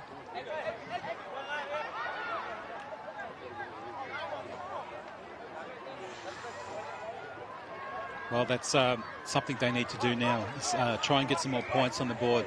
Murri Bummer. It's hard when they don't have the ball, and you can see there, Andrew Walker, that Darkies, they're so dangerous when they get the ball. Oh, good shot. I tell you what, with the Darkies here, like they haven't seen the ball for like for a little while. Like they really, it goes to show just they are a class team. You know what I mean? No matter with the ball or without the ball. Through the hands again, using this attacking side. Dodd gets the ball away, finds Spence. Spence goes hard. They just keep rolling. Darkies connection. Someone's got to square up if you're going left. Square. Come They right. go to the right. Holds the ball up, takes the ball himself. I thought he was going to push the pass, but that's okay. They needed to do that. Plays it quickly there. Dyke. Goes again. Dodd gets the ball away to Dyke. Yeah, they got Through it. the hands. Yeah, they got him. George gets it out. Long pass. Goes out. Bit of space there, but shuts down quickly by the defence. Murri Bummer. And they needed to do that. That was good to see. This is the last for Darkies connection. Out that left-hand side again. Oh, good play. Close to the Good line. shot, Gets in there on the last. Well, the defence unfortunately couldn't hold him out. Another try coming up for Darkies connection. Again, boys, the scrambling defence there was just a little bit too slow. They were on the back foot, but the momentum again from the Darkies connection and the foresight to move the ball from the centre of the patch, from the paddock, right out to those fringes and hit those fast players was exceptional play, particularly in the heat. As we see again here, like in the Dilly Choices replay, like we've got Pearce just bouncing out from marker. You know what I mean? Like he's been an exceptional player all carnival. Like I love his work ethic and his vision in the game. What he does, he really sets his forwards up and sets his backs up to really finish in a clinical way. Like I just think he's a class player. But with the Darkie connection now, I'd be saving my good players right now. I'd be bringing them off and resting them, you know what I mean, and just putting the subs on. Yeah, good call, because they've got a tough game, because it looks like they will go into the final up against Cherbourg Hornets, and Cherbourg Hornets definitely be watching this game as well on the QMC app and watching to see how good their opponents might be, and it does look like it will be Darkies connection, making it to the grand final. And the try scorer there too, Dyte, he was on this right-hand side. Yeah.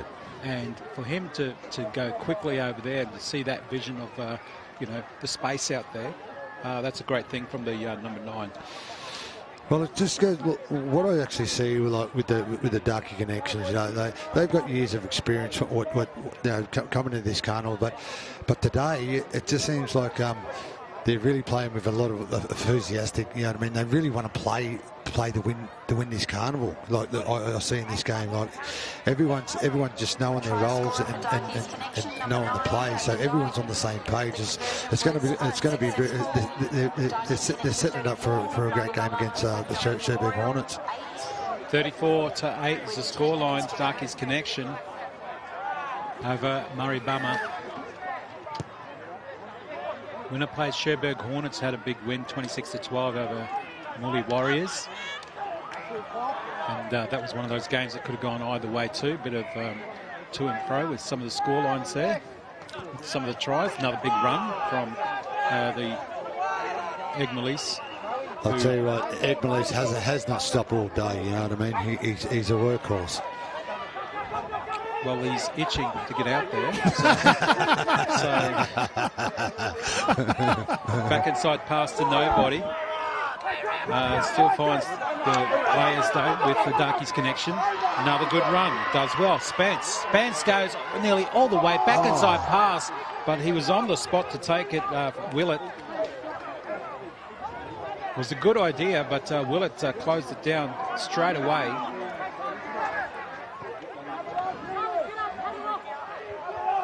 Murri Bummer now with the ball. Look at that defence. The blue line is just pushing them back. They're going nowhere at the moment, Murri Bummer. That has been like that for the last, the entire game, actually, Donny. Like, here we go, out wide. Well, they're running a little bit sideways, just trying to catch the defence of Darkey's connection off guard, but it's not working. Look how back they came back in that line so quickly, resetting all the time. It's a sign of a good team, isn't it, Andrew? It certainly is, because, you know what I mean, look, wherever the boys pick the ball up here, you know what I mean, it's a win for the Darkey connection. No, it's not, it's changed over, so that's where they wanted the ball. That's a win for them, but unfortunately it was a strip one-on-one. Jackson plays it now quickly, gets the head off to Garrett, and Chip and Chase follows it up. Score. He will get there. Yeah, it's ugly, but will he get there again? Surely. Well, the posts, the padding of the post probably helped him. Yes, and that was good Yarrabah football right there. Boys, that's exactly what I was talking about, playing that unscripted footy, Yarrabah football at its finest, the chip and chase, twice, not once, but twice in that passage of play, and then all of a sudden the speeds are just getting down there. Unfortunately, when they got down to the post, I thought the bounce might have been really good for them sat up, but no, they still had to contest whilst over the try line, and they were able to get away with the cookies. A nice try there from the black jerseys. Well, that is great, you know what I mean, on the Daily Choices replays we see it, you know what I mean. Like, it was to me, it's like a desperation, but it come off, you know what I mean. Like, it scored, you know what I mean. But they have to try stuff like this, especially at in this time of the game. I absolutely love it, especially being on the sideline. Yeah, absolutely love it. Well, hopefully it's not too little too late, but I think it might be, as we see the kick and the extras added, which is not too bad, 14-34. It's the scoreline now at the moment. And as we see the replay, yes, absolutely. Replay. Here we go. Like the fullback, he just saw no fullback at the back, but he just showed too much speed. You know what I mean? It was a bit of a bumble with the two of them, but he got there. How good's that? Good work there from Murri Bummer. They needed to get some points on the board, and the community will be happy with that if they're watching on the QMC app. I'll tell you what, with the Murri Bummers here, I'd really like them to see them throw it around here, and just bit of entertainment I want to see. Bit of showtime. Bit of showtime. Requested by Andrew Walker. He wants some Yarrabah football to happen right now.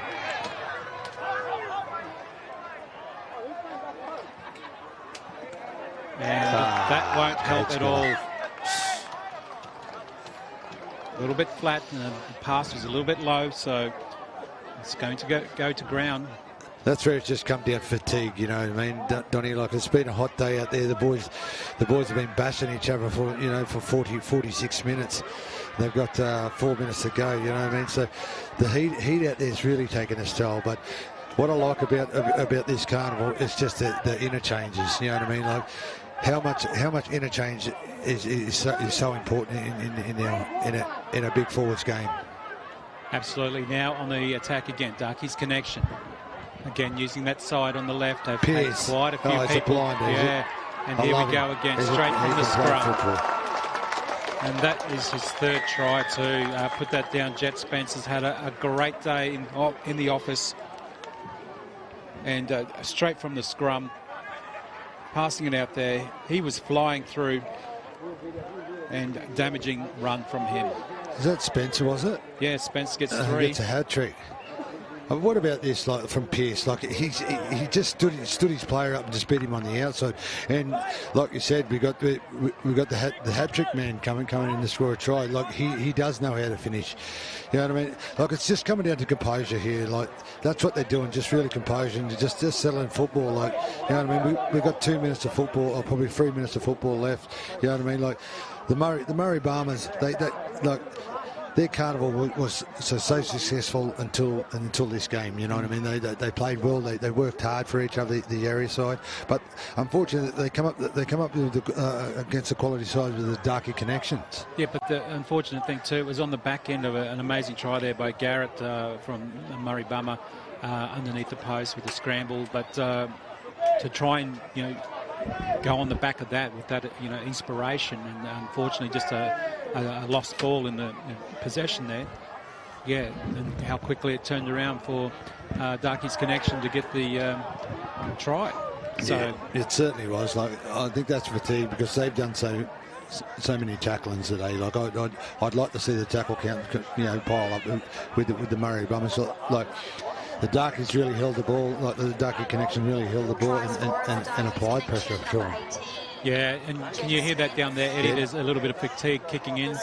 Yeah, there certainly is from both sides, but in particularly for the blue jerseys, what they're saying is that they want to try and rest some of their key marquee players now for the grand final, and then run their reserves off the bench there just to give a bit of play time on paddock. Nice. Yeah. We might have to rest our sideline commentator for the grand final, and our marquee commentator there, and Eddie Monet. Take the plovers with you too, mate. Darkey's Connection again with the ball. Look at the space. The little space created something here too. He's going himself again. That's a good run. Darkey's Connection, how good is this? We've got 1 minute of play. Will we see another try? That's all they need, Darkey's Connection. Through their hands. There's that man again, Pearce. Oh, he's something, this kid. Pearce is going to create something. Still running around. They finally bring him to ground. He plays it slowly, very slowly. Maybe he was a little bit injured in that one. Still going again, Darkey's Connection. He's had a good run too, Lee. He's been standing up. Through their hands again. Dempsey. Back inside, loose pass, still picked up, still in possession. There's Pearce yet again. Oh, he sees something. This kid. Pearce puts a long kick in across field. Few players there, contested it, goes back. And that's play on. That should be 6 to go. That is play on. And he goes in the corner. And play on, says referee Cullen Devine. And that's a try coming in very late there for Darkey's Connection. What number was that, Tony? Oh, Masterton. Masterton. Well, that's 2 for Masterton as well. And there's full time, Tony. Well, have a listen to the crowd. Have a listen to that, Doc. Yeah, it's nice, Eddie. Darkies are through. There you go. There is the Deadly Choices replay. Contested the ball. It is, yeah. 6 to go. He just happened to be on the spot there, Masterton. Pushed in the back, goes over for the try. Try scorer number 15. And good work there too. Well, I don't know about you, Andrew Walker. I was expecting a closer game, but congratulations there too. Darkey's Connection.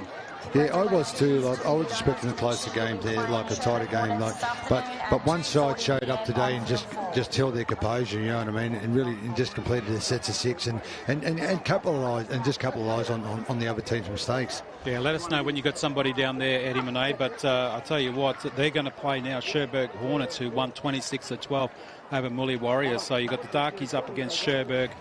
How do you think that one will go? The big grand final. And don't forget the women's grand final, CQ Murri Binder. They'll be playing Mungandai Panthers. That'll be the next game coming up with Alex Durante and Bo Dela Cruz as well. Righto, Donny. Yes, Eddie, who you got? I've got the man of the moment, the young fella. Incredible. 1, the heat. 2, the conditions were pretty rough out there. But I thought every time you had the ball and you played the ball, it was really well. How do you think your boys fared in that game? We've just been doing it all carnival, like slowly. The message from the coach and that, just been keep the same momentum on.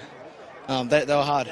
They were hard. They gave it to us, but we just stuck in it and done what we've been doing the whole tournament. So yeah. A lot of learnings from this game that you'll take out into the grand final? Yeah, heaps. They're quality side too. Like nothing goes with.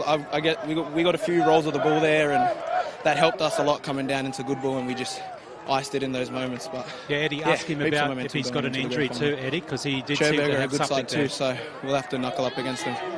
Everybody's asking out here, out in social media, Any injuries? How are you feeling? There was a bit of a limp there when you walked away. Are you okay? Yeah, no, I'm good. I was just gambling because it's too hot out here. Just grab my knee stuff, you know. All right. Yeah, we're all good. We're all good. We're fresh and ready to go. Bring the title home, you know. Awesome. Thank you very much, son. Congratulations, and I'll see you in the grand final. Thank you, Eddie Monet. And, well, there you go. He was gambling. He just wanted to get some refreshments there. Thank you for that. And I'll tell you what, Andrew Walker, they were damaging, and it's going to be a great grand final between Darkey's Connection and also Cherbourg Hornets. So it's good to see. But well done again, Murray Bummer. You've done very well to come all this way in the semi-finals and to play a tough team such as Darkey Connection. But be proud of what you've done for your community. Yeah, 100%. Okay, we'll take a break. Women's grand final coming up soon.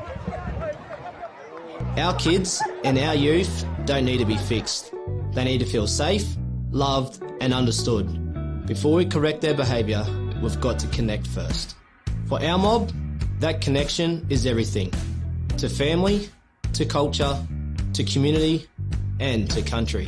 Connection builds confidence, trust, respect, self-determination and pride. So when our young ones are acting out, maybe they're carrying hurt. Maybe they just need someone to sit with them, yarn with them and show them they matter. Let's lead with love. Let's choose connection before correction every time. You can yarn to your local Aboriginal and Torres Strait Islander community-controlled health service, health worker or counsellor, or call 13 YARN on 139276. Our youth are our leaders. Keep them strong with culture.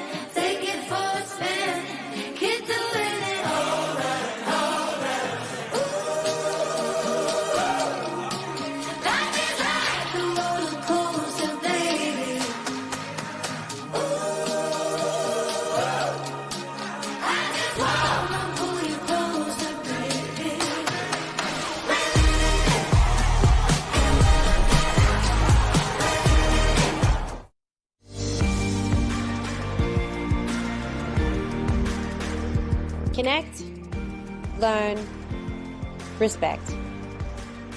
Join us and begin your journey to success. Together, we'll build a brighter future fixed in our rich heritage. No shame to educate, let's yarn. Learn more at murrigilly.unsw.edu.au.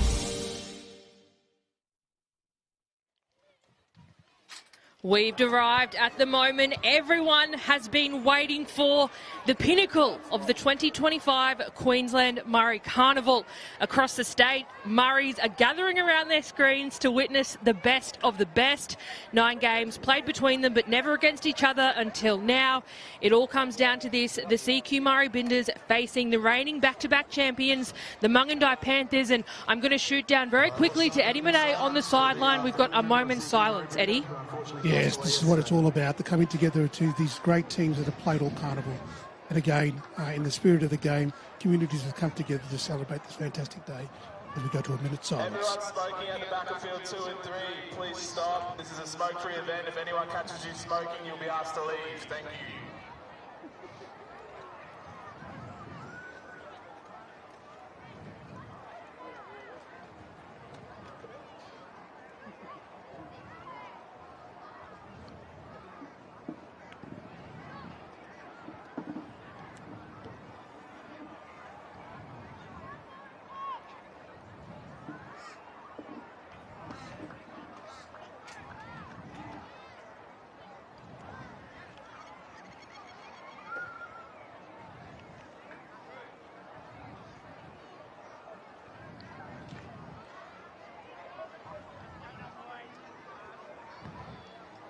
Thank you. Let's get the toss done and into the women's grand final.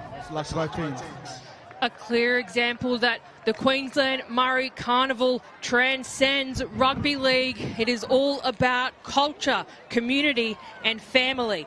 My name is Alex Durante. We've heard from Eddie Monet on the sideline, and of course in the commentary box with me, the legend herself, Bo de la Cruz. Bo, the stage is set and we are in for an absolute cracking game. 100%. We saw the CQ Murri Binder have a really amazing team this game this morning. But, you know, the lineup for them, you got Salim Mam. We've seen how good she's been out there on that right edge. Also, Shauna Barnum, she's been exceptional in the halves. But the one for me, I think, you know, sets it all up, steers the people around the park, the players around the park is Sarah Field. She's just been amazing. But like I said before, this forward pack is going to be hard to beat. They are the best, since what I've seen, the best forward pack in this tournament so far. And speaking of, we've got the lineup of Mungindi Panthers. Obviously, there's a few names in there that are no stranger to the Queensland Murri Carnival. They are the 2-time and reigning premiers here, so obviously they are chasing down their third. We are moments away from kickoff, but let's talk about the journey that both teams had. Mungindi in their initial rounds had 3 wins against Walkabout Titters, SEQ Magic and Country Titters to get to the quarterfinals, where they defeated the Cherbourg Hornets, and of course this morning they played Walkabout Titters and they came out with a 2-point win. Now on the other side, of course, we have CQ Murri Binders with again 3 wins in their initial rounds. That was against Bruce Fisher Memorial, the Brisbane Blacks, and of course Cherbourg Hornets.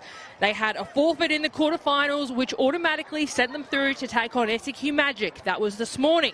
This morning they defeated it to, of course, meet Mungindi Panthers in what could be the biggest grand final we have seen to date. 100%. There's so many big names, so much experience within these two teams, and I think, you know, that's what's going to show at the end of this game is who wants it more. Who wants it more? Well, we'll get started, and it wasn't the start that the Binders wanted, but I tell you what, that's all class from Chanel Lyons, the centre. She collected it straight from the kickoff, and if that's any warning of what's to come, we could be seeing early points now. Mungindi through the hands of Blocklock. Blocklock goes 10 metres out. 25-minute halves in the grand final. We do have time stoppage for injury. Here she is, the big number 18, Tamika Duckett. She is no stranger to contact, absolutely loves it, and generally takes half of her opponent D-line with her. Shifting out to the left. Oh, it's one-on-one here. Can they stop her? That's Letitia Boney. Only just. Great defence there by the Binder girls. Oh, beautiful pressure defence. That's a huge defence, and I tell you what, Delaney Claridge, the number 18 for CQ Binders, was right in there. She was dominant in the semi-finals. Both teams right now, they're not panicking. They're actually quite calm. You know, they know what they've got to do in terms of who's going to win up the middle, who's going to win the attacking and defensive game. I think defence, the best defending team today will win the game. Absolutely, and you've got to defend to be able to be awarded offense as well. So let's see a big set here. And this is the thing, right? Both teams, you've got to earn the right to attack. So you've got to put the hard work in up through the middle, or whoever's bringing it out, whether it be outside backs or your middles. Get that penalty, get another one, and there we go. Speaking of penalties, Bo, you're almost a bad luck sign for this Mungandai team. Well, I know my footy, you know, so I'm not trying to be bad lucky, but I'm sorry. You're absolutely right, though. So they'll go for a touch, and there she is, the big number 18. So strong in defence, and now she has a crack at attack. That's Delaney. Go one. Delaney plays the ball. Of course, we've got Mara. Now, there are 3 Mara sisters out there. I've been confirmed that they are indeed sisters. How did you not pick that up No, before? you never want to assume with Murray's, eh? Like, same name, I know, but if also... they're not sisters, they're cousins. That's it, but definitely relatives, and you can tell in their attacking and defensive sets as well. They absolutely are relatives. All right, Barnum, short side now. She might have found a gap. No, she'll be shut down. It's Simone Blocklook again, the number 10. Back inside towards the sticks, and Mungandai taking her to town. That was Shanoa. Hold. Go last. All right, here's the last one. Little scoot from field to Barnum. Beautiful Barnum hands. offloads it. Barnum. Oh, great cover Finds defence. Yorston still somehow going. Barnum scrambling, but Mungandai have Yep. Got another set of... earned themselves another set. Yeah, I think they were calling that, what was he calling, a little bit high, that tackle, and I think the touch, he caught it quite late. Exactly, you're right, Bo. That's what I saw from up here. But look, that was a pretty desperate effort, I'd say, from Mungandai, but just as desperate from CQ Murri Binders. So another set here. This could be dangerous. That's Cara Benjamin. So first setting good ball. They've just got to be patient, condition this Mungandai team. Oh, a little show and go from field. She's awfully close. She's lost the ball in there. And the ref says it's a knock on. Yep, they were all over her there. Great defence by the Mungandai Panthers. That's that scramble effort, that desperation as well. 5 minutes in, almost no points scored.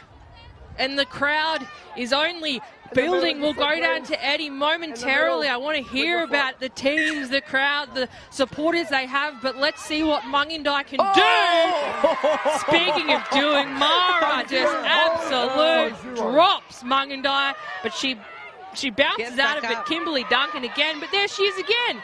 Mara with the jersey She's sleeve. turned up, hasn't she? She absolutely has in every game too. Absolute asset. She is. And speaking of assets there, 5'8" in that number 6, Aliyah Hamono. She's a very, very high IQ player as well. We saw her in the semi-final. She's been integral. Very quick shootout from Marker. Nothing in it, says the ref. Get up and play. I can see a lot of Mungandai hands flying around. And there it is. That'll earn themselves a penalty. So not the penalty they were probably looking for. We can't bring ill discipline into the game this early. They've got to just grind it out. See who's got the best, attack, who's got the best rucking game. They can't give away these silly early penalties. And she hasn't got it into touch. It's gone into the hands of Shauna Barnum. That is someone you don't know. It's Oakley, the number 5. Oh, sorry, Do they all look alike to you, Bo? No, again, that's because they're all deadly. That's why. A little bit of blonde in the hair. No, that's it. No, that was no, it was Barnum, wasn't it? No, it was the number 5. It was Oakley. Yes, no, yeah. There could be sisters out there as well. All right, big number 18. Delaney goes whack into Duckett. And somehow Duckett rolls out of it. The post-contact meters then was huge as well. Left and right, they'll go with Mara. Mara darts back in, and again, Duckett goes bounce. But she's up and off. I know. She's ended on the ground those last two tackles, but a lot I love about her, she's gotten up. All right, speaking of getting up, we could see some early points here. At the back to catch it, but fast, sharp ball out finds Yorston. She darts back in, but the defence from Mungandai too strong. They're going to need to work hard here. There will be absolutely no points put through, and it's tapped away from Letitia Boney. Boho, what a set. Yeah, it was a good set by, they're just building that pressure, the CQ Murri Binders, and that's what you got to do in games like this. You got to see what they've got in defence. It was just a little bit unlucky that, that they had a huge overlap out on that left edge and they just couldn't complete it. Just skills need to be sharpened up just that little bit, but they've got what they wanted and they've got a repeat set. That's it. Speaking of sharp, let's go down to Eddie Monet on the sideline, who's almost parallel with the play. You're spot on, ladies. I can tell you that. Mara just turned around, had a look at the girls and say, listen, girls, let's just settle it down. We'll run through our phases and we'll go from there. At this stage, they're in the trenches. They're in the trenches. All right, speaking of in the trenches, Mara goes pow. They've got some numbers out here. They've got some good shape out here to the right. Fields trying to get the ball there. We've got Mungandai, yeah. Look, she's done her best there, and I don't think it was any intent from Mungandai. No ill intent. I'd be slow to get up to if Mara just whacked me to the floor, but here we go. Penalty not what they needed, but of course it's Delaney. The big 18, Delaney. Will she find the line? She's close. Oh, I think she's been held up. I think she grounded it. Wow. She did, Delaney Claridge, the number 18 for CQ. What about the leg Binders. drive? What about the leg drive? It was just huge from Delaney. Now she's going to be going for the conversion. I love that when they convert their own try. We'll see it soon on the Deadly Choices replay. But Eddie, again, you are the man in the right spot to see the action. You should have seen Delaney's face. It was incredible. But Mara came over and said, yep, excellent stuff, Bub. You got that try over the line. Now, let's settle things down and play control football. Again, that was pretty good on the sideline here, hearing the crowd get into it. Here it is again. A prop try, a beauty, if I do say so myself. You love it, don't you, sis? Oh, I love it. We weren't sure because she took half of the Mungandai Panthers with her. Such a scramble from them. But I tell you what, there is absolutely no stopping Delaney. And there it is, the Deadly Choices replay. Just found the ground, and can she convert her own try? I'm backing her in. Yeah, she can. Yep. Absolutely, she can. Can kick. Beautiful. And right over the black dot. Oh, there it is. Bo Dela Cruz. We have got some points on in the women's grand final here, 2025 Murri Carnival. There she is, and one to add to the show reel, Bo. Yeah, it was just a huge run by Delaney here. She just kept pumping those legs. There was 1, 2, 3, 4, 5 that had come in, and she was just so determined to get over that line. The white line fever, sister. Love to see it. True God. And I think... No, I'm just looking if she's still out there. Honestly, wouldn't be surprised, but of course has earned the rest. And a favourable bounce, but Chanel Lyons has knocked that one forward. She's been good, Chanel, with those chases on the kickoff. That's the second time we've seen her do that. Just unlucky to knock it on there and then. But, yeah, I think it's a really good tactic by the Mungandai Panthers off those kickoffs. Because they've got the pace there. Their outside backs are exceptional, and I think what this is going to come down to is a bit of a forwards versus backs game, like we've seen so far. But second time Chanel Lyons, I highly doubt it will be the last time we see her with the chase down from kickoff. She was so close there, but obviously the scrum will be fed in favour of the Binders, and Barnum with a beautiful little offload to Tani. Tania Venus, what a run. She lifted those knees, just absolutely barnstorming run there. Beautiful ball by Shauna from to Barnum Yorston. to Yorston. That's a deadly combination. Yorston there making about 30 metres with 2 of Mungandai hanging on for dear life. Here we go, Barnum to a Venus. She's She makes a lot of metres. Venus is an absolute meter eater. They've dropped her on the 20. Field picks it up, shifting towards the sticks from Ketchup. Mara now. Mara breaks through. Mara still going. Finds it offload to Mara. And Mara to Mara. What a try. You know what I love? She just showed that inside, and that's why you've got to run in pairs. It's so, important to be able to do that stuff. She had one on the inside, one on the outside. She's just dummied inside, ran, and then give on the inside again to her sister. What a sister-to-sister try. You know what? I will give a shout-out to the Maras, because this Deadly Choices replay is exactly that. Shows it's deadly. in, dummies. Keeps running the whole. When you show in like that, it just holds the defence up just that little bit for her to be able to break through, make that line break. She's cracked the line break. Beautiful offload back to her sister on the inside. They held. See, I love that she just held her up for that 1 second by throwing that dummy. Oh, that makes me weak, eh? Oh, You watch that and it just makes you smile. Yeah.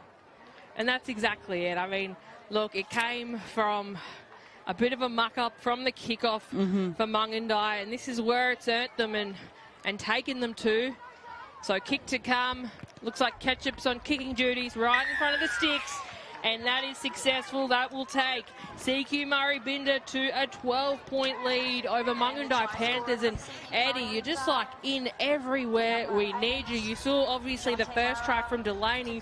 What was Jante's reaction there over the try line? Oh, I like that, the saying with Bo, Mara to Mara. I had to look again, so what do you mean Mara to Mara? And they're sisters. So obviously, the hail from North Queensland, both Townsville girls, so it's good to see that mixture in there.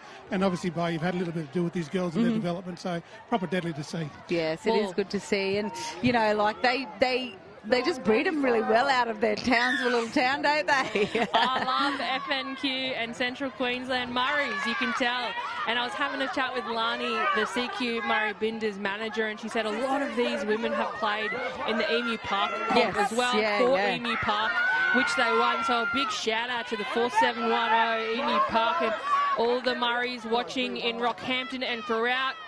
So almost over the halfway mark is where they are. Lara George takes them to ground alongside Lucy Green. 12 points in it. That's 2 converted tries. At the back to Seriat. Seriat still going. Seriat looking for an offload, but Mungandai have done incredibly well there to take her to ground. Field, where will she go? Back inside. Speaking of Maras, there's the third one out there in the 24 jumper. A shout out to the Mara bloodline. God, they breed them strong. Field plays the short side. Barnum puts the chip over the top. The chase is on. What a kick. It's still in play. Barnum to Yorston. Yorston's in. Did they play? The ref let it play on there? It should have been a play on. It came. Is he going to should call have it? been advantage. So. Yes. Yep. He's there called it. Is. Wow. Just what about that little kick from, like, not only was the kick good, but the chase was, the pressure of that chase was even better, which allowed them to then knock on. Well, they didn't want to allow it, but, you know, it forced them to knock on, and then they've just regained the ball. Beautiful little pass. Look at that kick. For me, that feels strategic, you know what I mean? Oh, absolutely she's purposely doing that for a reason. She's isolating players out there 100%, by themselves as well. You've got runners left and right on your body. And here it is again. I mean, we are absolutely spoiled. Look at the chase. Here. Look at the chases. Look at the pressure in the chase. Like, everybody's chasing right there. No one's stopping until that ball's grounded. You know what I mean? So this is huge for the CQ Murri Binder. It was Cara Benjamin too, that number 10. There they are now. But I tell you what, Eddie, you have been camped out on that CQ Murri Binder line, and now there's been 3 tries awarded. No, Bo, you are absolutely right. They have done their homework and they've watched the pre-games leading up to the grand final. So exactly, it's all about strategy now. But again, I've got to say the Mungandai side are just as clinical if they had opportunity in ball. So this is going to be a tough tussle. Yep. Exactly. I mean, we always say the cardinal rule is possession equals points, and matter of fact is Mungandai just have not had possession in this game. Yeah, and I think with that short kickoff too now, it's not going in their favour because the CQ team have obviously realise that they're doing it, so they're putting someone just a little bit forward, just behind that 10. So I think what they got to do now is go long, and just start defending hard, and that's what they've done. All right, speaking of hard, I love this field. Will take it on herself. She is no stranger to the contact, obviously coached by her dad, who's done a tremendous job as well to get them here. Scoot straight from dummy half for Hyatt. Yeah, they have. You know, Jace with the Emu Park girls in the previous years, like, he's just been phenomenal in just persisting around women's footy. Oh, and they've just made an error, unlucky to play the ball. Like I said, he's just been persistent around women's footy because he knows how good it actually is. So, you know, we're seeing the result of it with this team now, but definitely with the result of how good his daughter is. And the beauty of Murri Carnival as well, I mean, while we watch the deadly choices, is the expansion of the game and the expansion of just the talent on display. And Murri Carnival has that rare opportunity where we can really see our black women from across the state just come and display. And I truly hope that we've got BMD clubs, NRLW clubs watching, because this is the future. Sis, the one thing about this is, like, here we go. She's got some wheels on her, the number 25 from Mungandai. That's Kimberly Duncan.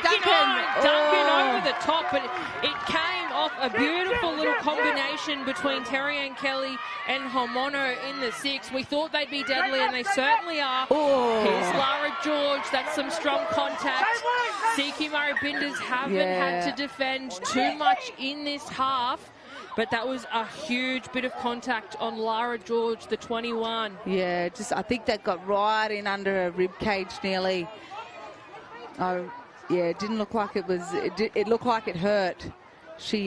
But she was very brave there, taking that. Oh, might have been a couple of things under the ribs, a bit of a head knock. Yeah, whoever that was in the tackle with her. Was it Sarah Field? Yeah, Bo, from the sideline, it looked like the head knock was the catalyst for that. And I've got to say, these are very, very tough women. The conditions are quite hot out here, and for that to happen and occur, for them to get up, is pretty. That just testimony to the game. Just talking about that toughness, I was saying before this had happened, like, there are so many NRLW girls that have said to me that going and playing Murri Carnival knockout is so much more tougher than what it is at the NRLW level. And which is saying because something. This is the 5th game for a lot of these girls. They've played a lot of them have played 50-minute full games as well. And look, there was one of the CQ Binders caught up in that as well. Lakila Hyatt. Yes. So, look, we've seen both of them make an exit. Lara George has walked off, and it looks like she is doing better Some of that than magic water, hey? once thought. But we'll definitely have to get an update on Lakila. She's being escorted off the field, and of course time stops in the grand final, so as soon as those players exit, the time will restart, but of course only 25-minute halves. But look, this is the best position that Mungandai have been in. They should have about 3 left. And here we go. Mungandai, 10 out, little ball underneath, finds Letitia Boney, doing absolutely everything she can to hold on to it. Boney plays the ball outside the back now. Homono, the 5'8", the young gun. She has been instrumental in the Mungandai Panthers campaign. Plays the ball very quick. They'll play the short side now. It's with Terry Ann. Terry Ann with a beautiful cutout pass finds Kimberly Duncan. Beautiful little passage of play. They were very patient there, the Mungandai Panthers girls. They didn't try and overplay their hand. They were just playing simple catch-pass footy. And yeah, one of the most experienced ones out there, Terry Ann Kelly, I was going to call her Terry Ann Kane, to seal that with a beautiful long ball to the winger. And just from the sideline here, I can tell you that the passage of play on that far right-hand side was fast and furious. Through the hands, very, very soft hands. It is quite breezy down on the ground here, but for them to be able to get over the line for that try was exceptional skills. How good's that? And you've spoken literally to the Deadly Choices replay on the screen. I don't know what kind of black magic you got down there, Eddie, or if you can see our screen as well, but you're absolutely right. It was hard, it was fast, but all through the hands. And of course, it came through the veteran of Terry Ann, 2 premierships under her belt. She actually coached the Mungandai Panthers to victory over the Natives in 2023, which was the upset of the year. Yeah, yep. And then she only returned to play last year. So huge effort and certainly a player to watch and a huge asset to the Mungandai Panthers. So that was conversion unsuccessful, but here they come. They're coming back. We've seen it before. Here's the Deadly Choices replay. We were just giving her a big rap, but Terry and Kelly, it was actually Kimberly Duncan who went around that right edge and put first points on for Mungandai. So here we are. There is 12 points. That's 2 converted tries in it. If we know anything, it's that Mungandai will work under duress. We saw it in the semi-finals. They were losing against Walkabout Titters for very long, but it was Daisy Gordon who put them over the line, and the 2 extras, it was literally a 2-point lead that got them into the grand final. And it was right under that post, you know, that's where you needed to make the kick a lot easier. Awesome, here we go. Mungandai with some beautiful space. It was Chanel Amon who got us started. And for the last 5 minutes, it has been all Mungandai ball.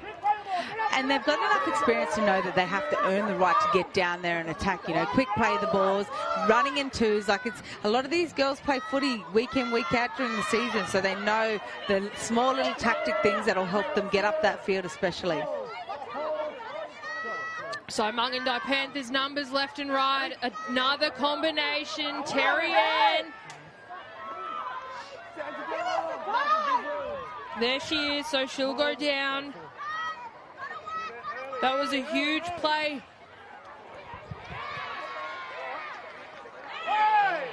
Big tackle. That was big contact. They basically picked her up and threw her just then. Absolutely. This is when you see some of the biggest tackles across the carnival is in the grand final. So Ketchup was there to collect. And now Mungandai back on the defensive, which is what they have been and where they have been for a lot of this game. That was a really good completion by Mungandai. They got them back down there where they wanted them. The beautiful big kick. I think that's one of their first completions of the game so far. First, but I'm sure the first of many. We've seen Mungandai. Here's Yorston now. Scoot from dummy. Is she off? She beats one. She's got Gordon to go, but no, Gordon will stop her. She's about 5 out from halfway. Back inside. Mara's there. Mara takes half of Mungandai with her. She finds a late offload to Barnum. Barnum, show and go, looking for an offload, but she's wrapped up by Mungandai. This is where we spoke about it the other day. The likes of Sully Mam and, you know, those fast little ones that are out of full back and in the centres need to get around Larish Mara. She's always got an offload and she's always looking for one. So that was Mara with the first. Now it's Lilyfield from dummy, finds Barnum. Barnum with a beautiful cutout pass, finds Brown. Brown in the corner. Great defence by Alyssa Davis there. She wasn't letting her go around her. Alyssa Davis, we saw her injured in the semi-final, so it is so good to see her back because she is lethal for Mungandai. Yeah, she got injured in that last game, didn't she? And we thought she might have been out for this game. The same with Major Booth. We thought she might have been out, but they're both back fighting fit, which is so good to see. It's probably a mix of just being stubborn and sore, but obviously this is a game that you do not want to miss. Oh, he's called a knock on there. That's a huge one there. Yep. That was just absolute brute force from CQ Murri Binders knocking that ball loose. Those two, first 3 tackles, when you get it off of a brand new set and you don't even look to offload. It's just not, it's a non-negotiable. If I was coaching this team now, I'd be like, take our 3 hit-ups. It's a non-negotiable. Don't even look for an offload. So here we are.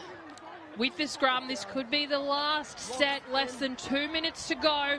We've got Larish Mara set up on this right edge here. Let's see if they're going to, yes, they'll deliver the ball to her to make a big run. She's such a strong runner.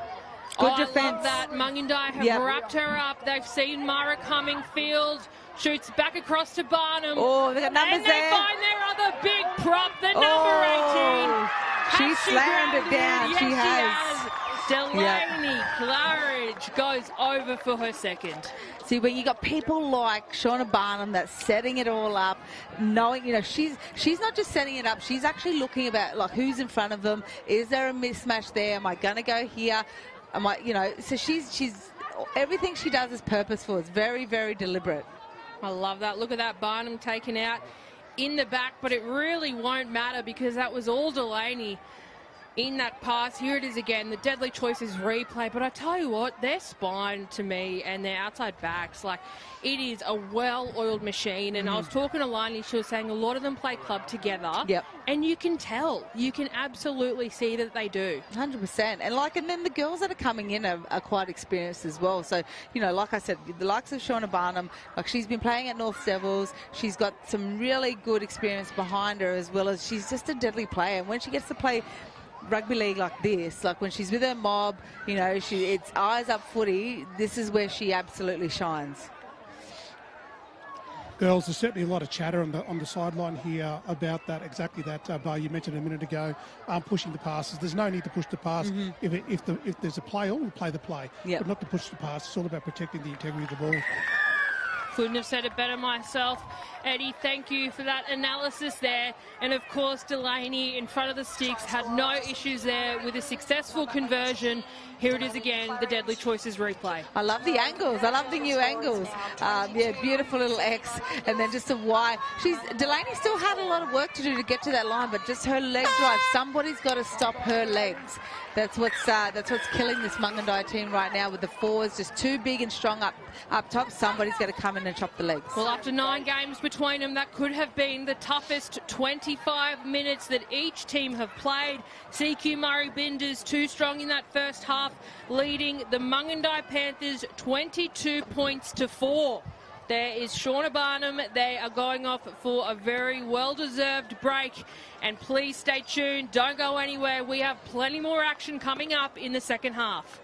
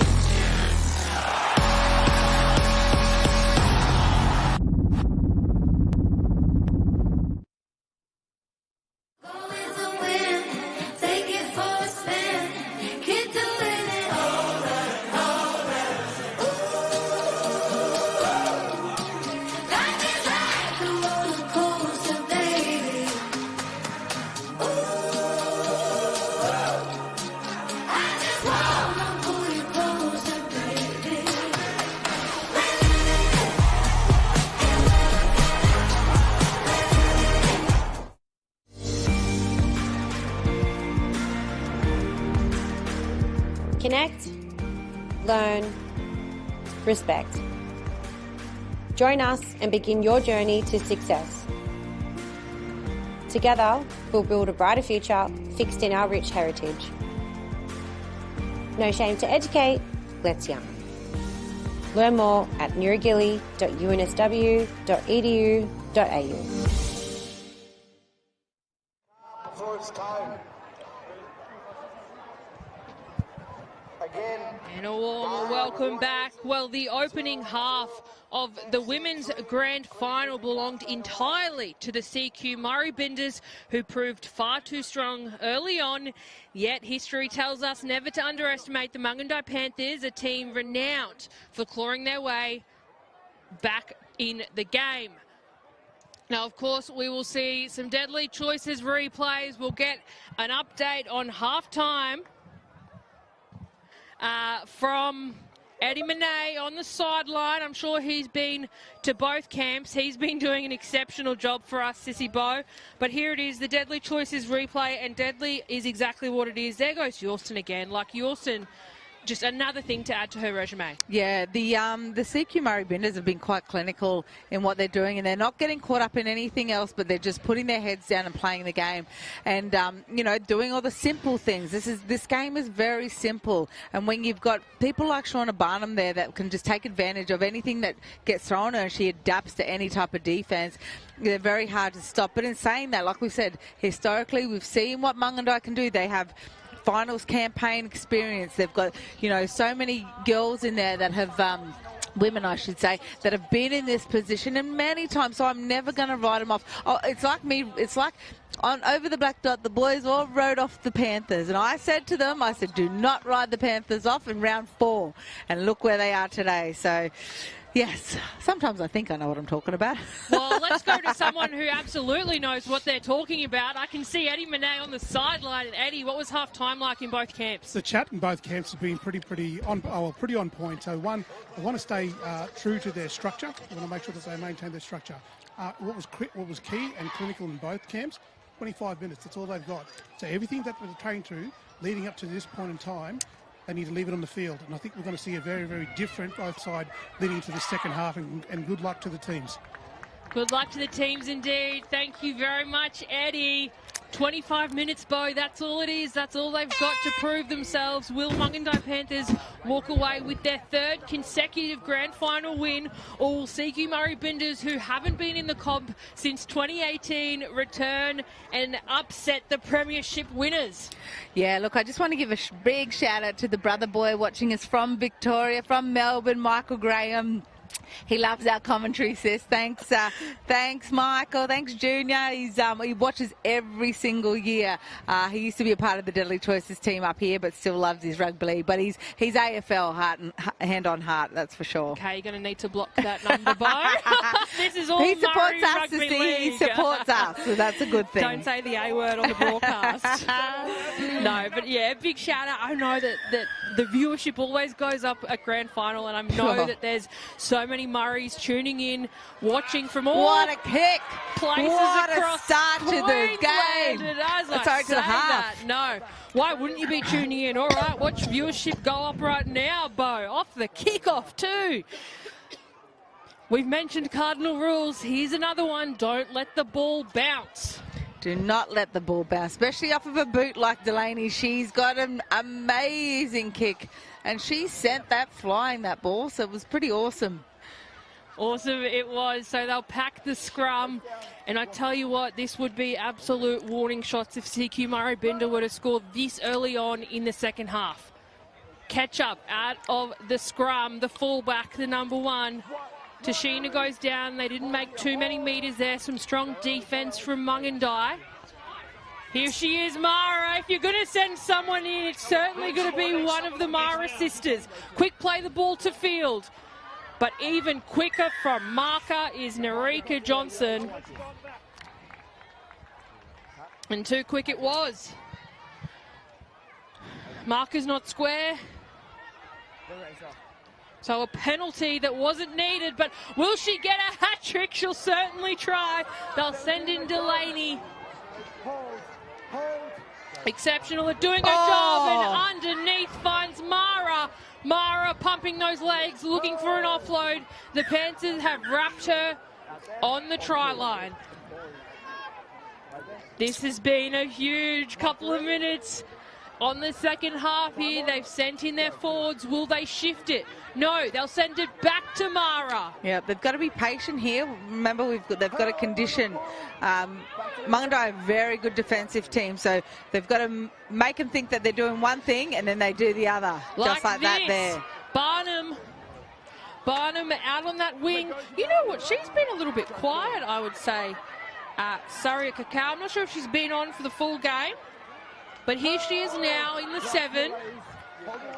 So they'll play the ball. They're so close to line there. Mara now darts in. I thought she was going to kick. Mara somehow finds great defence. The 5'8" for Mungandai. She was sniffing around. Great defence there by Mungandai. They didn't panic, which is what you can't do when you're on the line. You just got to get up straight, you know, check and slide. And they've just lost it.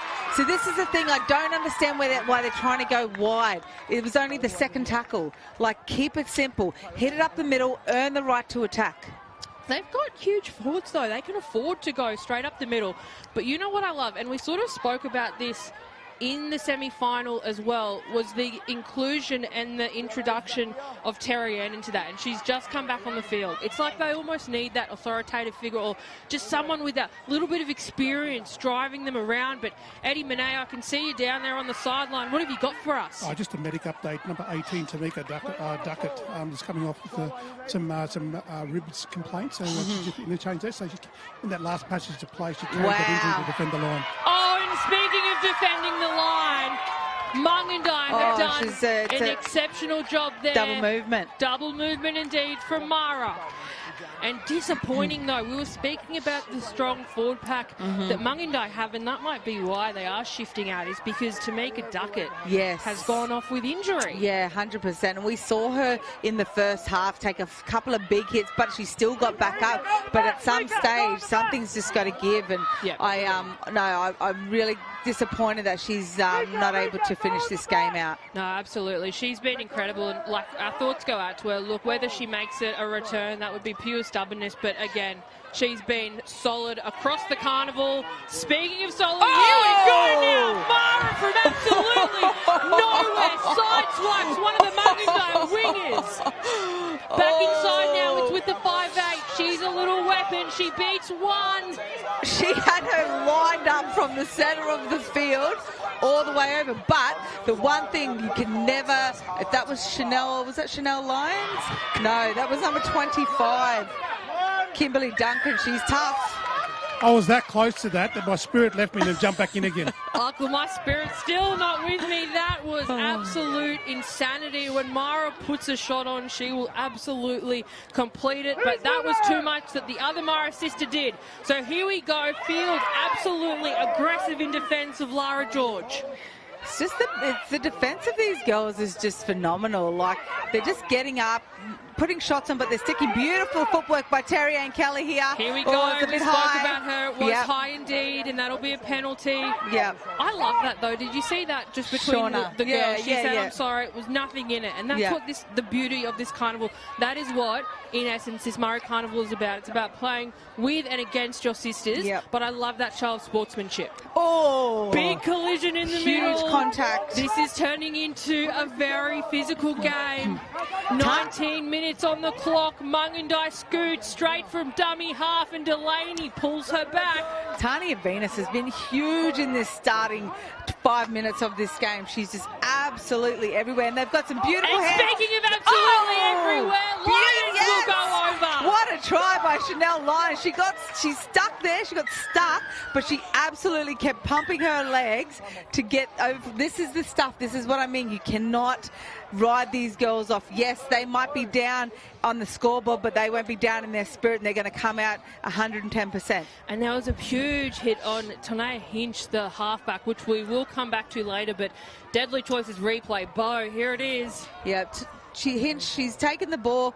It was a bit of a hit, but I didn't see any malice in it. But that run from Chanel Lyons was just phenomenal. We'll see it again here. It was a bit of a hit. Yeah, I'm okay with that. It was late, but she had already committed. It wasn't a thing. I think she's honestly just fallen awkwardly. I don't think it was an outcome of the impact. I think it's just been a very unfortunate fall. And look, she's returned to her feet. So I think, probably just had the wind knocked out of her a little bit, and why wouldn't you? But I tell you what, 22 points to 8 now. There it is. Mungandai Panthers, 2-time premiership winners. Eddie, how momentum can change just like that. Yeah, definitely Hinch and Hamona are the two that I'll be looking for now. Coming into the later end of the second half, they're the two that'll drive the traffic. They're the two that'll be looking at the fringe players, but also redirecting their forwards to run in the middle. All right, so she lines up. Extras are critical here. It's a good punt, but it'll be waved away. Conversion unsuccessful, meaning CQ Murri Binders will remain with a 22-8 lead over Mungandai Panthers. But Chanel Lyons, this was so well deserved from her. She had a couple of shots off the kickoff, wasn't there, but we really started to see her speed. We knew something was coming, and that is the something that has come. That's what they got to keep going to her. Like, they've got to work, earn the right to get up the field first, get your forwards, outside backs getting you up there. That left side seems to be the one that's, the strongest out of all of them. You'll see Terry Ann Kelly, she'll skip across to that left side, trying to link up with Chanel Lyons. So I reckon they've just got to keep hammering that middle and then shift it out to that left edge. So Delaney with kicking duties to get us started. It's a very big space right in there. Over 15 minutes, and Delaney can see it as well. A beautiful bounce, though. That's the player Eddie was speaking about in Homono. But here's another one to watch. I mean, Lara George in the 21. She just absolutely rolls out of everything. She's taken some huge hit-ups for her team. Speaking of hit-ups, here is another one through Kayla Fleming. And I really like what Mungandai have done there. They learnt their lesson from that last kickoff where they let it bounce and then go over into touch. So, they had everyone surrounding that space so then they can run onto it, which is a really good tactic to have. Exactly, and that's sort of the big thing about Murri Carnival, or carnivals in general, is the ability to adapt very quickly. And here she is, the number 5, who we spoke about earlier, has lost the ball. And that was Alyssa Davis, but I tell you what, she's got some wheels, eh? She's got wheels. If she was off, there would have been no stopping her. I don't think anyone. I mean, CQ Murri Binders are quick, but I think Alyssa Davis might be quicker. I'd love to see a foot race between her and Tanea Yorston. They'd be the two that I'd put next to each other. Yeah, you can see that they have changed their game plan up. They are shifting to the edges early just because they are down on a couple of troops within the middle third. But, it's actually working for them at the moment. So if I was them, that's where I'd be going nearly every time is down that left edge. Huge hits on the middle. Murri Binders through Delaney. I think they've taken Sarah Field off for a bit of a breather at the moment. A rare mistake from Mara. Yes. I think the pass needed to just be a little bit softer. She was only a couple of metres away from her. And this is where this Mungandai team can absolutely turn the game on its head.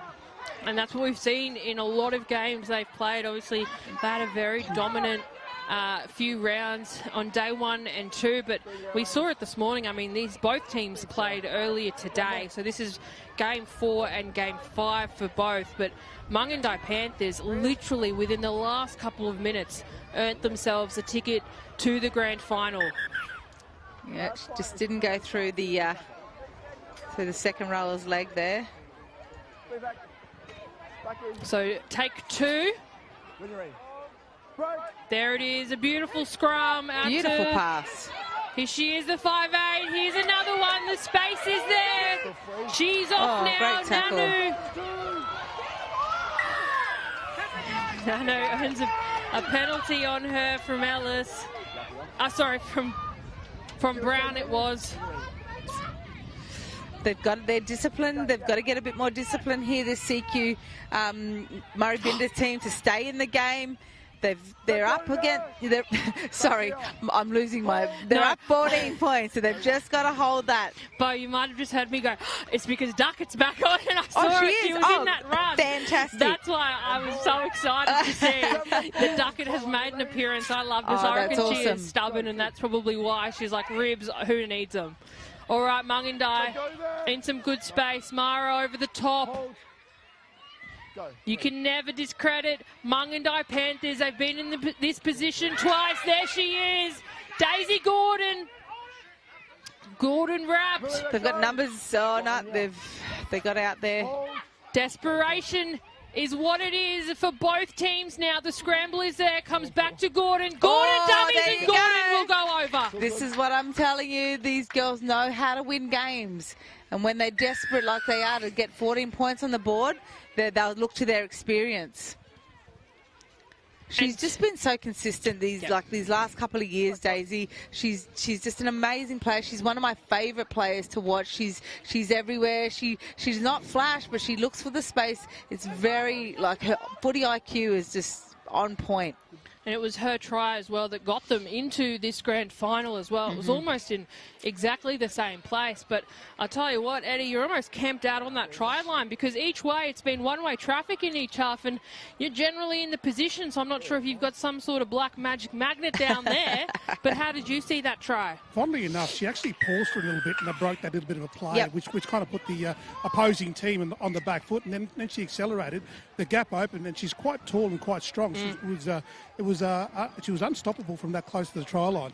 Well, it's smart play by them too, you know, like when they're tired forwards, that's where you need your little flary, steppy players to get in there and get around these forwards that can't move laterally just because they're a bit more tired. So, you know, it's really, really smart of them. If they're going to keep doing that, this is where they're probably going to score most of their points. But right now, I wouldn't be writing the Mungandai Panthers off.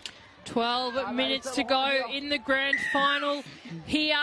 After a sensational try, a bit of individual brilliance there from Gordon to put it straight under the sticks. And we are away, an awkward bounce, but of course Kimberly Duncan is there. Duncan versus Yorston. There are no winners there. Yorston again, she's going for the one-on-one on Terry Ann. Terry Ann's done very well with ball security, and these markers are quick, but Mungandai are quicker right now. They've got to get over there. They've got to protect. When they're taking them wide, right, the CQ Murri Binders have got to tie in. They'll shift wide and then they'll bring somebody back under and those gaps are opening up big time. They've got the CQ Murri Binders really need to tie in right here. Out to Hinch, beautiful little open. But Binders, like you said, they're able to do very well here. Few post-contact meters. Barnum's trying to lift the leg and put Amoni to ground, so she'll play the ball there. They'll play the short side. There's the try scorer, Gordon. Gordon, ball comes loose. It's gone out the back. Oh. First knock on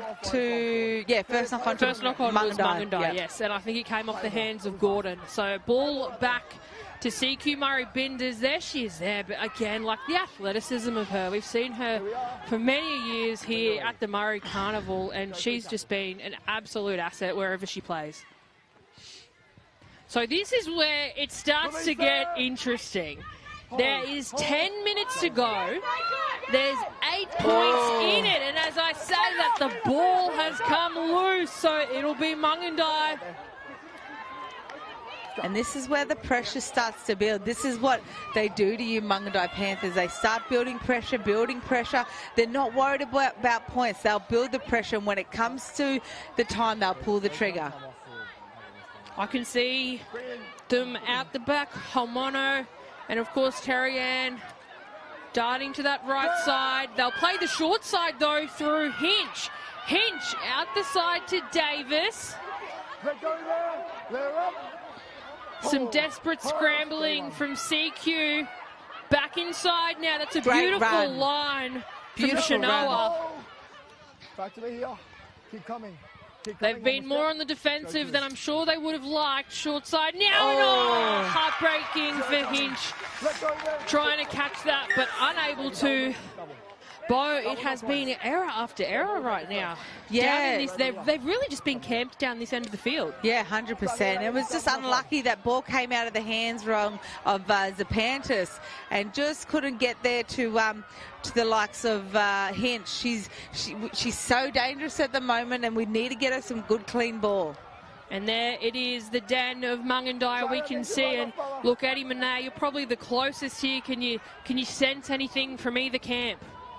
Very nervous. A lot of instructions going to and forth at the moment, but at the stage, what the trainer's basically saying to me is that it's all about making sure that the forwards maintain their consistent pattern of running and let the holes become available by getting their fringe runners into those gaps. Absolutely. That's exactly what Bo and I were thinking, so it's great to have that confirmed. Eddie, and here we go. We've got one of the CQ benders down in back play. I think it's Major. No, sorry, it's not Major Booth.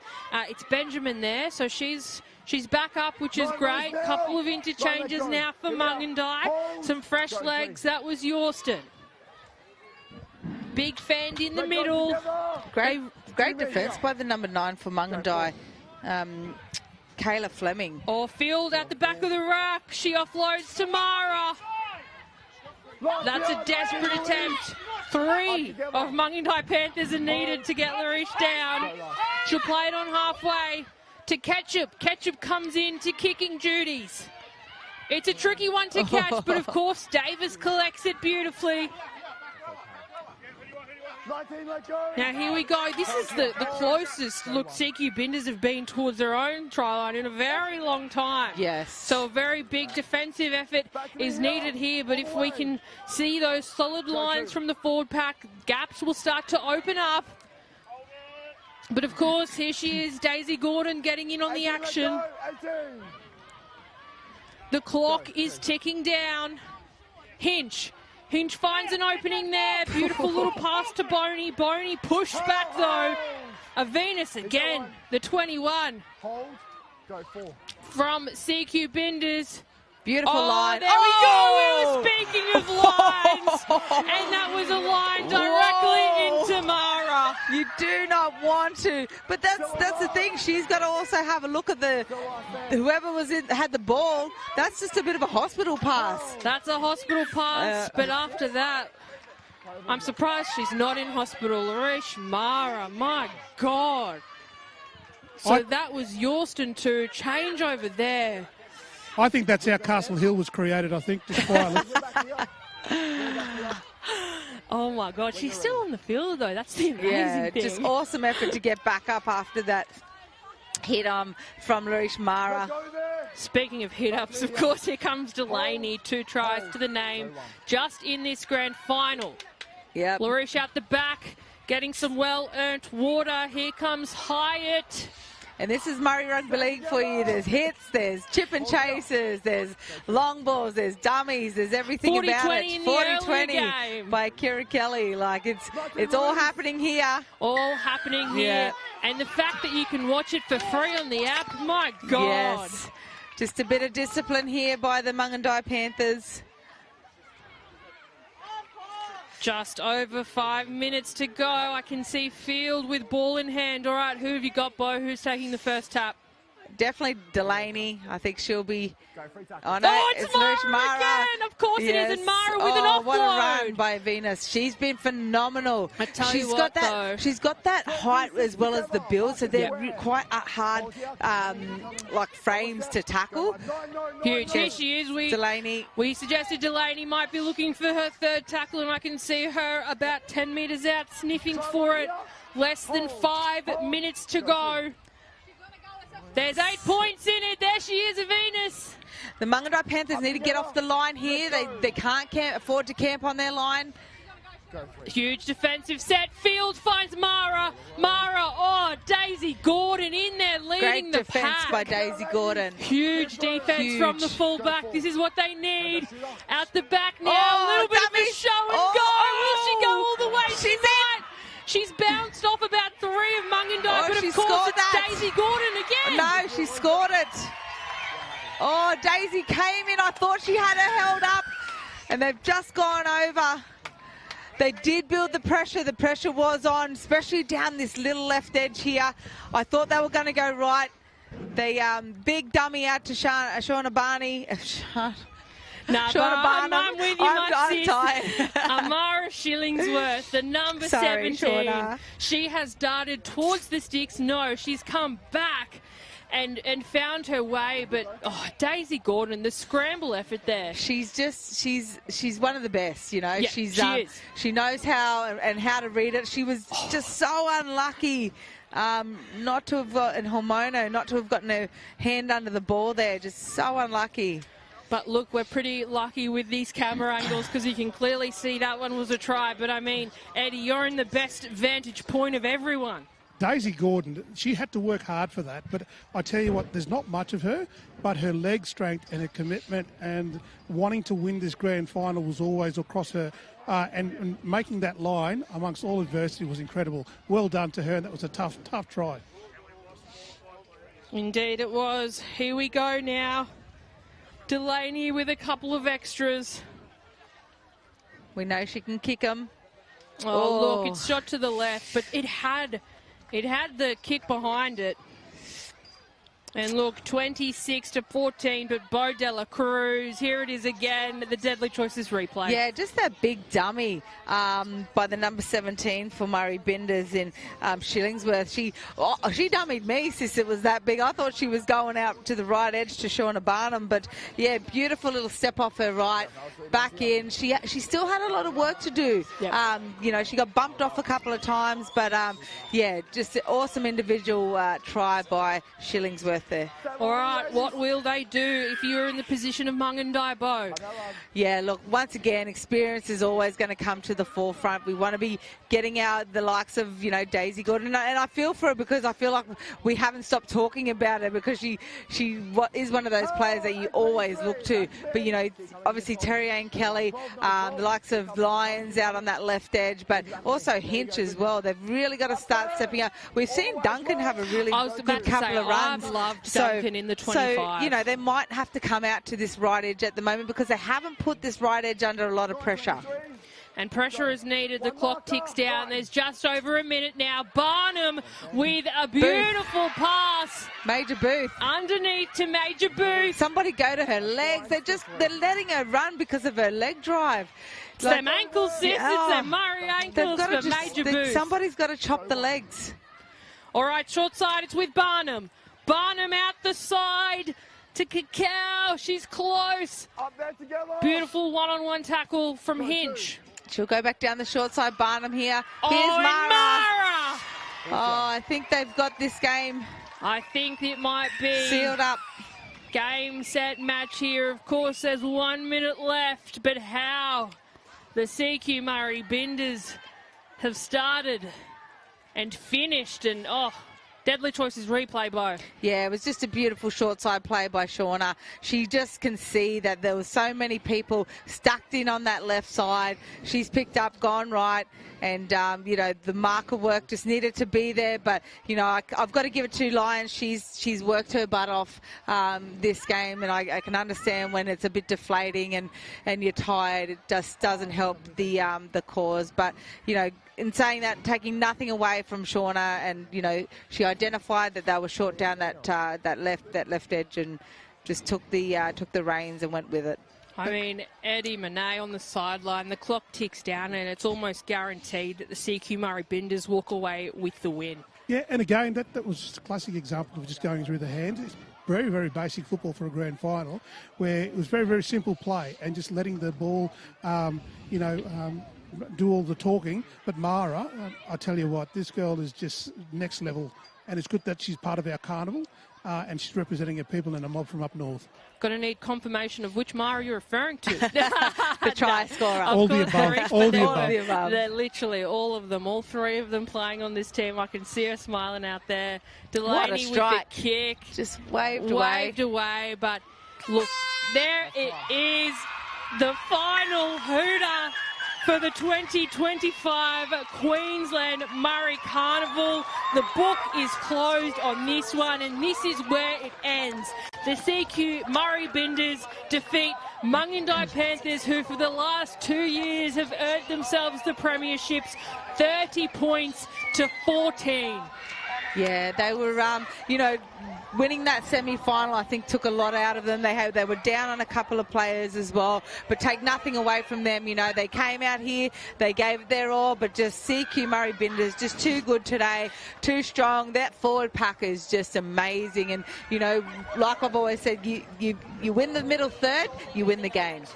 So it makes me emotional, this one, Bo. Like for the last few years, we've seen obviously Brisbane natives very dominant, and of course Mungindi Panthers. It's been many years since we have seen a new team come into the fold and go all the way to the top and win the premiership and be crowned Murri Carnival Queens of 2025. And you know what? I think this is just testament to how much the women's game has expanded and how much talent there is outside of our major cities and suburbs. Like, we should be looking to central Queensland, places like Rockhampton, Emu Park, of course Yeppoon as well, Townsville. There is so much talent in North Queensland. And we haven't even touched on far North Queensland just yet. We haven't even started on the Bummers and Islanders. But, I take my hat off to all women on the pitch right now.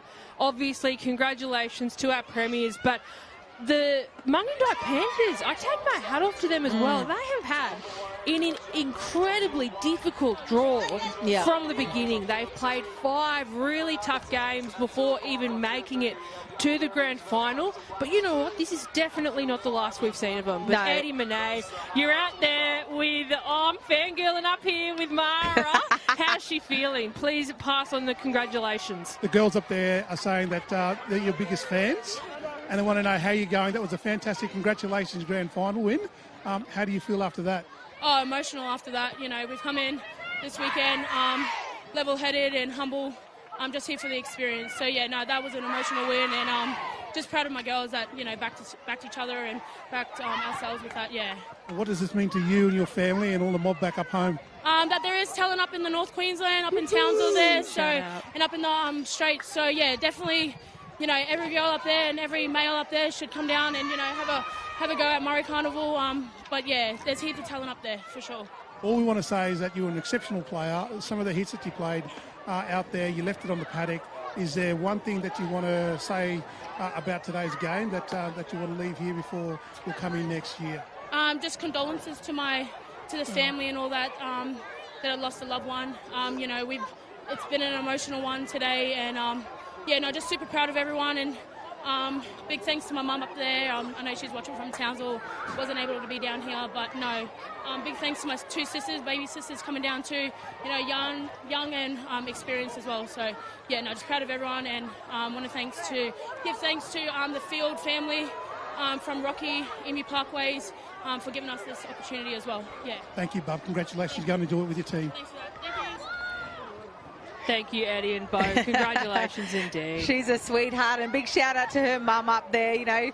3 amazing daughters on the field today. She's got to be so proud. She'll be going to the Mad Cow tonight in Townsville to celebrate, or the Bank. I'm not sure which one it is anymore, but look, we've got a showreel of Deadly Choices replay. We were just talking about them, but here it is on display. The Mara sisters, a combination for the ages. Yeah, 100%. They were phenomenal with that forward pack. They really, really took them forward. Their defense was probably even better than what their attack was, and just being able to bring girls from all different parts of Queensland together is just something that you don't get to see often, and they're a long, long way from each other. But massive congrats to Jace Field, and he's got a good bunch of young girls there, so I definitely think they'll come back to him in the years to come. As they should as well. This is just the beginning for both teams. They've got 2 premierships, Mungindi Panthers, and of course now the CQ Murri Binders have won. But here it is. This is where lines really started to show, and they've got a lot to take away from this. The Mungindi Panthers do. They have just been exceptional across the park, which just tells you how good the CQ Murri Binders are. Yeah, and like I said, love watching this young woman, Daisy Gordon, play. As I've said, she's one of my favourite players. She's just so composed, so poised, and just so classy with everything she does. She doesn't let things bother her. She just gets up and goes goes again. So, yeah, massive shout out to Mungadai Panthers for even being here again. You know, they are missing a couple of players, but take nothing away from those CQ Murri Binders. They were so deadly today, and it just fills my heart, fills my cup to see the amount of talent that we have within the women's game. And you know, if I was in RLW, look, I'd be looking to these girls because this is your future. Yeah, that's exactly right, and what a beautiful note to leave it on. This is absolutely the future. There are so many talented black women out there. Of course, congratulations to the CQ Murri Binders, who are about to be crowned premiers. But don't go anywhere. We have presentations, and of course, at 2:40 p.m, the men's grand final between Cherbourg Hornets and Darkies Connection will be kicking off.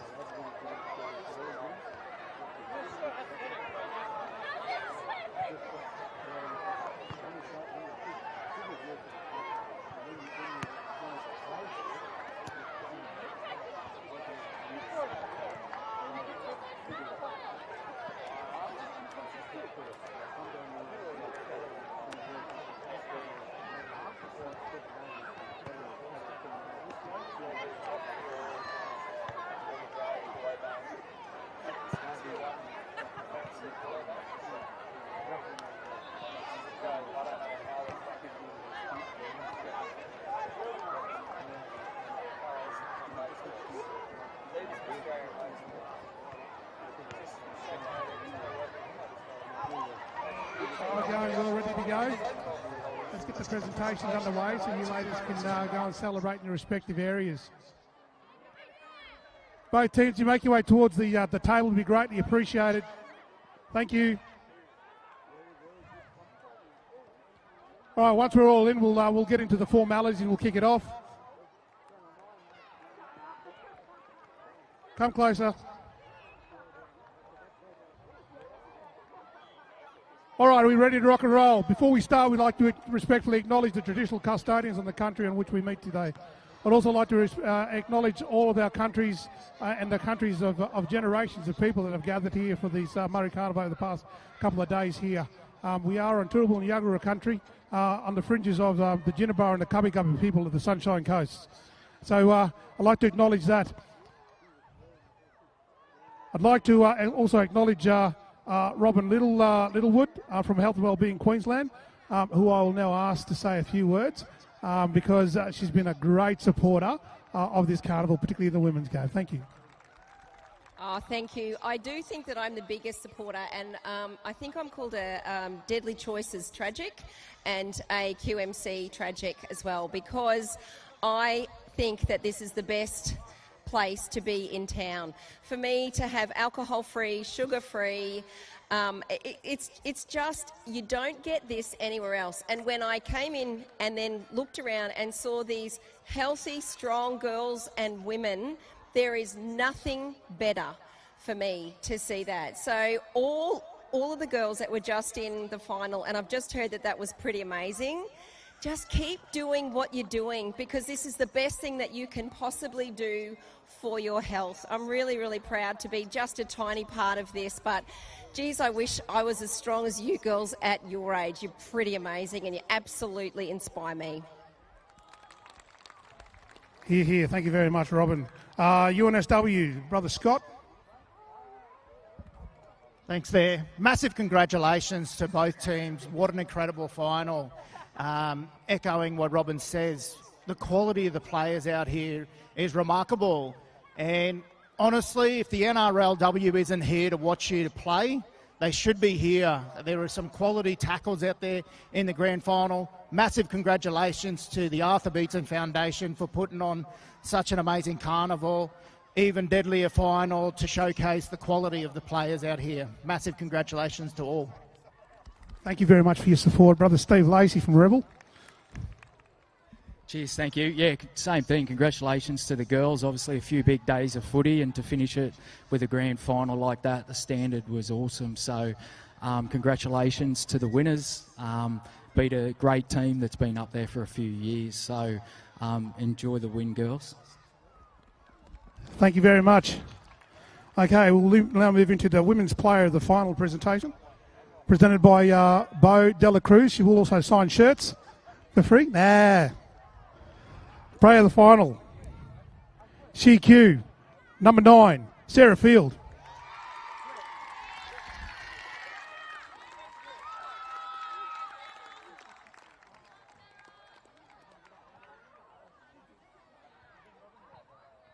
We'll just grab a photo with the sponsors and Sarah.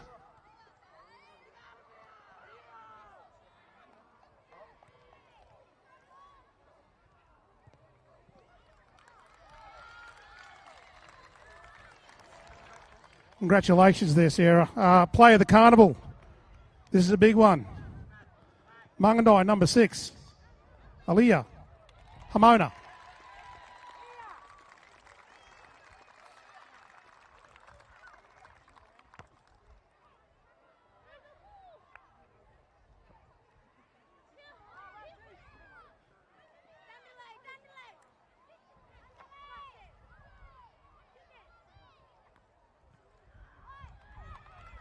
I'll now call up the Mungandai ladies to come up and get their captain, please, to come up. The one and only, you're right. You had a deadly carnival just quietly, just to collect your medals. Want to say something?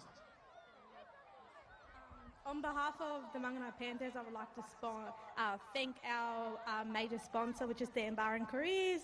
If you're looking for a job, there they are. Yeah. And also, my dad was a major sponsor, Gary Kane. Thank you. Without your support, we wouldn't be here. And also, I'd like to thank the girls. It's just exciting to see Indigenous women and the talent we have. So NRLW, you better be watching. Yeah, I just like on the back of what Terry said, congratulations to you girls. You've had a great run through to the finals. To my girls, really unlucky. You know, we fell short without a couple of players along the run, but hold your heads up high. We'll be back bigger and better next year. Thank you. Oh, one more thing. Huge thank you to AB Arthur Beetson Foundation. You know, you've run a great carnival. Big thank you to the refs and all the officials, because without you, we all know that we wouldn't have a game. So thank you. All right, bring the girls up. Call your team up. That's him. Hey, yeah, you wasn't quiet on the field a minute ago.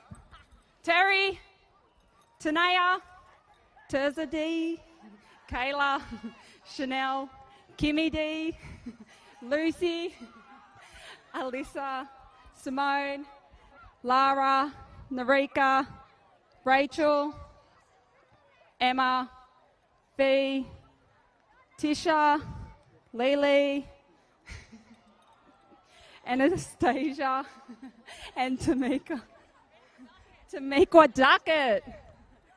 Thank you, Bob.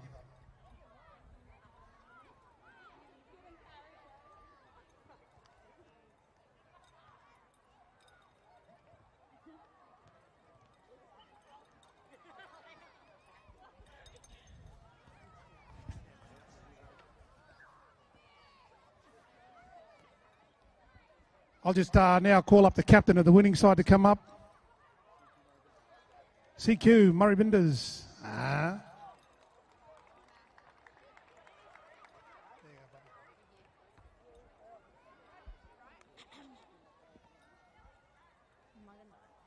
Thank you to the Panther girls for a great game.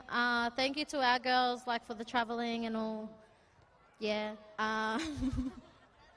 Thank you to family and supporters for coming down. Who else? Sponsors and coaching staff, and Lani Quero for managing both teams. Big shout out. Thank you, girls. Here you go. Here's your presentation of your trophy. 5 champions for this year.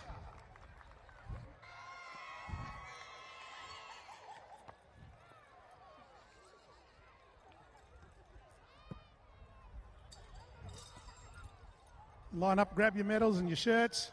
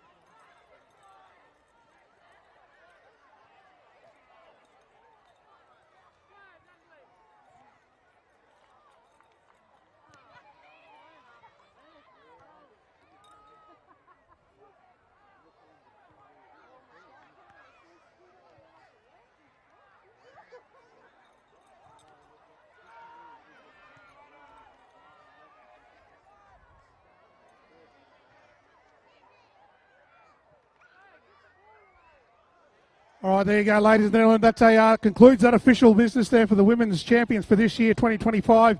We'll just get to our team's photos with their shirts on and their medallions. It'd be greatly appreciated. Thank you very much.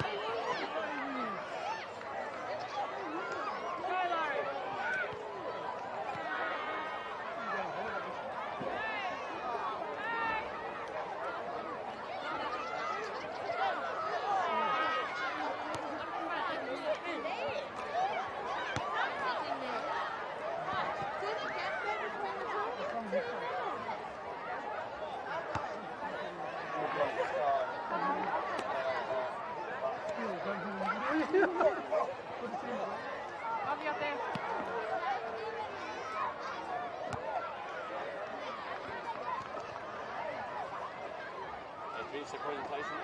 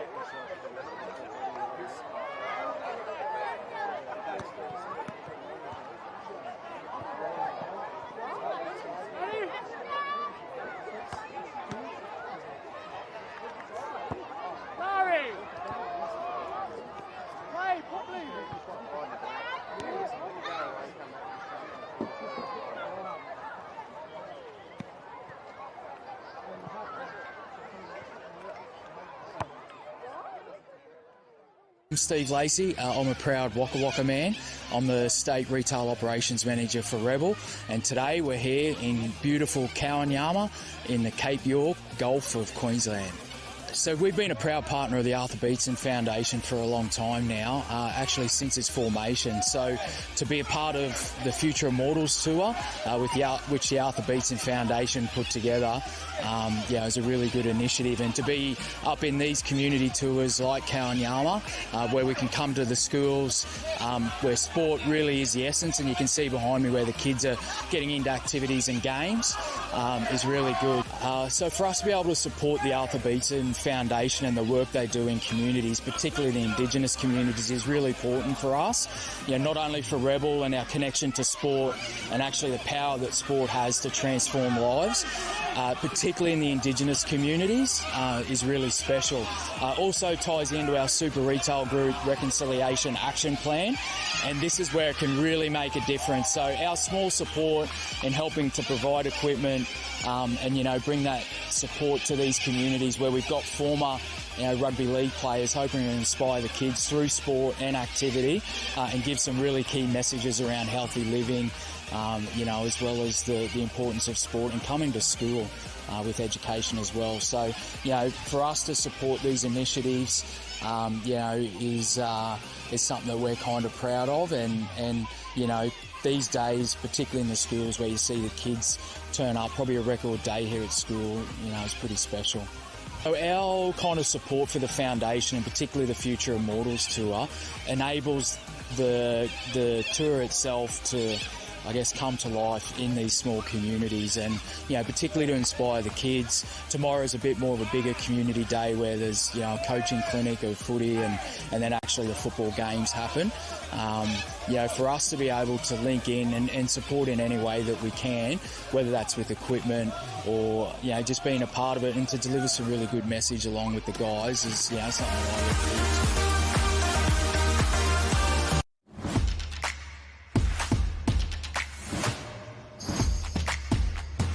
My favourite ever Origin moment would be the Matty Bryant intercept. I always see it on videos, and it's always a good watch.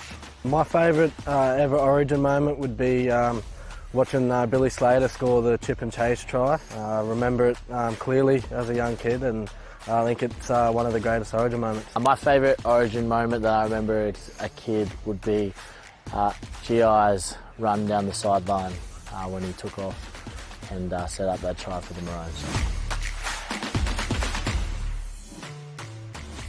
Forget the bet, enjoy the game.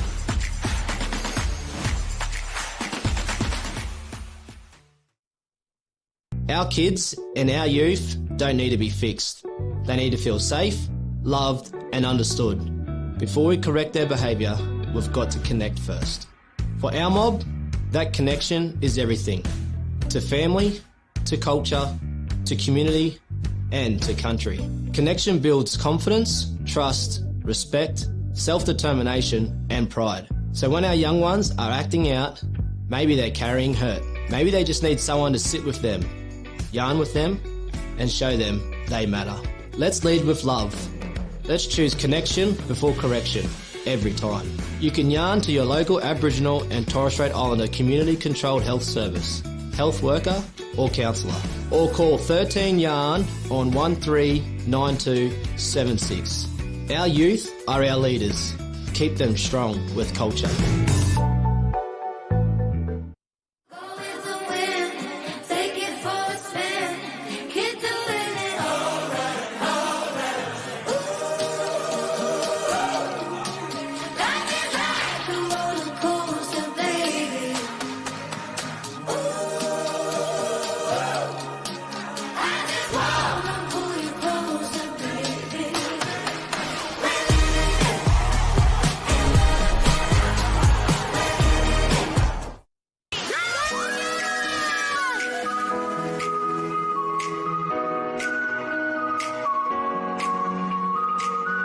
Ben Jones, we're in downtown Kawanyama at one of the schools. We love coming here, we love connecting the country, and so when we're there, we're proud.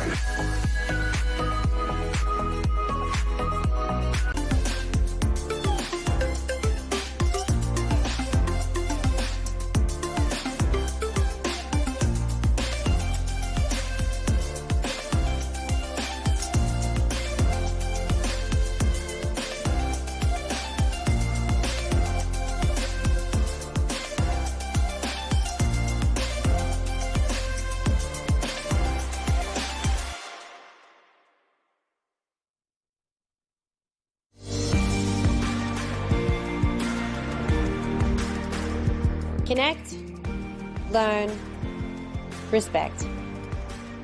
Join us and begin your journey to success. Together, we'll build a brighter future fixed in our rich heritage. No shame to educate, let's yarn. Learn more at newrigilly.unsw.edu.au. Cancer doesn't always show up with big signs. Sometimes it's just a little change. Don't ignore it, yarn about it. The earlier you catch cancer, the better the chance of beating it.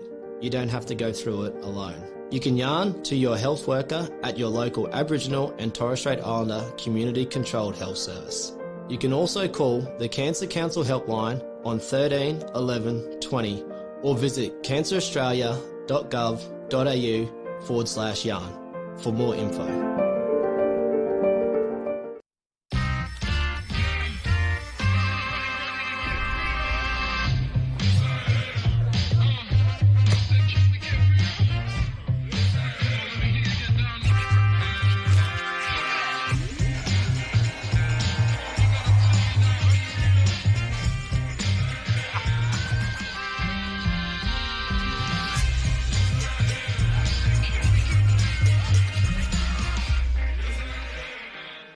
Hi, my name's Janine Harrison. I'm the principal of Kawanyama State School. Today we've got a visit from the Artie Beetson Foundation Immortals.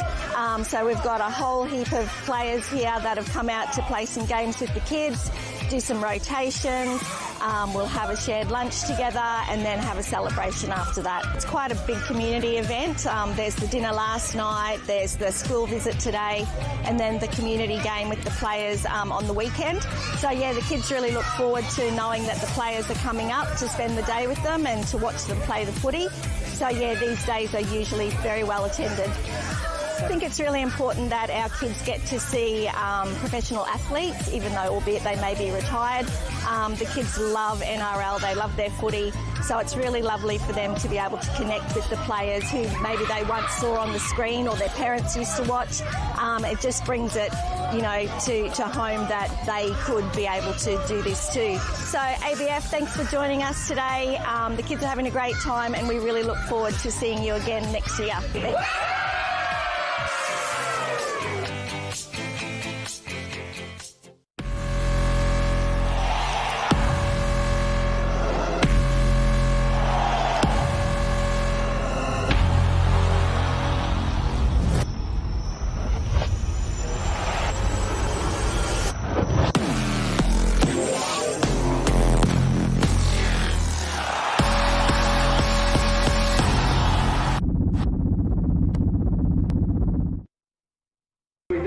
Dance proud because no one else can do it. No one else can go out. So when you stop strong, and when you dance, dance proud. And don't be ashamed. Like I said, this is us. True. So, you know, this is for us to show, to share, and be proud of.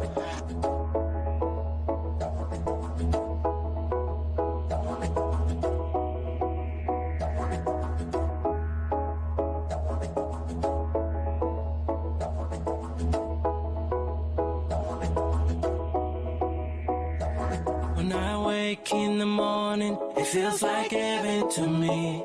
This is paradise, right before my eyes. My people have stories to tell about the land and sea. It's where I long to be. So take me home. Oh, be I my beautiful home. All the tribes are welcome in.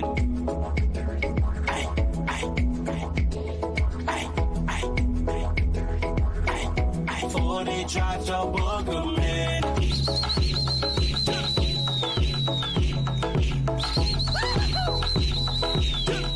For the tribes are welcome in. This is our home. This is where we belong. We have beautiful people. If I can't hear my teammates on the field, it is hard to feel a part of the team. It is the same for our kids. Good hearing is key to being part of a team at school and when playing sport.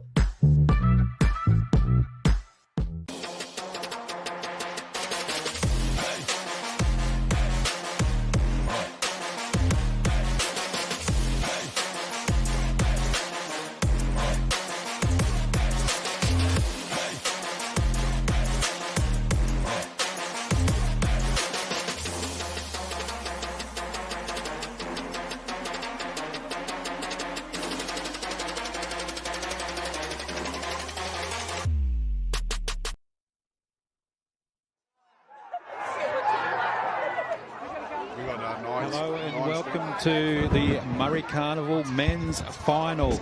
This should be a very, very fast, exciting match. Cherbourg Hornets up against Darkies Connection. Donnie Johannesson joining you in commentary. And it's a pleasure to have Brad Beetson as well. And on the sideline, Eddie Monet. We'll go to him shortly. But Brad, these two teams, well, they've done it hard yards to get there. So it's exciting to see this. Yeah, mate, it's great, Donald. It's great to be here and great to see two community sides in the grand final. Obviously, for the Darkies, it's their third year in a row, so they're really looking to get the monkey off their back, so to speak. And Cherbourg, like the Masters, knockout footy, so it's great to have these two sides on board. Cherbourg defeated 26-12 Murri Warriors to get where they are, and then Darkies Connection. 42-14, big scoreline there over Murray Bummer.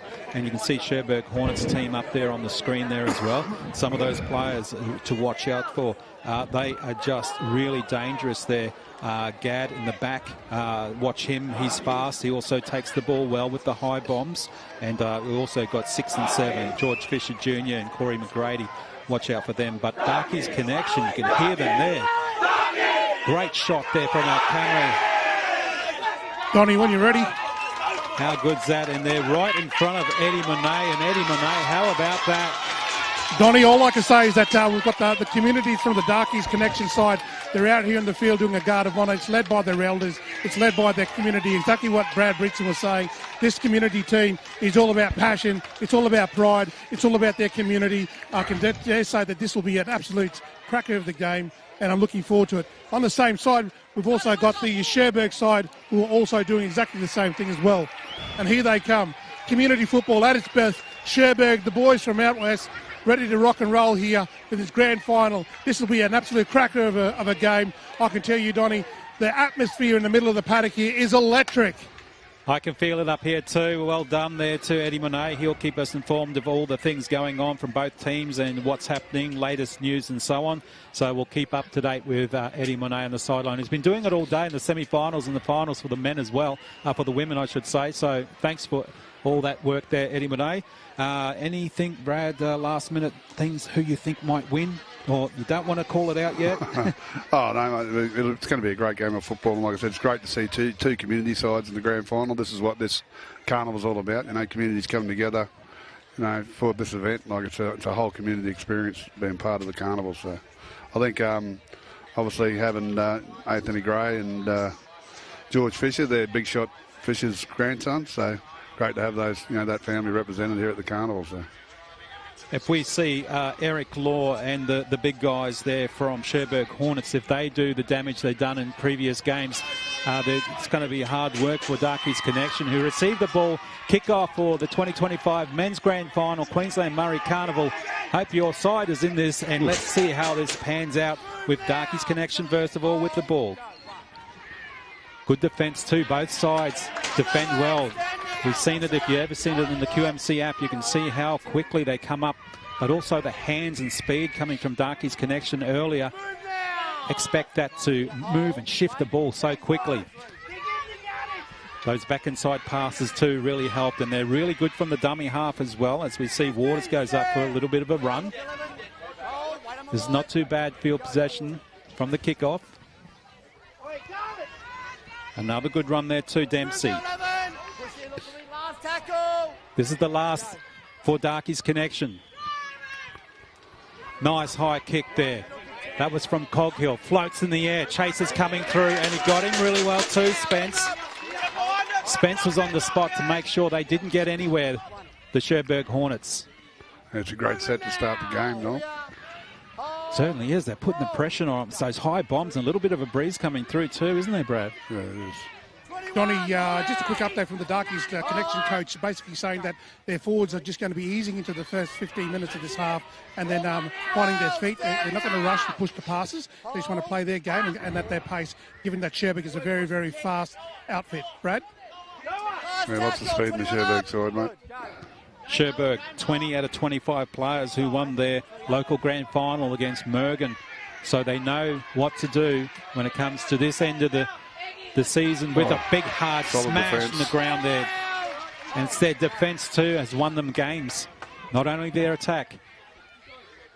Off the legs! Darky's really feeling it at the moment. Good temperature too. It was hot earlier during the day.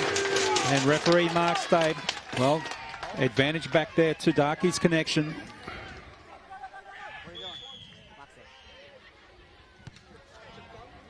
Now this is good field placement for them too, Brad.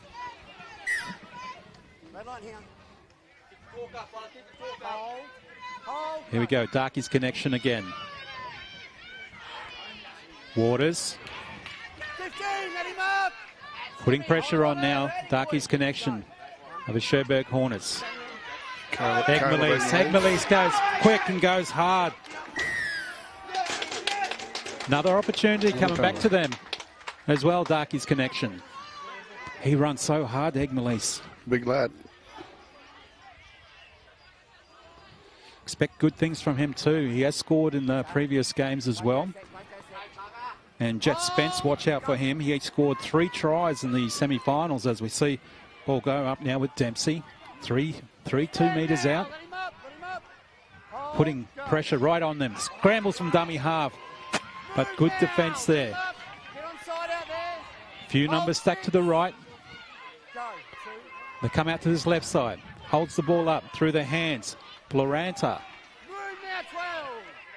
He scored in the semi-finals as well. A really good try. Over the top, loose ball, goes to the ground. Picked up nicely though. And defence comes over the top. Sherbrooke Hornets really defending the line well. Little stabbing kick goes through. Play on. And it goes close to the line. So third set in a row on their line. Don would do well to keep him out. That's good pressure too. Goes back inside to the traffic, Pearce. 6 to go again, Donny, 6 to go. Pearce played the ball out to the right-hand side. Through those quick hands. In that case, it was too quick. Yeah, good defence from Sherbrooke there. Well, they're out of jail that one, so that was really good to see the defence just sliding. And the good talking in there too, Brad. That's the key to good defence. It's communication amongst the players. Obviously, the adrenaline will be running high on both sides, so might be a few errors earlier. And as we back for the scrum, how have you enjoyed the carnival so far? Oh, it's always great, mate. Like catch up with a lot of friends, and I've had all my family here, and watch my son play, even though we got knocked out. But it was good to watch him go around and catch up with a lot of friends and family, a lot of people in the Sherbrooke side I know, and see all the elders here. Now, Sherbrooke Hornets now with the ball. As we mentioned, the big guys, Eric Law and so on, the cohort there, if they can still run straight like they did in the semi-finals, they can get meters and they can get tries as well as they play it quickly. And this guy here, Faquandi. Great hit. Wow. What a shot.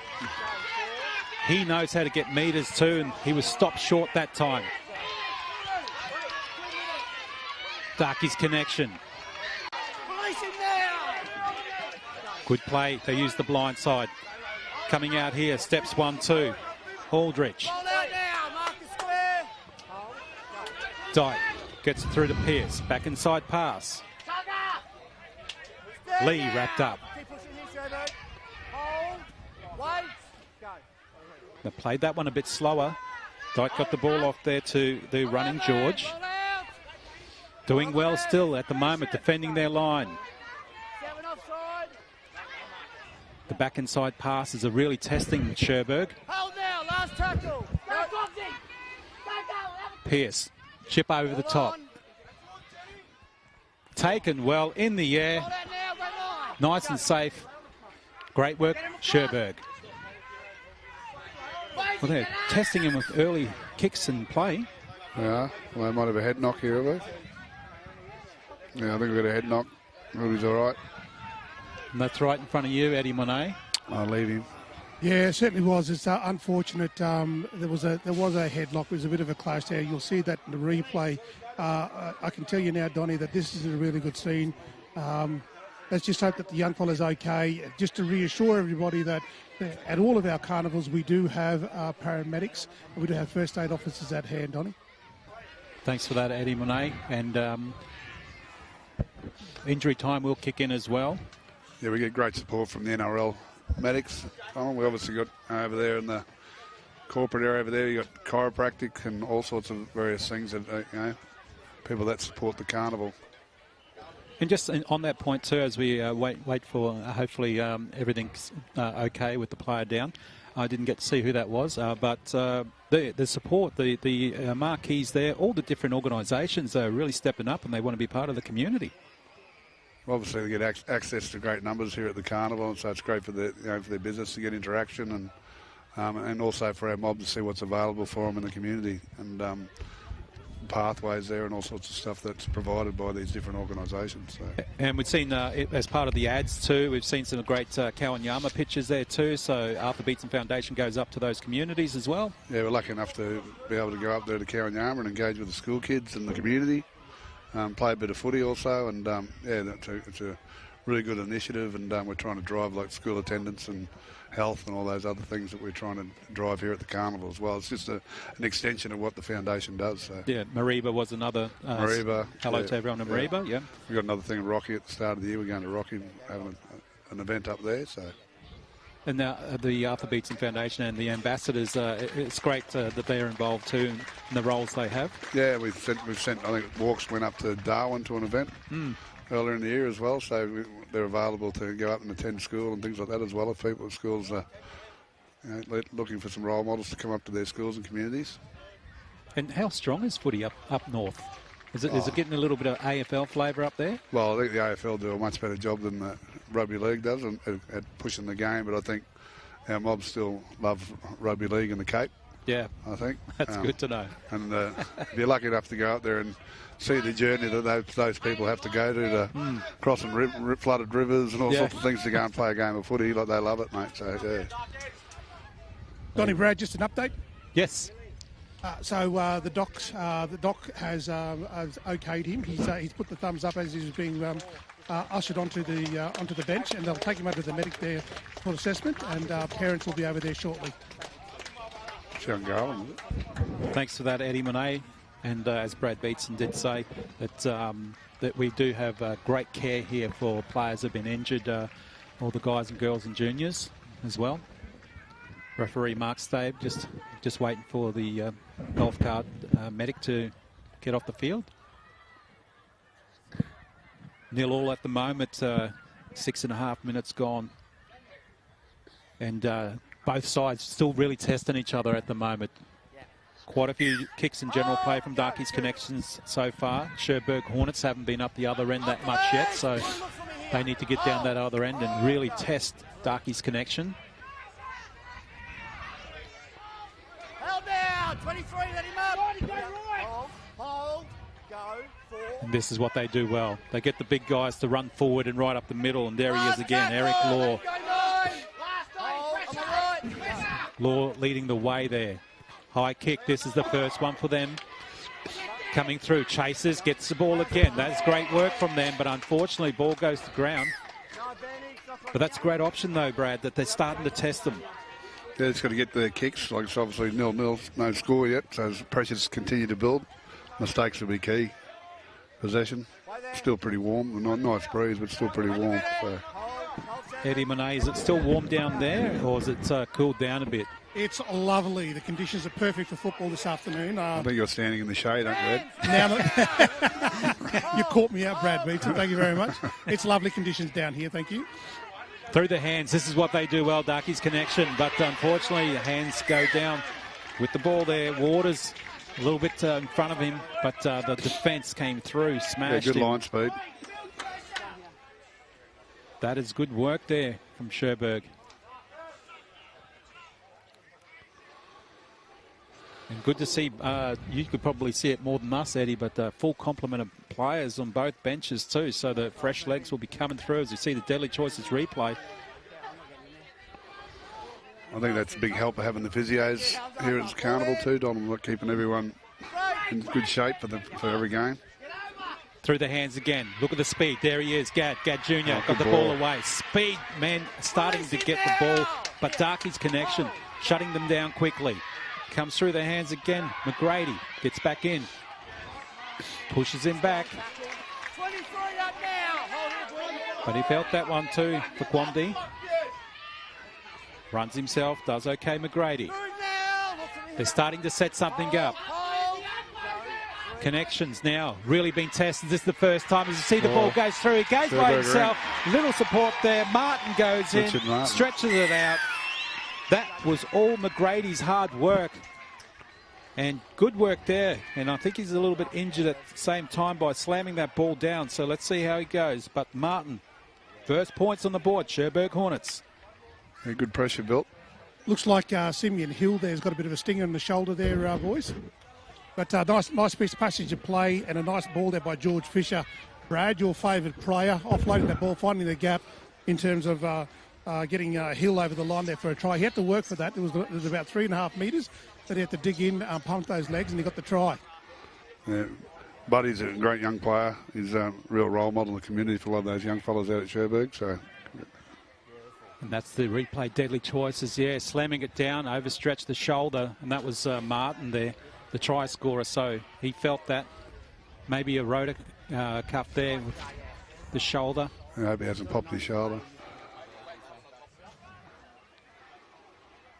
But he definitely made sure it hit the ground for a try, so there's a reward and risk there. So, but Martin, first points, Cherbourg.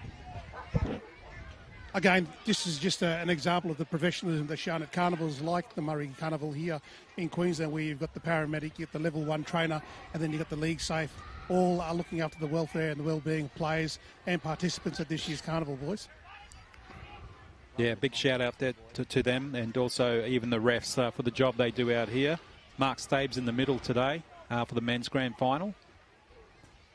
And he's got a couple of touchies there too, Caden Graham and Cullen Devine. It's a big event for the referees as well. You know, it's a lot of football being played, and it's a lot of stress on these events. It's a big game, a lot of passionate people here. And the Aboriginal and Torres Strait Islander Research Unit, they are sponsoring the referees at the moment. iMob, if you might see their shirts, and go down and see their tent too, the iMob tent. Lines it up. Everyone very respectful there. It's very quiet, wasn't it? It was quiet. You can feel the tension on the sideline, boys, I can tell you that much. That was very respectful, so quiet, right in front of the Darkies Connection bench. So, and there it is again, the replay, thanks to Deadly Choices and Martin there, still in the back play there. Yeah, I'd like also to do a shout out to University of New South Wales, Donald, great sponsors of this event and partners for the foundation. They come up to community with us as well. So, yeah, Scott and the team do an amazing job, and again, they're marquee tent here over the next couple of days, and for the juniors, if you want to go check them out. Boys, just an update regarding the number 15, Simeon Hill. The paramedic has called for the buggy to come over and to transport him off the field. Okay, thanks for that, Eddie Monet. Was that Garland? Is it? Was that? 6-0 is the scoreline in this men's grand final. 11 minutes gone. Cherbourg Hornets. The player that went off before was young Garland Peace. But he's got the sums up. I think he's all right. So that's good news. Their family, he's okay.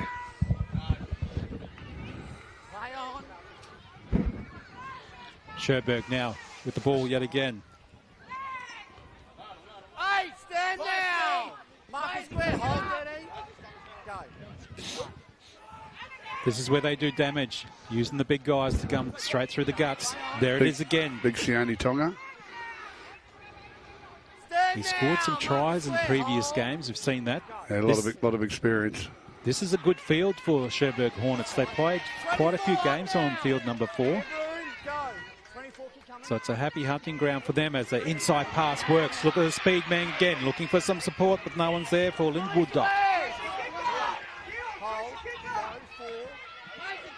Back over to that side. Cobbo through the hands again. Grady gets it out. Last tackle, roll out! This is the last now for Cherbourg. Nice kick. No one seems to want it, but it gets up and takes it well in the air. Goes close to the line. That is a great try, and they needed that. Cherbourg Hornets. Buddy Fisher, number 6. to be on the spot. And he just snatched it out of the air. Good work for them. 10-0. Cherbourg Hornets over Darkies Connections. Grand final for the men. There's the Deadly Choices replay. What a great kick from McGrady. How good was that, Brad? Just, great stuff. Great finish. Great pressure. Donny, if I could just add there, just on the fringes leading up to that play, it was the second and third phase that got the players running in that momentum, and obviously speed is the game with the Cherbourg Hornets side. They will always be challenging the fringes, particularly on the edges there, but more importantly, to capitalise on that and take their chances. This is a typical style for Cherbourg. They uncharacteristic, but they follow through and they execute quite well. Yeah, thanks for that, Eddie. And I think the Darkies Connection bench is a bit shell-shocked there. They're very quiet at the moment. Still plenty of time to go. The whole carnival seems to be very quiet, It is just very waiting quiet, for this yeah. kick.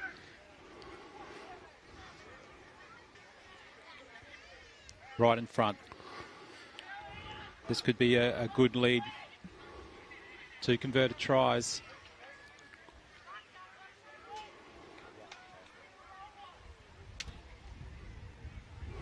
George's father, George Senior, coaches the Cherbourg side. He does a lot of great work out in community in Cherbourg. Big shout out to George.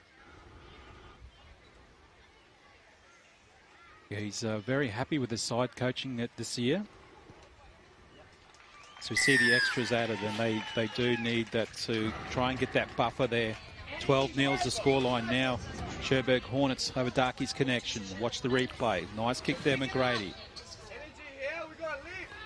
Almost a great take in there too. Darkies Connection did contest, but they got away with it. George Fisher Jr. to get that try. Make sure that tee's on that line for me. This is unusual from Darkies Connection, Brad. We have seen them just score multiple tries in a few minutes in the beginning of their games, but at the moment this would be a different feeling for them, being down 12-0. Yes. Young Seamus Cobbo. Great carry. 25, Good work. To do that 3 days in a row, Brad, must be hard. It certainly sorts of men from the boys, like playing 3 days of footy.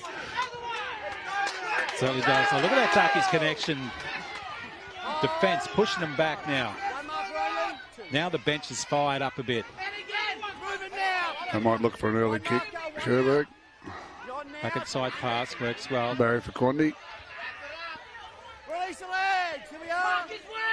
Darkies Connection now defending well at the moment. Outside. Good kick. Good chase too on the Cherbourg boys. And it sits well, that kick. That is a really good kick. And look at the line of Cherbourg players coming up. He lost it. And it's play on. Oh, and he was on the spot. George Fisher Jr. pick up the crumbs straight under the post. Another quick try. And that's 16-0. That's all going Cherbourg's way at the moment. Well, the team would just be a little bit shocked by that. It was good kick, just sat up in the in goal as we see the Deadly Choices replay. Yeah, Corey McGrady's got a wealth of KO experience. So. And look at that, the actual numbers that came up. Anyone probably from Cherbourg Hornets could have taken that loose ball, but he was on the spot there, George Fisher Jr. Some of the teams, the way they put kicks in general play and how some of the kicks come off, that's just one of them there. Oh, just knee dislodged the ball. And Downey, again, just for the young listeners that are out there, I think this is a classic example of if you're young and you're playing, it's important to follow through with that because you never know what the chances are of the possibility of the ball being lost and then following through with that. Are you talking from experience, Eddie Monet? No, just learning from the great Brad Beatson. I very rarely ever kicked a football on a football field. But a kicker's only as good as its chase headers, you know, so I think Shannon will have to be trying to fire these Darkies boys up. There's still plenty of time left in the game. I'm sure they would like to be the next to score I think the wind is probably maybe a 10, 12-point wind. It's starting to pick up a bit, so. No surprise that close to get the 2 points, 18-0. But Brad, not to take anything away from Darkey's Connection, they've really been up the pointy end at the Murri Carnival last few years. So it's just that they don't get that win at the end for the men's grand final. It's also about the draw too. I think the Darkies have had quite a tough draw. They've played a few tough sides, so it might be starting to tell on the boys. So I'm sure they're not done yet. Big Nice T high Gray. kick. And that's what they do well. Look at that, Sherberg getting about 10 metres more. Their post-contact metres.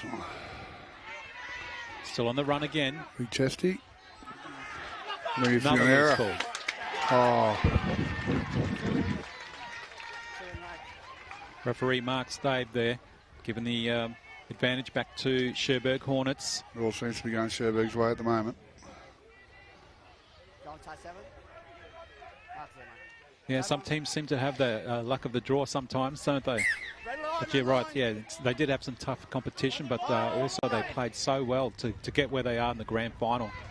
As we see there now, Eric Law having a good run. We've probably got the best two sides in the final, which is good. So, yeah, absolutely. There they go again, the big men charging up, damaging the defence of the Darkies Connection. Cobbo's still going. Cobbo. He's been very strong the whole carnival, Cobbo. Oh, absolutely. Definitely a 3-point man of the match performance in the last game as well, as they come through their hands out this right side. Stopped there by Miles, but they got the pass away. Still goes it out to an unmarked player who was there and closed down quickly on Sandow. But Sandow gets there. Knocked it on.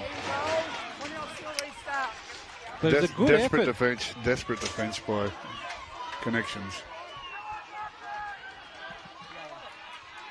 That is a good play from Darkey's Connection, Brad, to keep them out to add any more points. They don't need that. No, they don't. They just need to complete this set. Darkey's Connection need to do something now, and very, very soon. 20 minutes gone in this first half.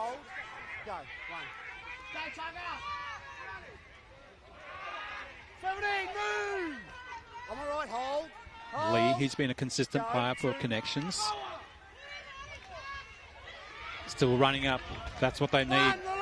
More metres. That's not too bad from Dempsey. Through the hands and a bit of a cutout as well. Aldrich.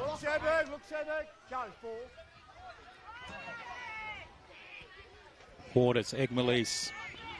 Last tackle, let him go. Holding. This is the last now for Darkey's Connection. Last tackle. Nice high kick, put up. Luranta chasing through. The blue shirts come through, pushing back. Pushing back in goal. They needed that.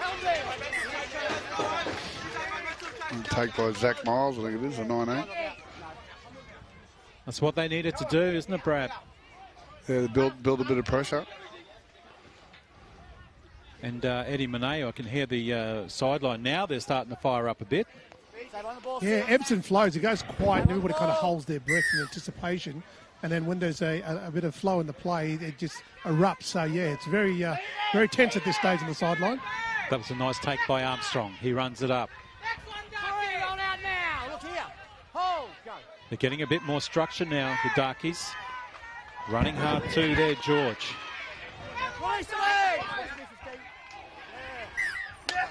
Oh no. Just can't seem to buy a call at the moment, Darkies. Well, that's bad news for them. Good news for Sherberg Hornets. Just starting to build some pressure too, Darkies Connection. Yeah, just when you thought they were going to, set up a move, or set up a move, I should say. But they still got some good players there. They're starting to use that bench as well. I think the 6, Kyle Coggle, needs to get his hands on the ball a bit more. Let's get out. Ball in. Break, get over. Nice Big defence. hits. Straight out from the scrum. That's what they need to do. Spence was the man getting involved in that defence. Now they get the advantage back to them. Good field position. Can they do something? Substitutes are coming on too at the moment. Fresh legs. 23 minutes into this first half. Men's Grand Final. Sherbrooke Hornets, Starkey's Connection. Hope you're enjoying it, watching it on the QMC app.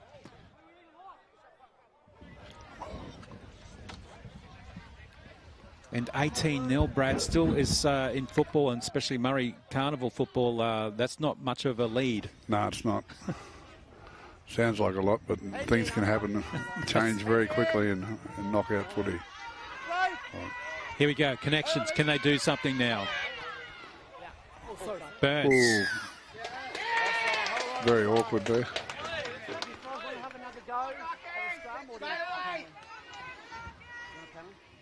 Well, advantage get back to Darkey's Connection. They need to get some points on now.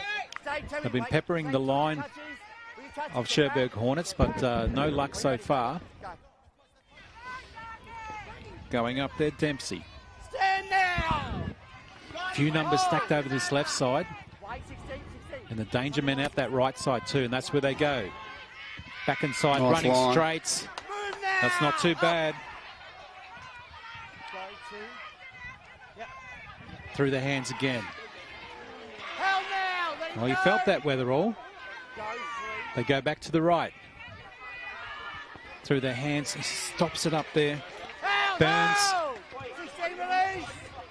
Well, they're trying something. Darkey's Connection. Nothing's coming off at the moment. They're just staying around in the middle. Again, loses some ground as well at the same time there, Weatherall. This is their last. Sherbrooke defence is pretty organised. Little grubber put through. Is it too deep? Oh, Brad, was that the option with all these players at the left-hand side? Trying to build some pressure and get another set. Probably. Great defence, though, from Sherbrooke, wasn't it? Very great. Yeah. Fighting out that middle. Let's go. Held up again now. 18-0 scoreline. Sherbrooke Hornets. 6 to go, says the referee, Mark Stave. 12, stand. Mark this work. Next one. Big men, watch them do more damage again. This is what they love doing. Hill. He gets in there. There's Fiquandi. Gets the pass away at the same time. He's damaging Fiquandi. Got it off to a teammate there, and Hill. Alberts gets it around. There's the speed man again, ball. McGrady. Gets it off again. And there's the support, the 1-2 back inside. And why not? That's Tapu who gets it. Great touch footy move, that one. The back inside pass. And just staying there with the play. And another great try coming from Sherbrooke Hornets. Full play. They've had all the ball this half, Sherbrooke, so. As we see the Deadly Choices replay. Just follows it. He's got the ball. He looks for support and he knows back inside pass worked well. And he was there backing up and says, yes, I scored a try. Especially in a grand final. And he's got speed. They got very speed. big speed, Barry Fiquandi, for a big man. Plays a bit of 5'8" sometimes, he does. 5'8". Barry, a big man. He's got great hands. It absolutely shows there too. Donnie Bad previously, the captain of the Sherbrooke Hornets side was appealing to the referee, saying that they wanted to play a fast game, a fast-paced game, and it was they were finding it a little bit challenging there, some of the decisions. But in saying that, now that they had that try, let's hope that they keep that momentum and keep the pace of the game at the level that they're expecting it to play. Yeah, thanks for that, Eddie. Eddie Monet on the sideline there. And again, it's gone quiet. It goes quiet when Sherbrooke put a kick up, put the kick through. Great man down there. The Eddie on the app, on the QMC app. That's what they want to listen to. And this kick would really hurt them too. They'll make it 24-0. This is a shell-shocked Darkies connection. They usually pile on points by this time in a game. So they would be just having a good chat in the background there too about what they need to do. I'm sure the coaches will be looking forward to half-time to try and get them in there and try and pump them back up and rebuild their spirit. I'm sure they've got to come back in them. And there we go, just the 1-2 back inside pass. Good old touch footy move, that one. And half-time can't come soon enough for Darkies connection to reset and refocus what's going on. 24-0 down from a champion side of Cherbourg Hornets. Well, they let the ball go and bounce, but they take it well. There was almost an option there from Darkies connection. They try to drag him out, but no luck. They're trying anything now at the moment, Darkies connection. Through the hands again. This is where they're strong as well. Not only the forwards, but through the hands. They go out there. And there's the gap again. That's where they create space. Oh, he nearly got through there too, Guymore, but tripped up. Plays the ball. Cobbo. Cobbo won. Cobbo goes again. Albert's dummy half. Feeding the big guys again too. And there he is. Songa Senior. Nice hard run. They are damaging this defence there, Brad. They're big fellas with good speed. They're putting dents in their defensive line. Darkies connection scrambling to defend yet again on the attack. Side kick comes over. Oh, good almost take. Takes it. Great take. It was probably not a good option, but at the same time I could see that they had some players unmarked, and that's what he was probably trying to do. But they're trying anything at the moment, Cherbourg Hornets, even though they got the 24-0 lead. Boys, the word is on ground that the wind has picked up quite a lot in this and the last remaining minutes of the first half. Look for the high kicks. Look for the opportunities to kick out wide. That's a good idea for the kickers in general play. As we see the ball now, Darkies connection going through their hands. Holds it up, Aldridge. Aldridge loses the ball. Play on. That's good work there from Simpson. And Simpson and, well, just a little argy-bargy. The hooter's gone now, so referee Mark Stave will just get involved and say, okay, boys, it's all over and done with for now.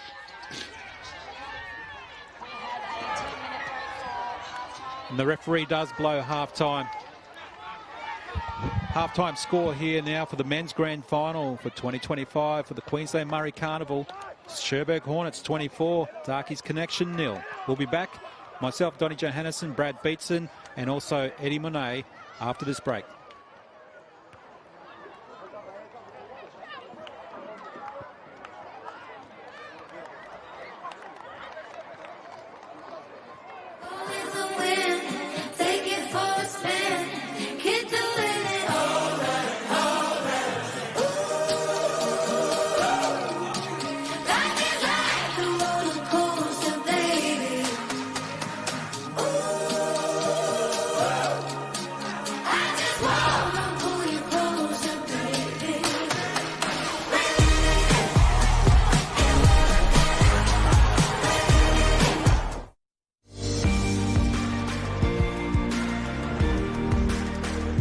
Connect, learn, respect. Join us and begin your journey to success. Together, we'll build a brighter future fixed in our rich heritage. No shame to educate, let's yarn. Learn more at newrigilly.unsw.edu.au.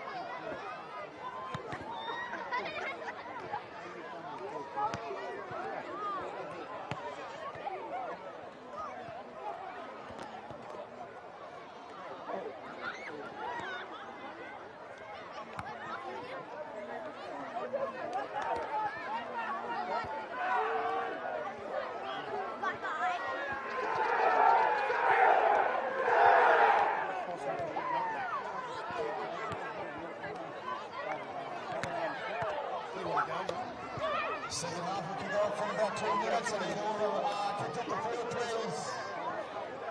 Welcome back, men's grand final for 2025. Queensland Murri Carnival, Donnie Johannesson joining you, Brad Beatson as well. On the sideline, Eddie Monet, we'll go to him shortly. Sherbrooke Hornets, 24-0. That is a bit of a shock because Darkey's Connection, they do know how to score tries too. And they are wearing black armbands too for a niece, one of the nieces, Marinda Dangerfield Savage. So great to see they're supporting that. So, you know, our thoughts go out too. So Darkey's Connection, let's see how they go in the second half. And you're on the sideline there, Eddie Monet. Did you hear anything about what's got to happen to get points on the board? Sherbrooke, definitely. Sherbrooke in particular are all about making sure that they're consistent in their play, Donnie. They're going to be using the wind as per usual and staying with their usual practice in terms of playing fast football. In terms of the Darkies Connection, it is all about spirit now. They're playing for the people in the community and their mob, and I'm loving this. So buckle up, people, and enjoy the second half. Referee Mark Stave gets ready for the second half as the hooter blows. Thanks for that, Eddie Monet. Keep us informed of what's going on down there. And there we go, second half now for the men's grand final, Murri Carnival 2025. Sherbrooke Hornets. Anthony Gray. They started well in the first half. 16, stand up. First try scorers need to be Darkey's Connection, but they need to get 100%. possession. Get there. Darkey's Connection bench starting to fire up as well. That's what they need. It's been a bit quiet in the dugout there, but now they're getting fired up, so that's good to see. Through the hands and the speed men as well. Cobbo, he played well in the first half. Was instrumental.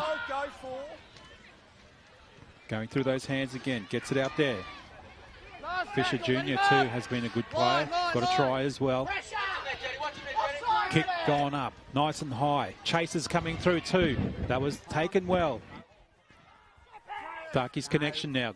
Got running a little bit sideways, but that's okay. Gets picked off finally, does he? For, yes, the defence there of Sherbrooke.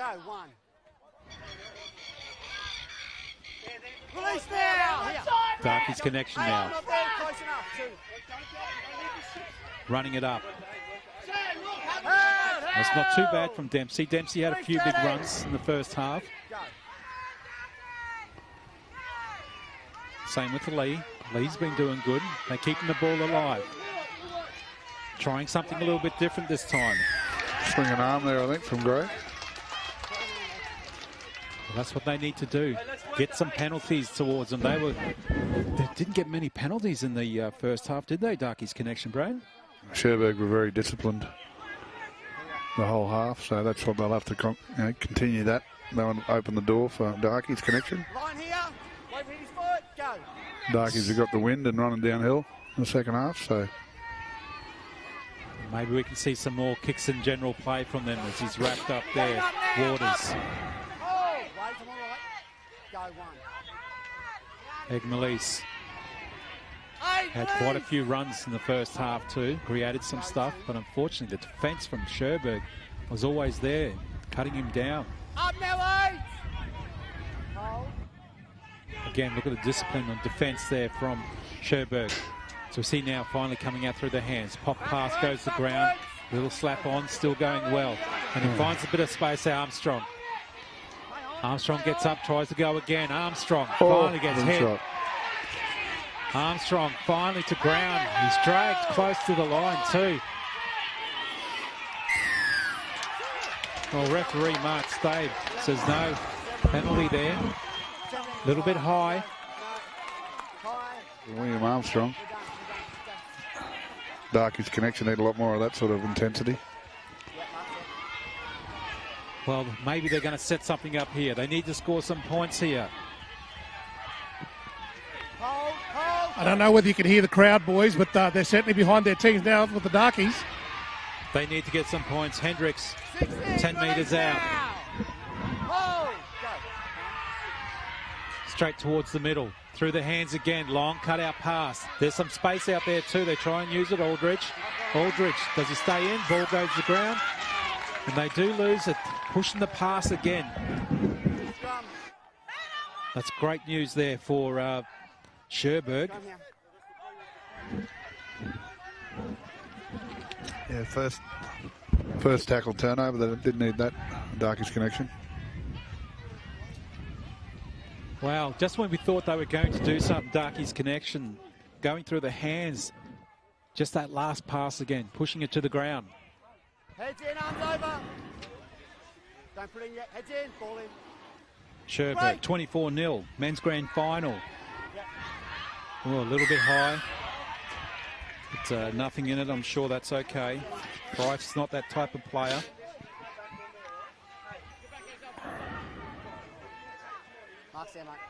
They find it's good for Sherberg to get some more space. Stays in right next to Eddie Monet. I thought Eddie was going to take that one. Again, on the attack. He'll be looking forward to a break, Tonga Senior, once this men's grand final's over. Same with this man, Law. Law has done so many metres.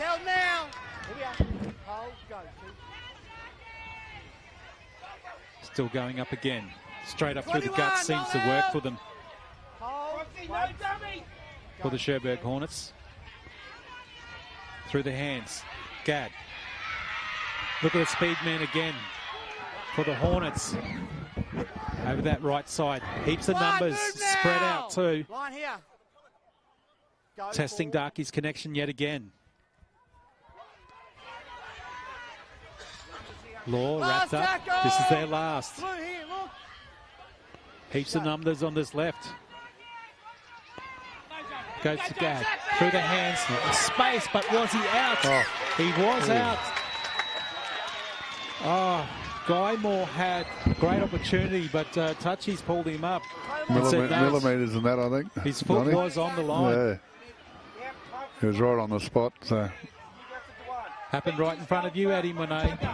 Yeah, it certainly was. Unfortunately, he was tippy-toeing that sideline. Otherwise, if he had a little bit more inches, he would have made that try for sure. But great passage of play because they read that play really well.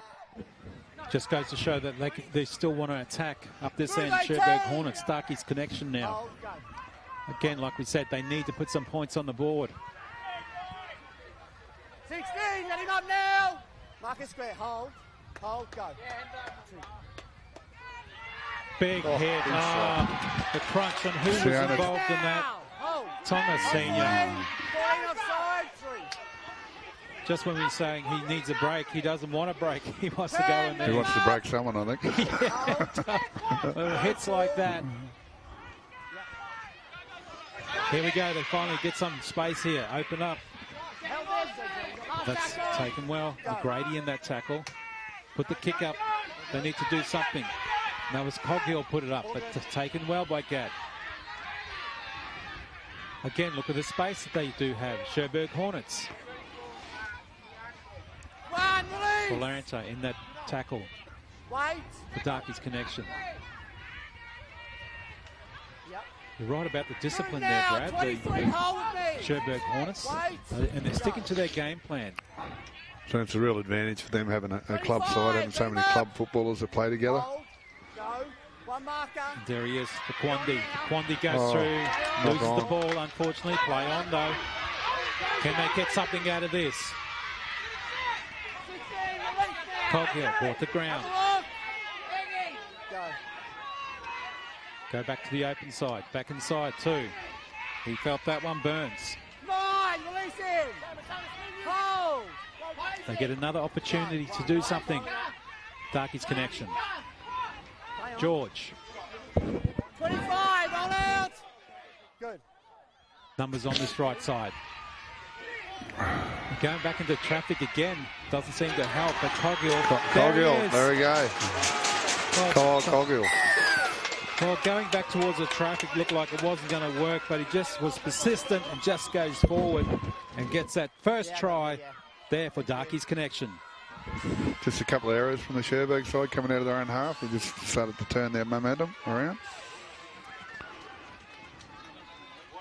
There it is, Deadly Choices replay. Running back into the traffic, thought he wasn't going to go anywhere, but slipped off Gadd and went straight through towards the line and close to the post too, so that'll be very helpful. Oh, Donnie, the crowd just erupted when that try went down. You should have heard him go off. It was absolutely immaculate. Well, it's been a long time since they scored, Eddie, so, and like we were saying earlier, it's unusual that they haven't put points on the board, you know, in the first half of footy. But they have done now in the second half of footy. 24-6, still a long way to go, but this might be exactly what they need. And that's Spence too, and he's a try-scoring machine. Last 2 games, 4 tries.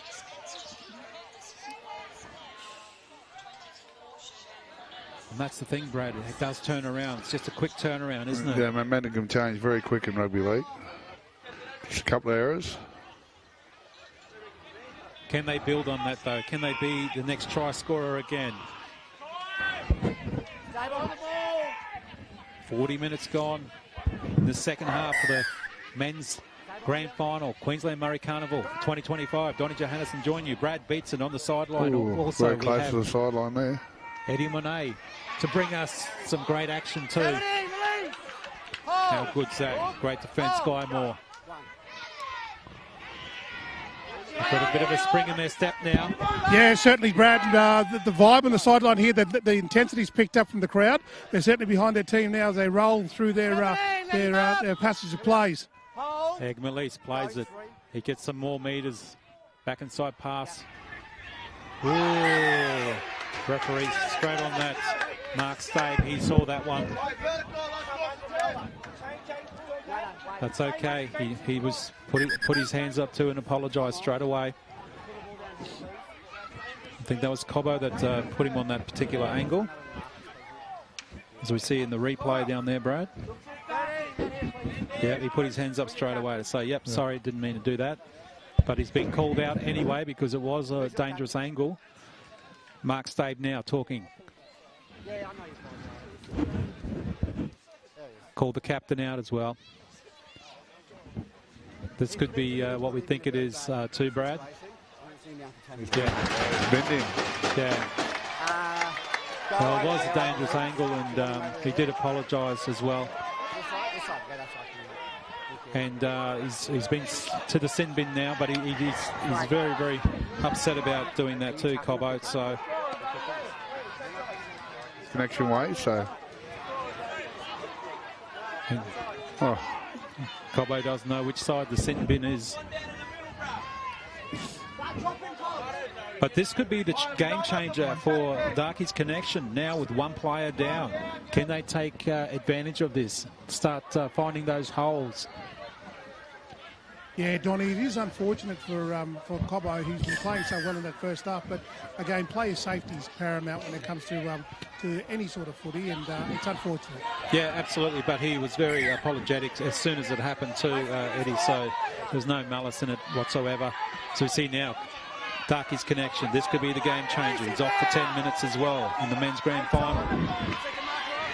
In the earlier games, it's off for 5 minutes as Egmalise runs up nice and hard. They're starting to find these gaps now. Yeah, they're starting to get a roll on the Darkies Connection. This is what they need too, Brad. So we see them now. 10 metres out, 8 metres. Going close to the line again, over the top, unmarked, and that's what they needed to do. And they're starting to come back. The floating pass out to Dodd, who caught it for a try. Yeah, Kyle Coggill once again. When they're in need, the quality starts to step up. 24-10. And you see on the Deadly Choices replay, just a long floating pass over the top. 2 unmarked players there too because of the player, missing.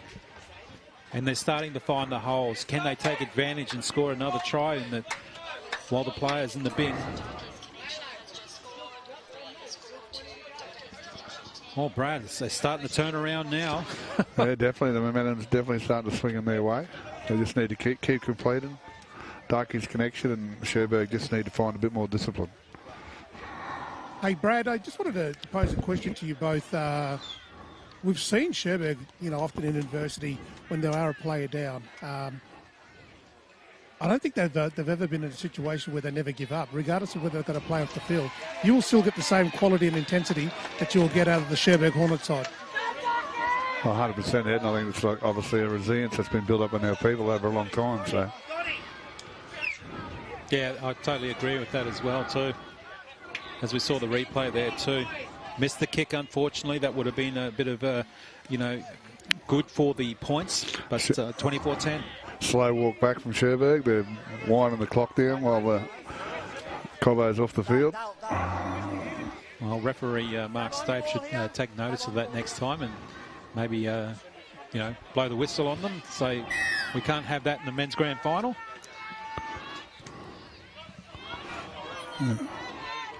That was a good kick. Almost went to the sideline.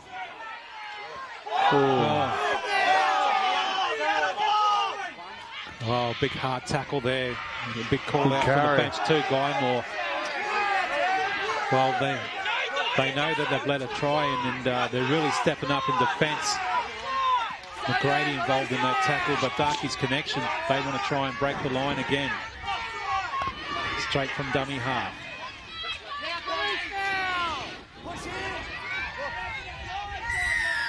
Offside. 4th tackle penalty. Here we go. This could be another great opportunity. He wants to try and kick it out, get some more ground as well. A quick tap now. Now there's Bloranta. Goes straight, Payne. They've still got the gaps in there because of the player being down. This is where they scored last time. Out early here. kick. Goes through, and he's there. And, wow, it's that man again. Coggle again. Spence is the try scorer. He's, like we said, a try-scoring machine. I think you looked at the 6 is the man inside and laying the tries on for him. Hey, Donnie, can you hear that? Yeah. That is just incredible. Wow. Well, this is what they needed, and they got another try, and there is the Deadly Choices replay. You can see, yes, absolutely, put that little kick in. And there he is on the spot, Spence, for try number 2 for him. Well, they're trying to take advantage of the player down, and that's really good. And I'll tell you now, Cobbo would be, the player sent off with a 10. He'd be really upset about this. This is an important kick too, isn't it, Eddie Monet? That was just insane on the sideline, just the energy that's coming from that. No one of these players are playing well, even though Sherberg, as a player off the field, geez, I love football.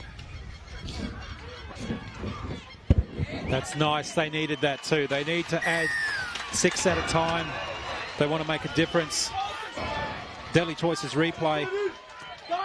There he is, as Brad mentioned. Little grubber put through there too. And Spence on the spot. Wow. How about this with the game changing hands so quick? They're really putting them under the pump now. Sherberg Hornets. 24-16. 46 minutes gone. Men's grand final, second half.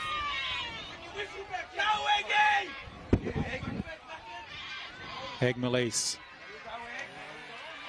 That's a good run from him. He's doing really well all day. A lot of these players will definitely be having a big break after this. Oh, big defence there too. You can hear it up here. Oh, referee said that, saw that too. Again, advantage coming back to Darkey's Connection. Another penalty, Sherberg. It must be this side of the field and the wind too, Brad, because it's almost a replica of exactly what happened to Sherberg. Yeah.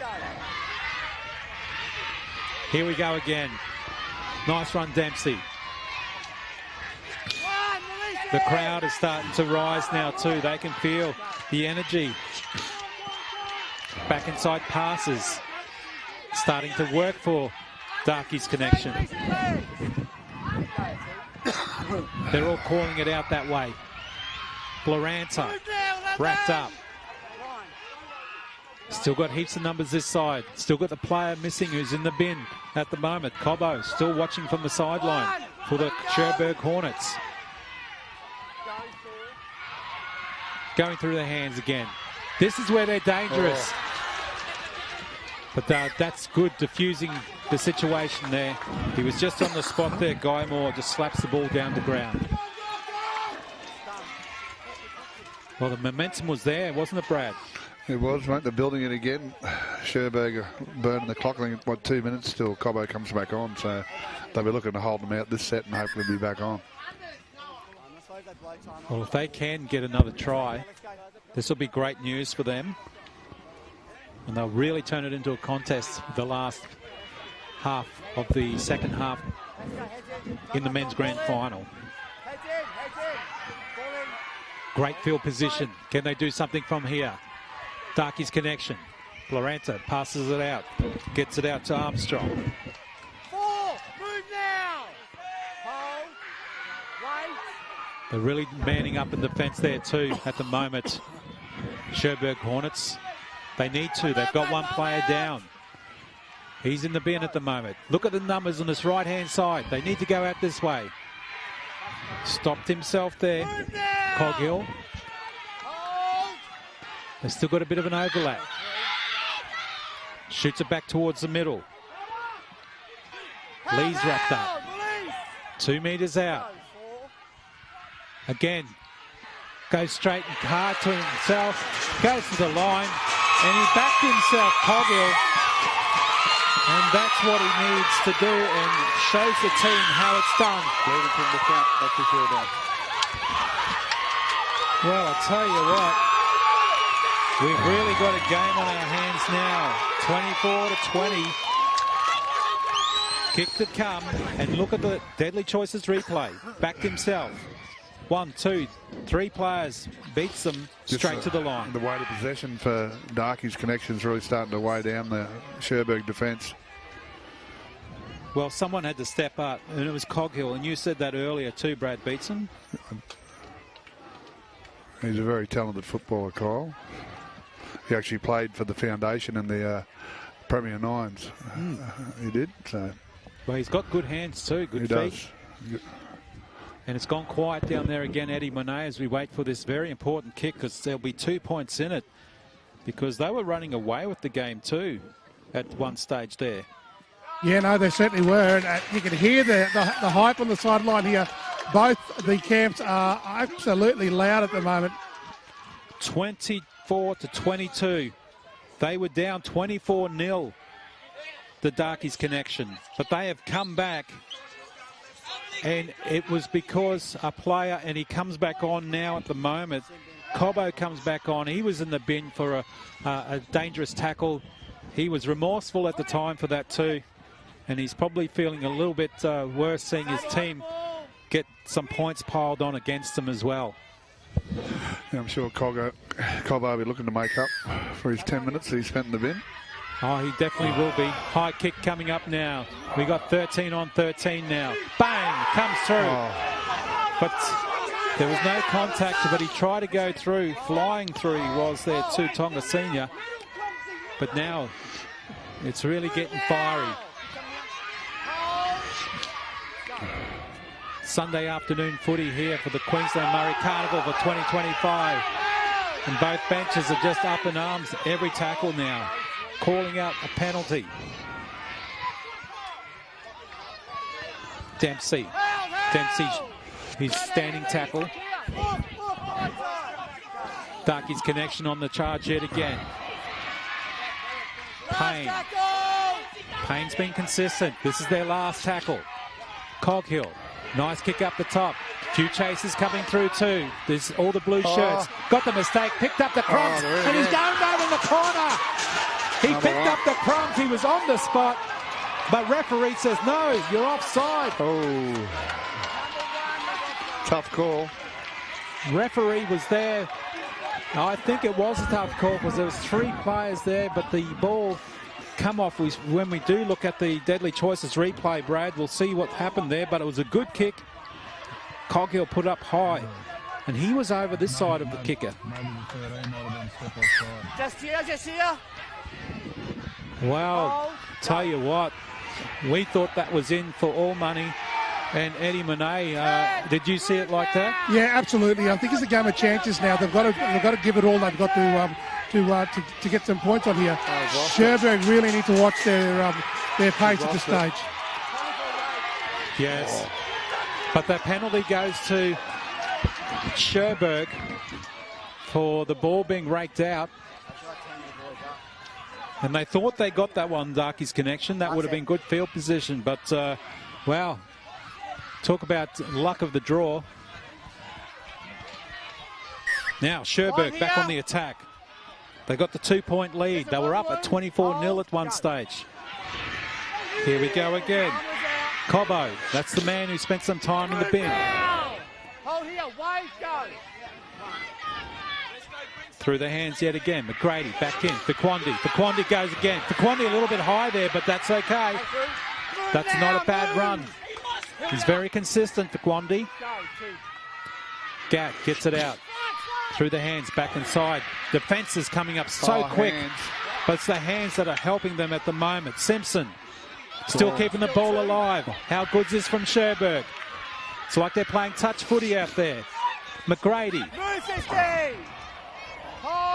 Quick passages of play there from Sherberg Hornets. 10 metres out from the line. There's that man again, Cobbo. Cobbo goes close to the line. He must be centimetres in it. They got numbers stacked this side. They go straight from dummy half.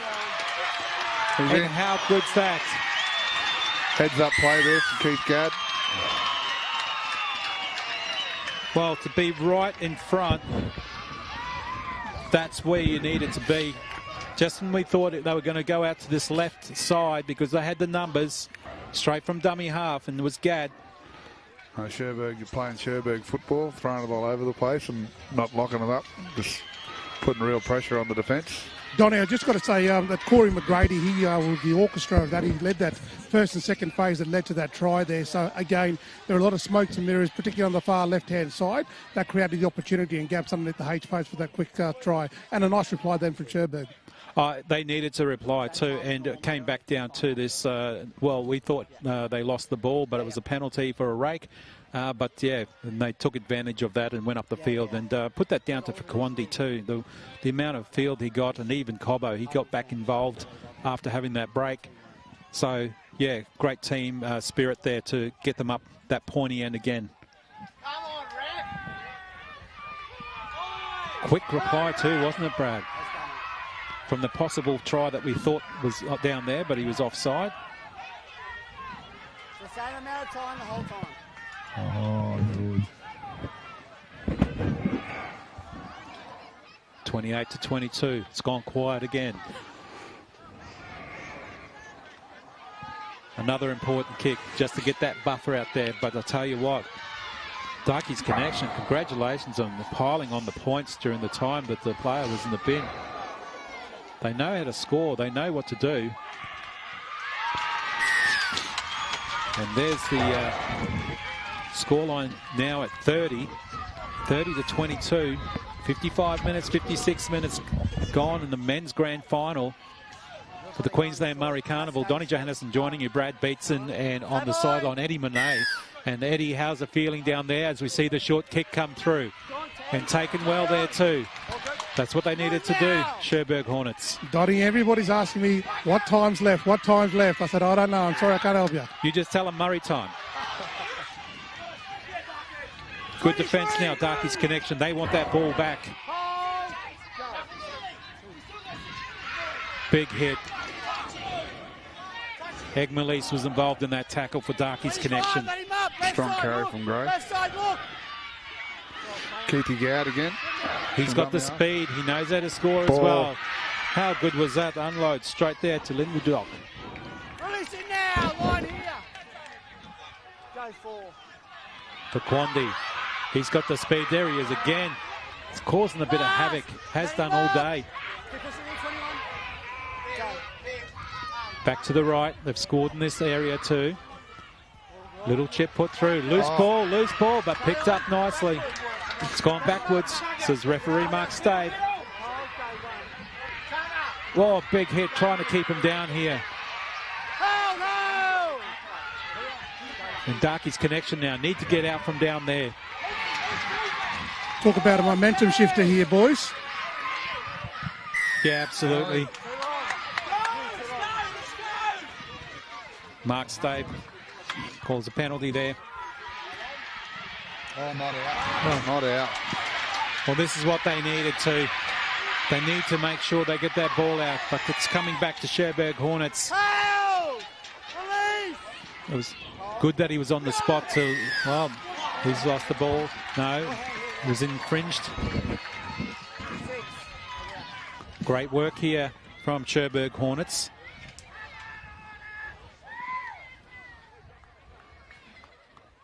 And I think they're having a chat. They're pointing to the posts. And they are pointing to the posts as well. That'll give that 10-point buffer. But at the same time, it's winding down the clock. 100%. Oh, Brad, but I tell you what, Darky's connection, the exciting... Showed a lot of community spirit, didn't they? Absolutely. To come from 24-0 down to come back 22-24. Then that quick reply there from Cherbourg Hornets. And again, people like Jet Spence, he just try-scoring machine. 5 in the last 2 games. Coghill got involved heavily. Got a couple of tries there as well. Some people just know their way to the line, don't they? Just know how to score tries. Absolutely. No, and obviously great passion, both teams playing for their communities. You know, not willing to give up. It's a great spectacle of Murray Rugby League. And the crowd will go up from this one too, Eddie Monet, I believe, because they've done really well, Cherbourg Hornets. As he lines it up. That's nice. The crowd goes up too. They know how important that was. 32-22. For a minute there, boys, I thought I was the only one here. Was that quiet? All I saw was eyes and teeth. No, that's good, and I really appreciate all your time down the sideline too, Eddie, and make sure we get some post interviews too, as we see the short kick-off again now too. It didn't work last time, but does it work this time? No, ball goes forward. Gets back in the hands of Cherbourg Hornets, and he runs it out wide there, 2 miles. Held! Release! 0. Hornets. Great attack and great defence. They've been very, very good. And the community should be very happy with the performance of what they've done. Even the girls did really well too in this QMC. As you see now, hit and smashed to the ground. That's the last play there too, but how about that scoreline? Brad Beatson, 32-22. Cherbourg Hornets over Darkey's Connection, and look at them come on the field. Congratulations to the Cherbourg community. Commiserations to Darkey's Connections. Bridesmaids again, like they've had a great carnival. Darkey's Connection and played some really tough games of footy. Sure, their community is really proud of them. What have they got to do, Brad? They've been up this pointy end so many times, and we can see the way that they scored, and it was exciting football too. I think just Cherbourg, like I said, sometimes knockout footy goes to your draw. Or you get in the draw, they've had a few tough games. Darkey's Connection, where they showed great spirit and resilience to come back and make a game of it. Yeah, congratulations to both teams. Darkey's Connection, you did really, really well to get here. Maybe a few injuries along the way as well.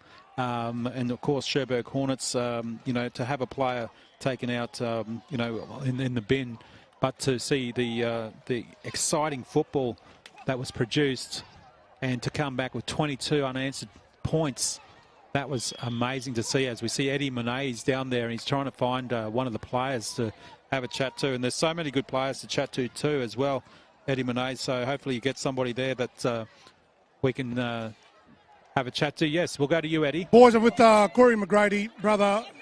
Congratulations, that was a great win for you guys. You are the general. People are saying that you are a general. Congratulations. How was that game for you? Oh, mate, it was a pretty tough game. We started really well, and the Darkies never gave up. They come back in the second half and made it a real tight game. But full credit to all my boys, all the teammates. They done really well, man, and they're proud of ourselves, and I'm so proud of them as well. You had a player that was sent off there for a few minutes. What is it that's in this team that just keeps you guys standing together, brother to brother? Oh, that's it. You just said it, brotherhood, man. All these supporters that come out here, to support Cherbourg, and yeah, it's just a great feeling, mate, to win. What does this mean to you, your community, and your family, my brother? Yeah, it means a lot. It means a lot, mate. I'm playing for the Cherbourg community, but they're like family now, so I'll take this with me. I'm telling you, brother, you ain't going nowhere. Congratulations. Well done. Yeah, thanks, awesome man. win. Cheers. Thank you, boys. Thank you, Eddie. And that's a great win too. Cherbourg Hornets, they won their local comp up against Mergen. Now they've won the Queensland Murri Carnival, as we see the tries scores there. And, of course, Martin was the first try scorer and really hurt himself in that too. And the high kicks too come up, and they contested really well too, didn't they, Brad?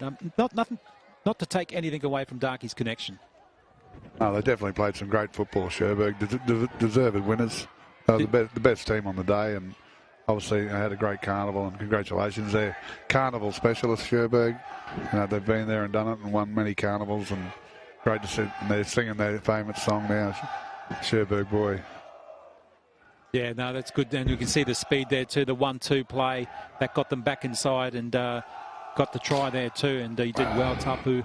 And as you mentioned, he's got so much speed and plays at number 6 sometimes too. But this was where they started to come back.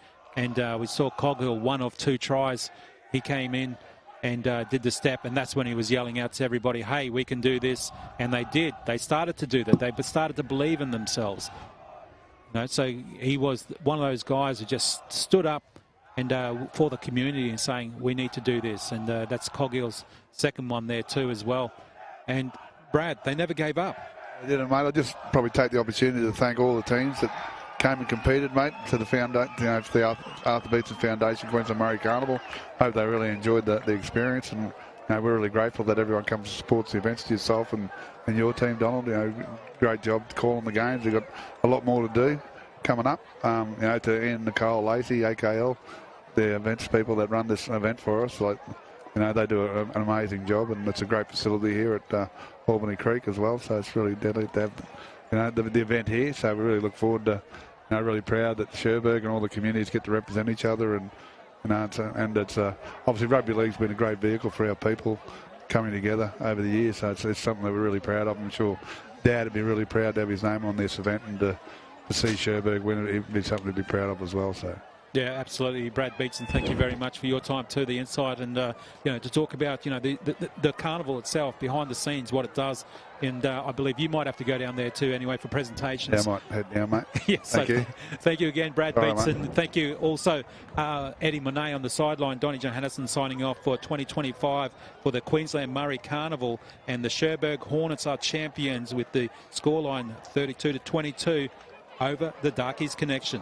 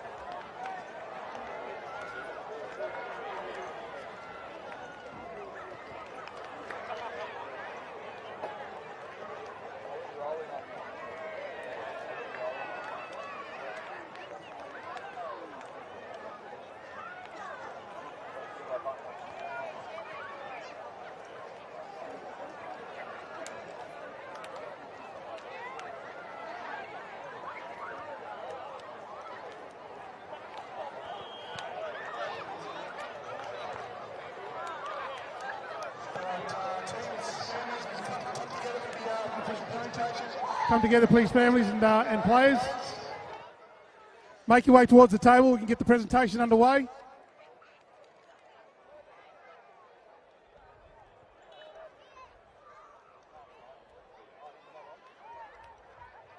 If there are any elders that need assistance to come forward, make sure to push them forward, please, for the presentation.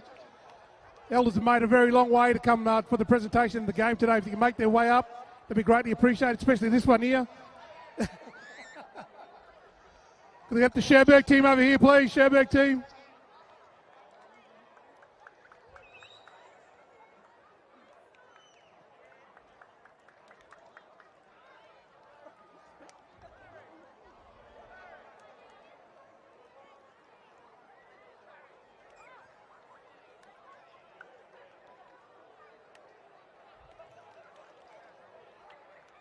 If there are any of our elders that are amongst the crowd, if you can make sure that they're okay and they're pushed forward for the presentation, please.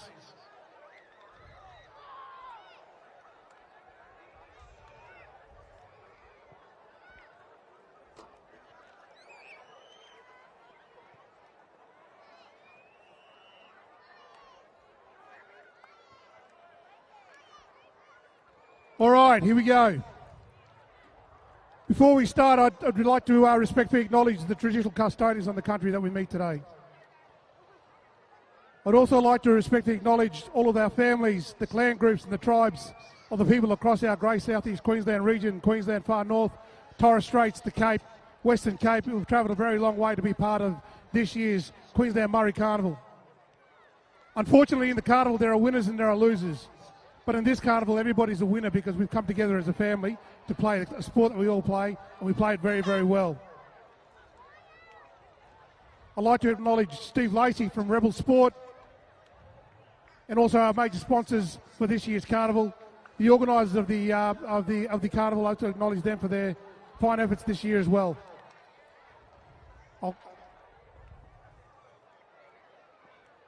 Just so that we get this right, we might ask everybody just to tone it down a little bit so we can start, please. I'll leave it up to the players. The players, if you just settle your mob, it'll be greatly appreciated.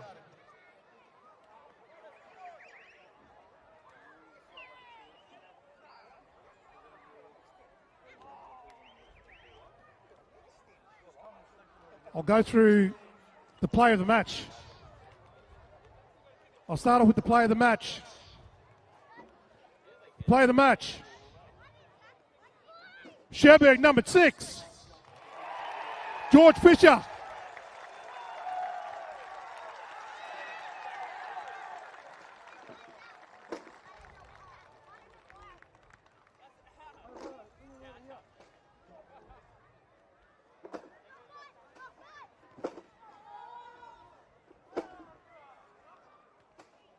Yeah, you want to say anything or what? Actually, you know what? While he's up here, men's player of the carnival, number 6, George Fisher.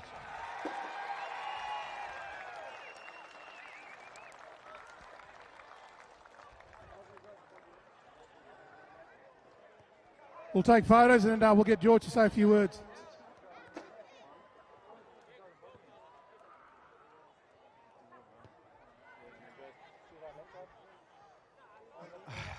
Where do I start? First of all, I just want to thank Darkies for a tough game. It had me panicking to end up back in the second half, but to all of our sponsors, thank you for making this happen. You know, we wouldn't have been able to do this without you.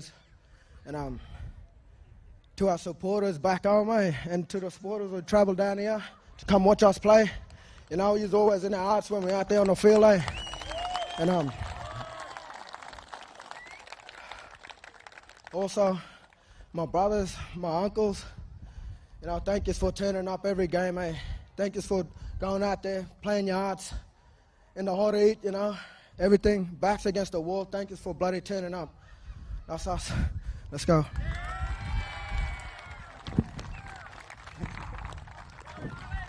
Get the Darkies captain to come up, please.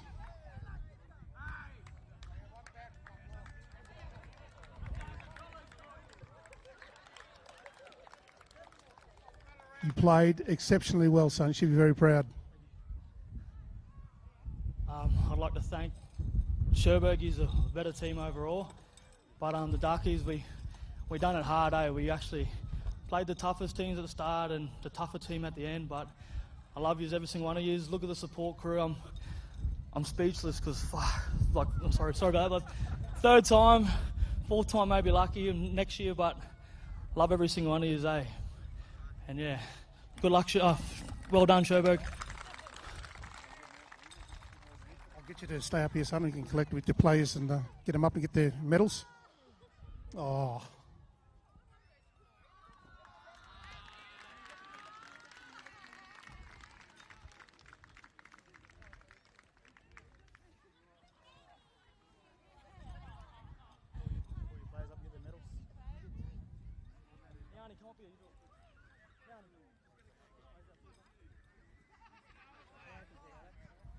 Egmley's, I think. We only know him as Egmley's when we're calling him. That's it, Egmley's. That's it. Big show, big show. You want to call the boys out? And get their medals. Yeah, you should know his name. Oh, I get it. Hello. Yeah, we got number 1, Noah. I don't know who any other numbers. Yeah, Garland, Wani, Stacey, BG, Zachy, Treyway, Zane, Willie, Marcus. Oh, just bring them all up. Bring them all up. My God.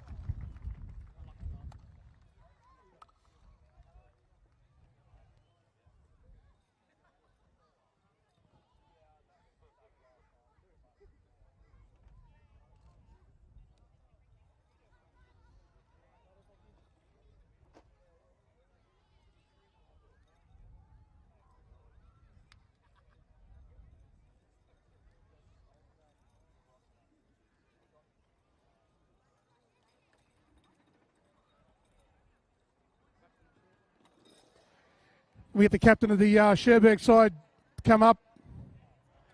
And if we can get your players to then line up behind you. Oh, captain first. Captain's got to say something. Got to say something.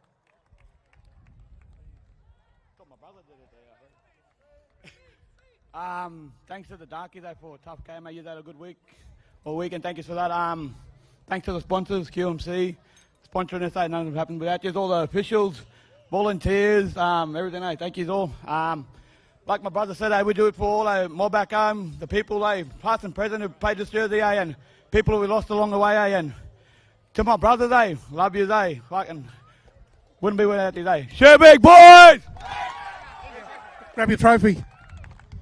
There you go, ladies and gentlemen. This year's 2025 Queensland Murri Carnival champions, Sherbrooke Hornets. Come on, grab your medals and shirts.